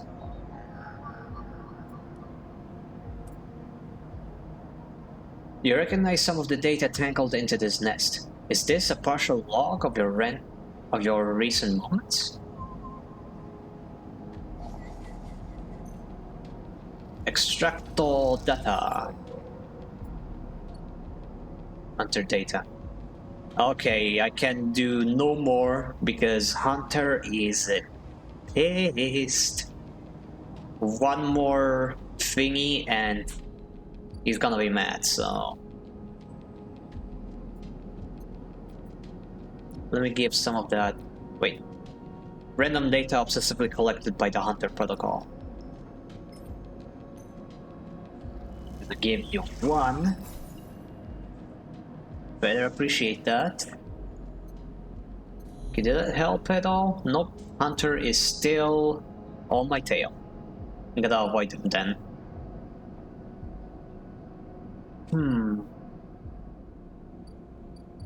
Now I have a lot of dice to spend. I'm full on food. RT fabricator. Fabricat.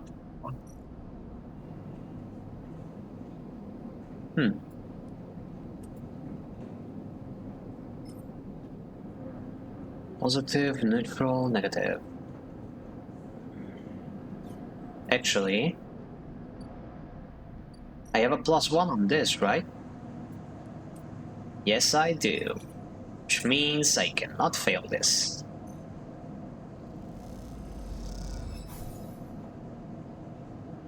Yard hand, yar har har.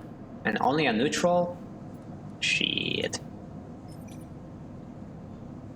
Okay, it's only gonna cost me energy. Worst comes to worst, I'll just buy more food. Oh, motherfudger. Okay, let's spend the last action on the bar. Because the negatives are not as bad here.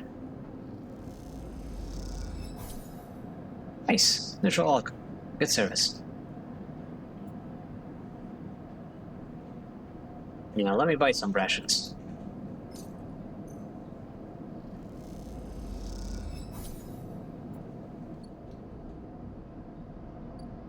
Okay. Tomorrow, somebody is going to show up, it says. Let's see what it's gonna be.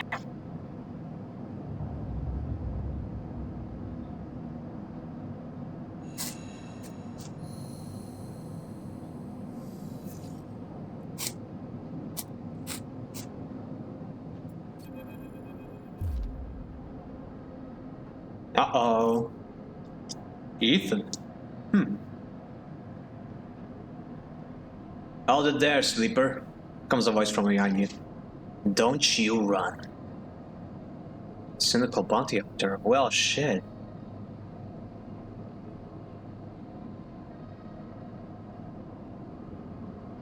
I'm gonna have to run, though. You know, the 6-sided dice, surely I can use that, right? Run. Nah, shit. A strike across your back knocks you down on the floor. Told you not to run, idiot. He then pulls you up. He's wearing a white smirk and a slick jacket, and you immediately know he is terrible news. You got all the way out here, and then stayed put? He laughs a cruel laugh. Not a sleeper thing. Normally first. You barely hear him. You notice the handgun he has leveled at your chest, and it's hard to take your eyes off of it. He reaches down with his other hand and slips some kind of ring out from a belt loop, without taking his eyes off of you. Making it to the eye, though? Pretty good. This place ain't so bad. Bars, markets, people. I pull most of my contracts out of asteroid caves or off of godforsaken moons. He splits the ring into 2 perfect circles. It's hard to hit civilization when there's so much space to pass through. Who are you? Just a freelancer on a contract. He reaches over to slide the ring around your wrist. Go easy. Make a break for it. You see a chance the moment his eyes leave you to watch the rings. You spin, knocking it away and sprinting down the corridor. Shit. Then the shot rings out, echoing of the metal so loud it hurts your ears. A bullet hole smokes in the wall beside your head. Ooh, damn! You freeze and Ethan closes. Why would I freeze? Run, dude! And Ethan closes the gap. This is a very boring routine. Trust me, I've seen it all before. He slips the rings over your trembling wrists. Oh, come on. Ethan nudges you to start walking. To the ship and home, he whistles. Going easy. You stumble down the corridor, your hands behind you, your mind racing.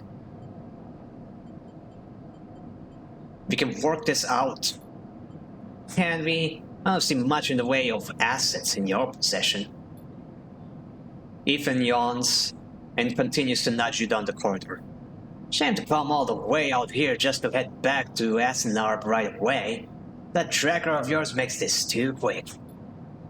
Was hoping you'd put up a bit more of chase, you know? A running battle through the bright market maybe? Or a holdout in the low end.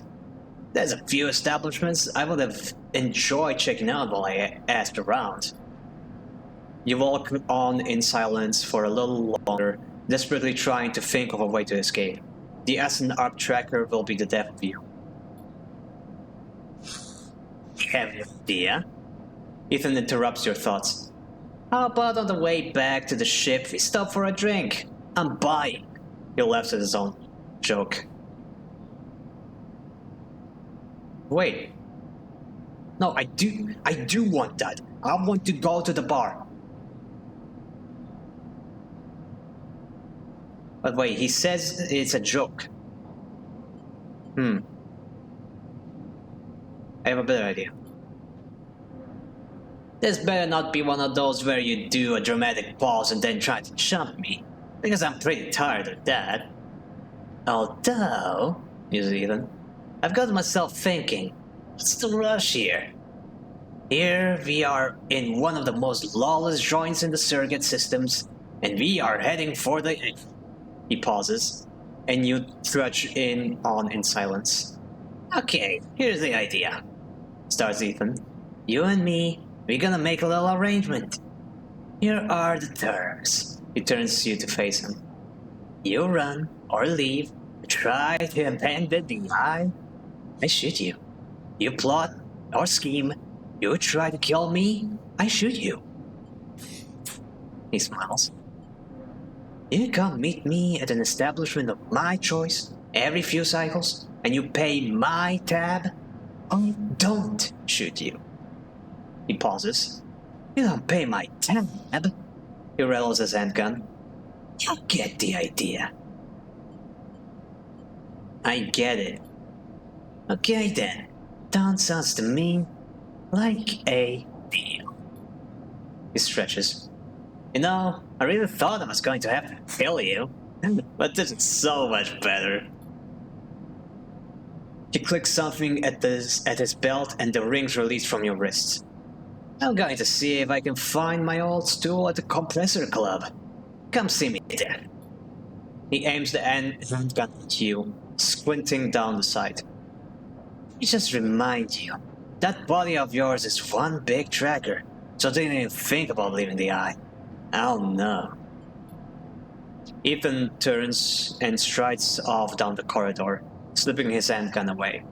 The mix of relief and terror you feel is overwhelming. What are you going to do? Well, I'll tell you what I'm going to do. I'm going to get rid of the tracker.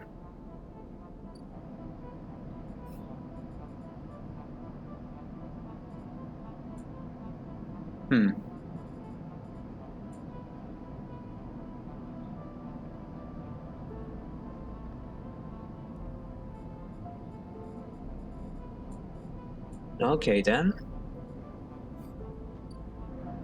But he's gonna know immediately that I removed it. Compressor Club. Ethan's tab.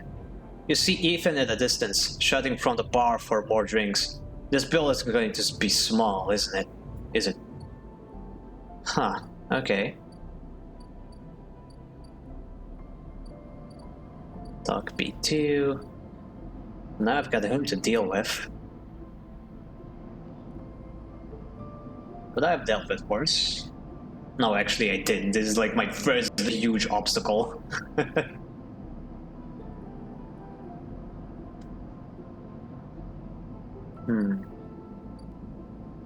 But yeah, I do want the tracker gone. As you arrive, Fang comes striding towards you, taking you by surprise. Let's go, sleeper. He puts a hand on your shoulder and turns you back the way you came. Go where? To see Hardenhurst? He gives you a sideways glance. Is that what you're here for? He steps into the passageway, guiding you down rig towards the shipyard. Sorry for the hurry, but we have something of an opportunity. Did you, Rip?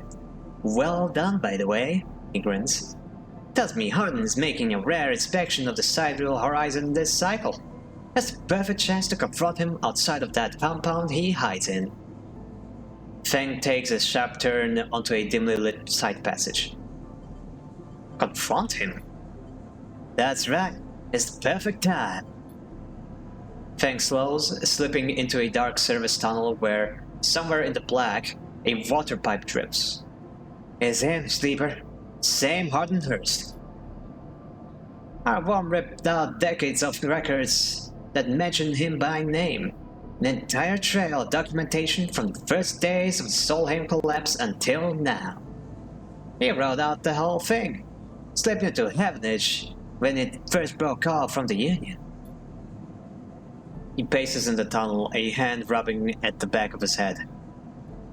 I need you to understand something about Solheim, Sleeper. I don't know what you know about the collapse, but it wasn't an instant that it sounds. It wasn't like Solheim was there, running the station one day, and next Elrin's Union take over. Back then, Solheim knew this place was slipping away from them. As the palladium market collapsed, they tried to keep contractors here working. The pay got smaller, the costs higher. People like my parents were forced to work non-stop just to keep berth on the station. And water in the ranks. Solheim squeezed every last worker until the mistakes, the accidents, were coming in non-stop. And as new waves of contractors came in, desperate for work, desperate to work, Solheim welcomed them, taking bribes instead of checking pilot licenses. The whole time Solheim was folding up, dragged into court cases in the central systems, while this severed limb of the station still desperately tried to take all it could. The riots came after the collision of Dock 2.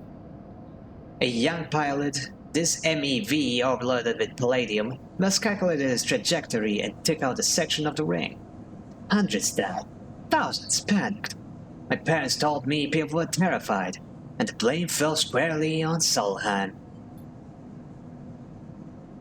People like to tell stories about Elrin, how he brought the factions together, spoke to the crowds, turfed out Solheim. Maybe that's true, but my mother, pregnant with me, locked herself in their MEV and welded it to the dock, while my father joined the improvised crews trying to seal up the ragged edges of the gap. He never came back. Feng pauses in the dark. They sealed it up, though. By the time they did, Solheim was gone, abandoning every one of us in the black, apart. Feng finally turns back to you now, his eyes burning. From shits like Hunt. Shits who held their place, rotted out, slipped into the new structure like nothing had changed. Standing shoulder to shoulder with those they had exploited at every damn step. Feng starts walking again. That's why I can't just let him strut about the shipyard.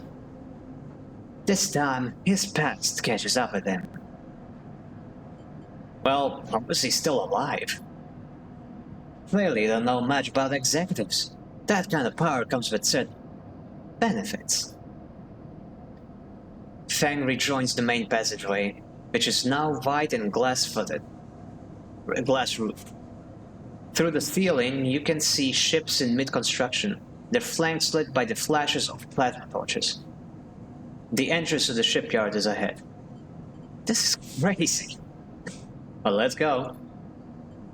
Feng grins. Let's go show this shithead some consequences. He strides to the shipyard entrance and pushes through the doors. A web of corridors leads through the complex. Snatches of the construction bays always appearing through windows. Ships are suspended like whale corpses, skeleton, impulsing.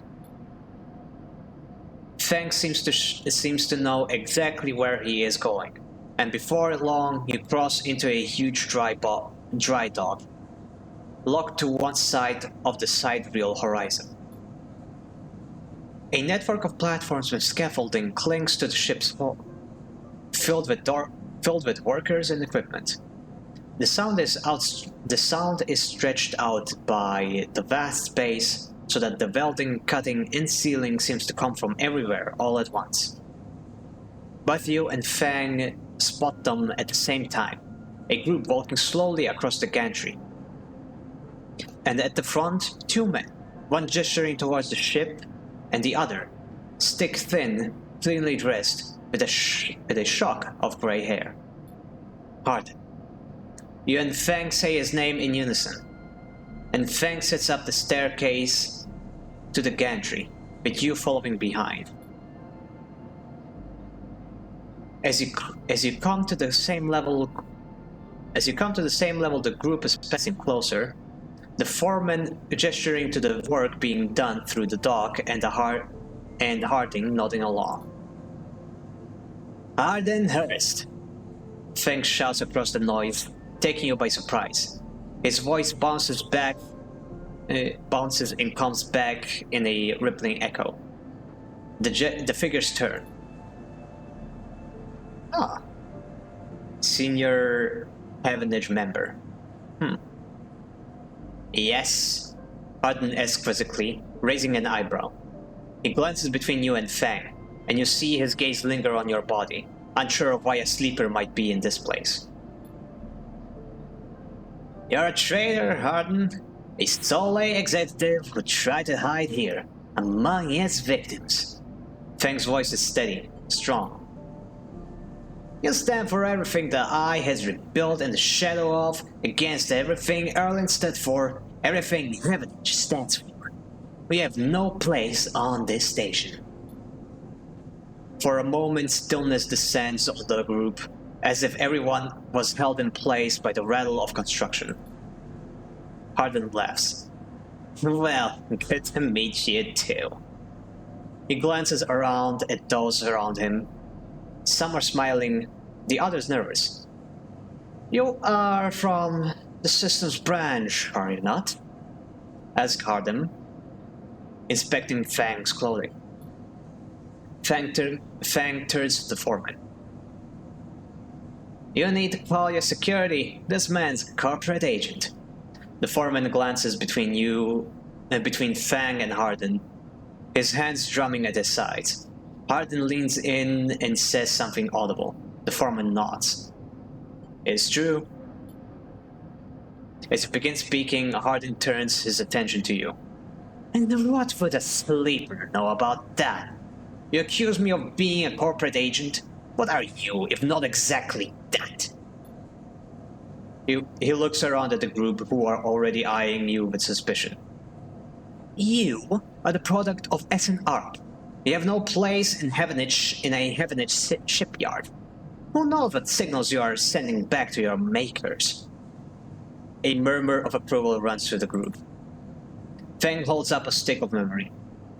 You guessed right. I am systems, and I have records that link you directly to Solheim right here. He turns to the foreman again. So, once again, I'm asking you to take this man into the custody of the shipyard. Why did I say that like that? The custody of the shipyard. The foreman remains still. Hardin's voice is calm, measured. If you have such data, why hasn't it been submitted at the members' meeting for proper review? He shakes his head.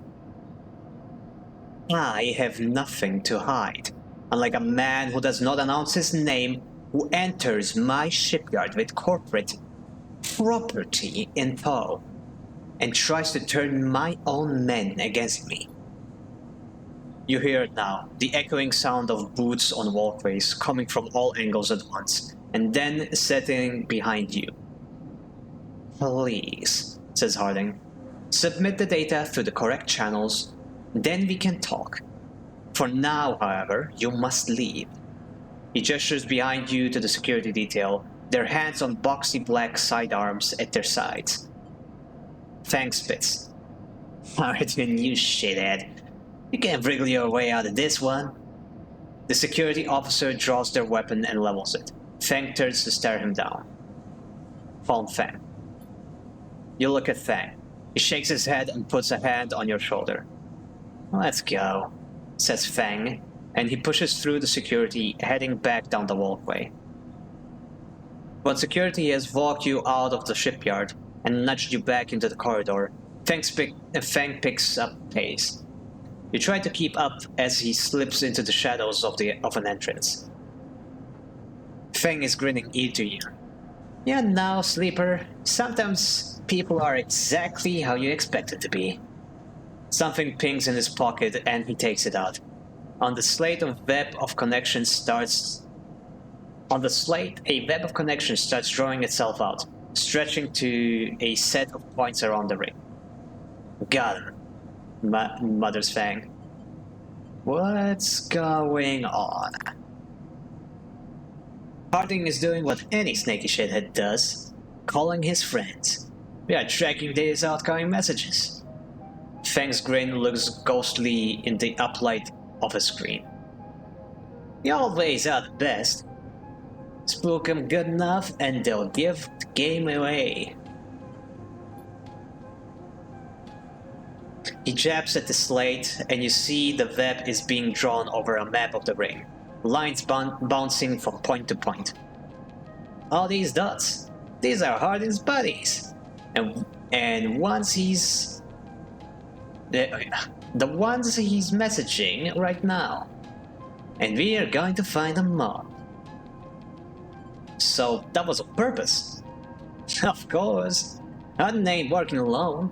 We need the full set or nothing. Fang glances around and slips the slate back into his pocket. We better split for now, Sleeper. But this thing's exactly what we need. Good hunting. With a pat on his shoulder, Fang drifts away, back into the flow of people around the shipyard entrance. You watch him go, unsure whether to be angry or impressed. Huh. Interesting. Ooh, now it makes sense. Yeah, that was interesting. Neat. That was cool. Not gonna lie. And I got an upgrade. Hell yeah.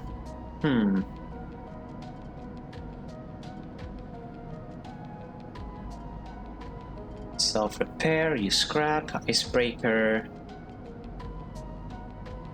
Instant karma reroll, all of your dice once per cycle. That is super cool, but I need like one point to get there, so let me upgrade the skill. This is the skillet. Now thanks, Bay. Out of office. Ever since your trip to the shipyard, Fang has been missing from his bay. What's going on? What the fuck? Motherfucker, you were supposed to help me with the tracker. Oh, fuck you, Fang. Shipyard. Interesting that I can still work on the shipyard even though the dude doesn't like me. Oh, what do I do now? Presser Club.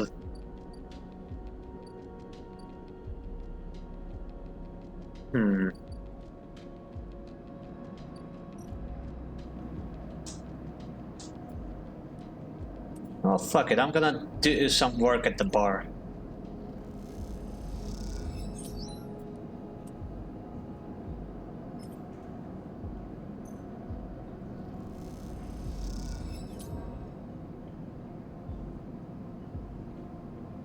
Negative outcome. Oh, shit. Oh, that cost me energy too. Ugh.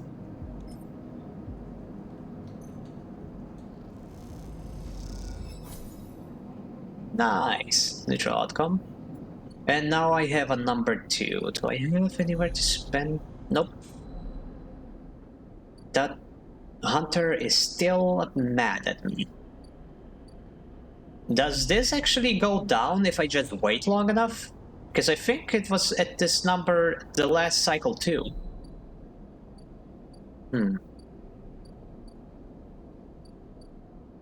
Anyway, RT, emphasis stall.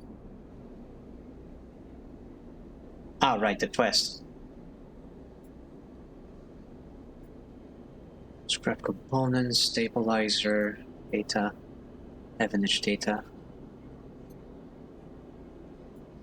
I am hungry. Give me some munchies.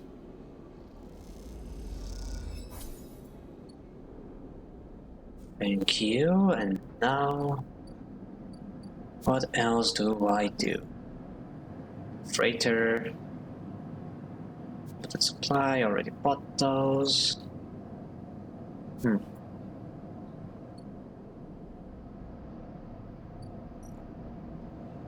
Could do some work in the shipyard.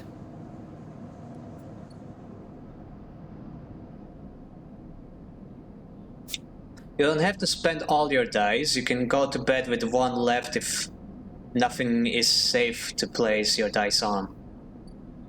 Huh, fair enough. So let me look around if there's anything I can actually put it on. Nope, that is risky. Professor Club, nothing. And this is risky, right? Yep, this is risky. Okay, I guess I'm gonna be napping.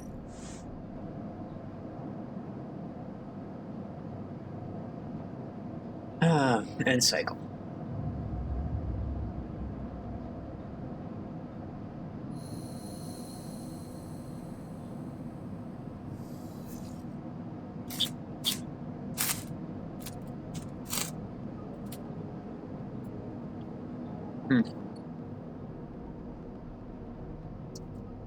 I'm starting to get less and less dice. That ain't good.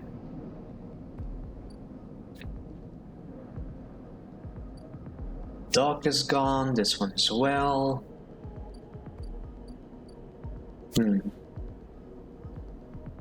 I think I'm gonna get a couple more thingies. Yeah, that's what stabilizers are for. Yep, I figured. I'm gonna use it once I get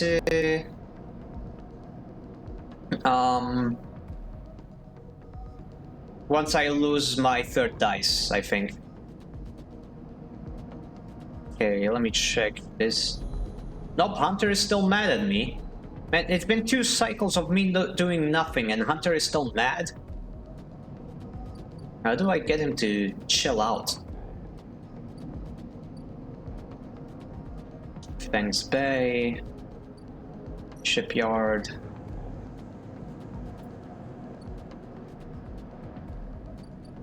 Let me do some more work at the bar. Yeah, one more success and I'll be fine. I'll have the good service badge, or whatever it is.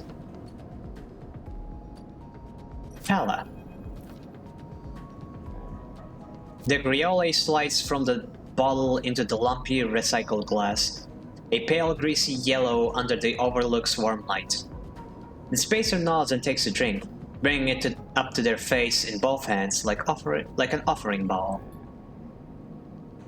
This is the good stuff. The stuff Tala says is aged in wooden casks, stored in some closed-off part of the old station among corroded wires and softly looping systems. Though sometimes it is hard to tell if Tala is joking. Either way, you like pouring this stuff. It gets on your fingers, and if you rub them together, you can smell the mossy drink. Cut through with what the fuck is an aniseed? Mushrooms wood as the alcohol evaporates. You like those who order it too.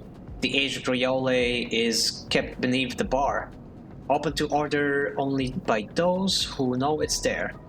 Like the quiet spacer sitting at the bar right now. Busy yourself. You pull a rag from the overalls and vibe down the bar. The Griole smell lifting, then disappearing into the stale station air. The overlook is quiet this cycle. The salvagers busy offloading The regulars likely at the ore exchange or queuing for work at the Heavenage shipyards. You're in the right mood for a quiet shift. Some cycles drag along, the overlook empty and claustrophobic, but this one has caught you just right. And in this moment, some kind of calm has descended as you tinker away at the bar, lining up the bottles as your thoughts expand to fill the space. Suddenly, you hear a heavy clunking at the door. It creaks open and a huge cylindrical metal tank tumbles through, slamming into the door. Shit! Tala breezes in from behind it, a whirl of hair and bright eyes. Shit. Tala? Sleeper! She ducks behind the bar and comes over. Can you help me with this? You look at the huge metal tank suspiciously. I'm coming. You come around the bar and get to one side of the tank. Okay, says Stella. On my count, 1, 2, 3. You both heave the tank up to standing somehow. You hold it in place, struggling to keep it steady. Where's this going? And the back, comes a voice from behind the tank. Somehow you manage to lug the huge thing into the back room, where you place it in one corner, dwarfing the rest of the contents in the cramped space. As you do, you hear a crunch. You stand back and look at the expired rations oozing out from under the tank. Ah, shit. Tala looks at you apologetically. I know you like those. That's okay. Good friends. You push the crushed rations to one side. That's the end of that. Tala looks exhausted and rubs her shoulders. French this, I swear to God. Something up? Yes, she sighs. He was supposed to be back from 10 years up in the Greenway by now. Back with the Griole. She leans against the tank. It seems like he's got lost again. Or joined the Eeper commune. We need that Griole. There's 4 other bars near here, and the spacers sure as hell don't come to the overlook for the ambience. She looks through the open door to check if anyone can hear. She knocks on the hollow tank. So I'm taking matters into my own hands. She smiles. Welcome, sleeper, to the Overlook Distillery. You look around the dank back room. Need some work. She picks at the paint flaking from the metal walls. Well, might need some help though. She shrugs. You up for it? She knocks on the tank again. Could be fun. Happy to help. Okay. She grabs you by the shoulders.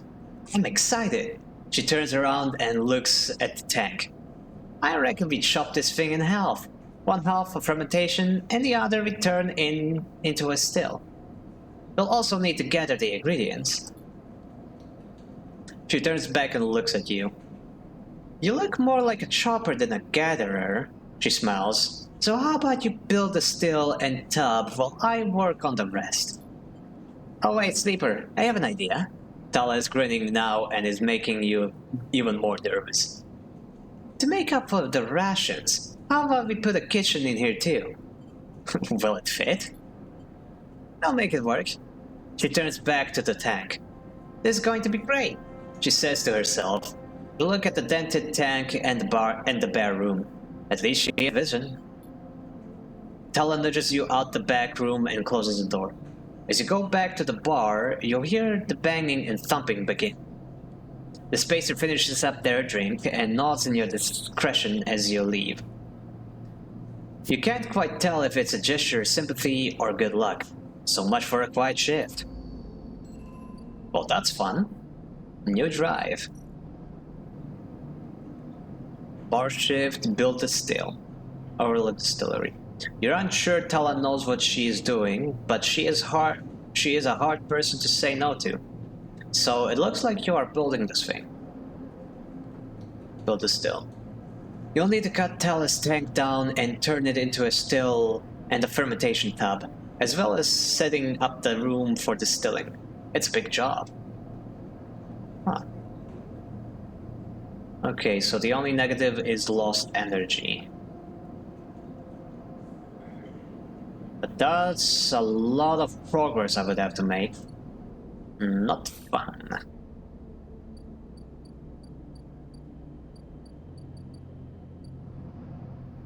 So let's do the shipyard now.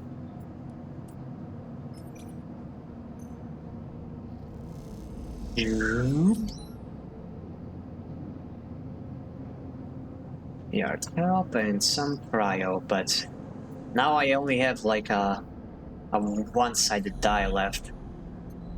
And yeah, nothing else to spend it on. Man, it's starting to look grim for me.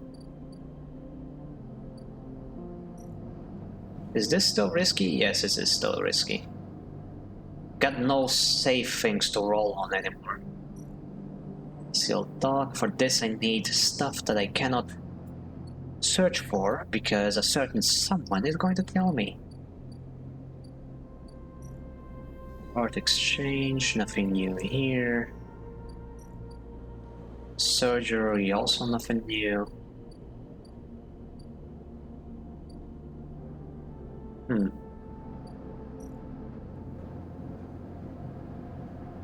Okay, time for a... Wait, no, not here. Time for another nap. And I think I'm gonna finish up stream here, unless something jumps up at me after this nap. No, but I am starving. Both in game and in real life. Need to eat more of cheese balls. Can I put my balls in your jaws?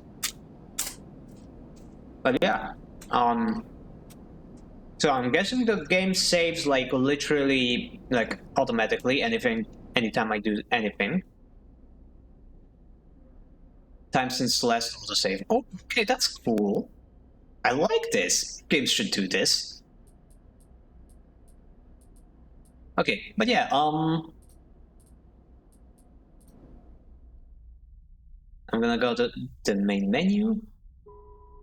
And yeah, time to call it a day.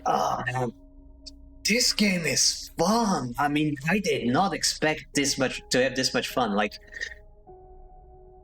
it's not like it is a very easy game. Well, not easy in the sense that it is like easy. It's easy in the sense that I don't have to do much. It's just clicking and reading, which is why I don't really feel exhausted playing this at all. Like, look at just casually racking up 5 hours.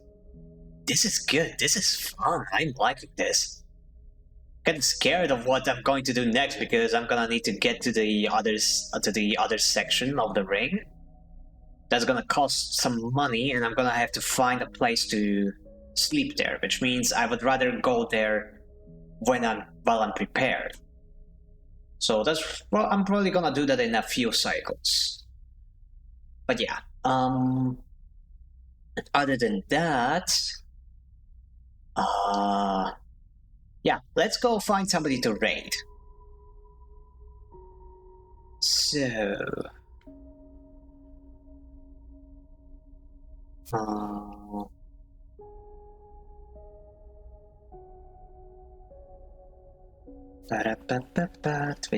Twitch. Should have a lot of friends streaming right now.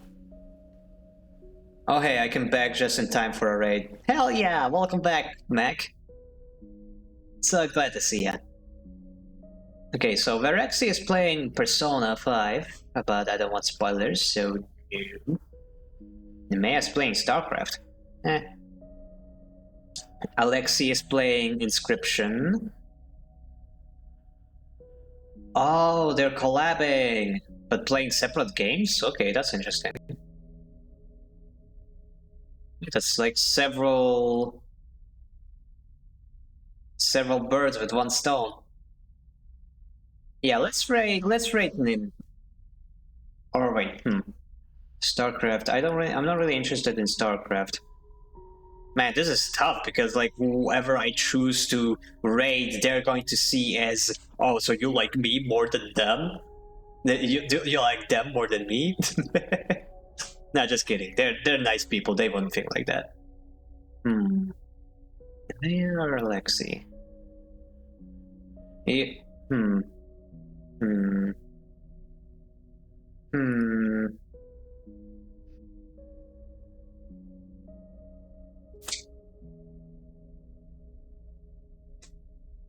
Now, she is my wife after all. I mean, what? Who said that? So, Rain Nemaya.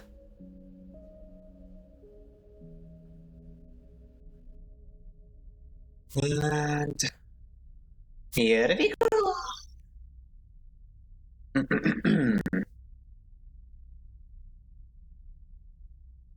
In the meantime, I'm going to turn off my model so that, like, my PC doesn't explode when I. Actually, I'm gonna just make my goodbye message while I still have model on. So yeah, thank you all so much for watching. I am loving this game, and I'm so glad you guys voted for me to play this. We're gonna be playing more tomorrow, definitely, and I'm going to have to set up a proper stream schedule because now I am actually able to stream during weekdays as well. So expect a lot more streams from me from now on, though they might be shorter, just so that I don't burn myself out. You know, like instead of 4-hour streams, it might be 2-hour streams. But yeah. Anybody new here, please do check out the Discord server, link to which is in the description. You can still vote for what I'm going to play after Citizen Sleepers, so be on the lookout for that. And yeah, I love every single one of y'all, and I'll see you tomorrow. This has been awww von Kreutz, and I'm taking my leave. Bye-bye. Bye, Rand. Bye, Mech. Bye, Saleo. Bye, Pi, if you're still here. Bye-bye. Bye, everyone.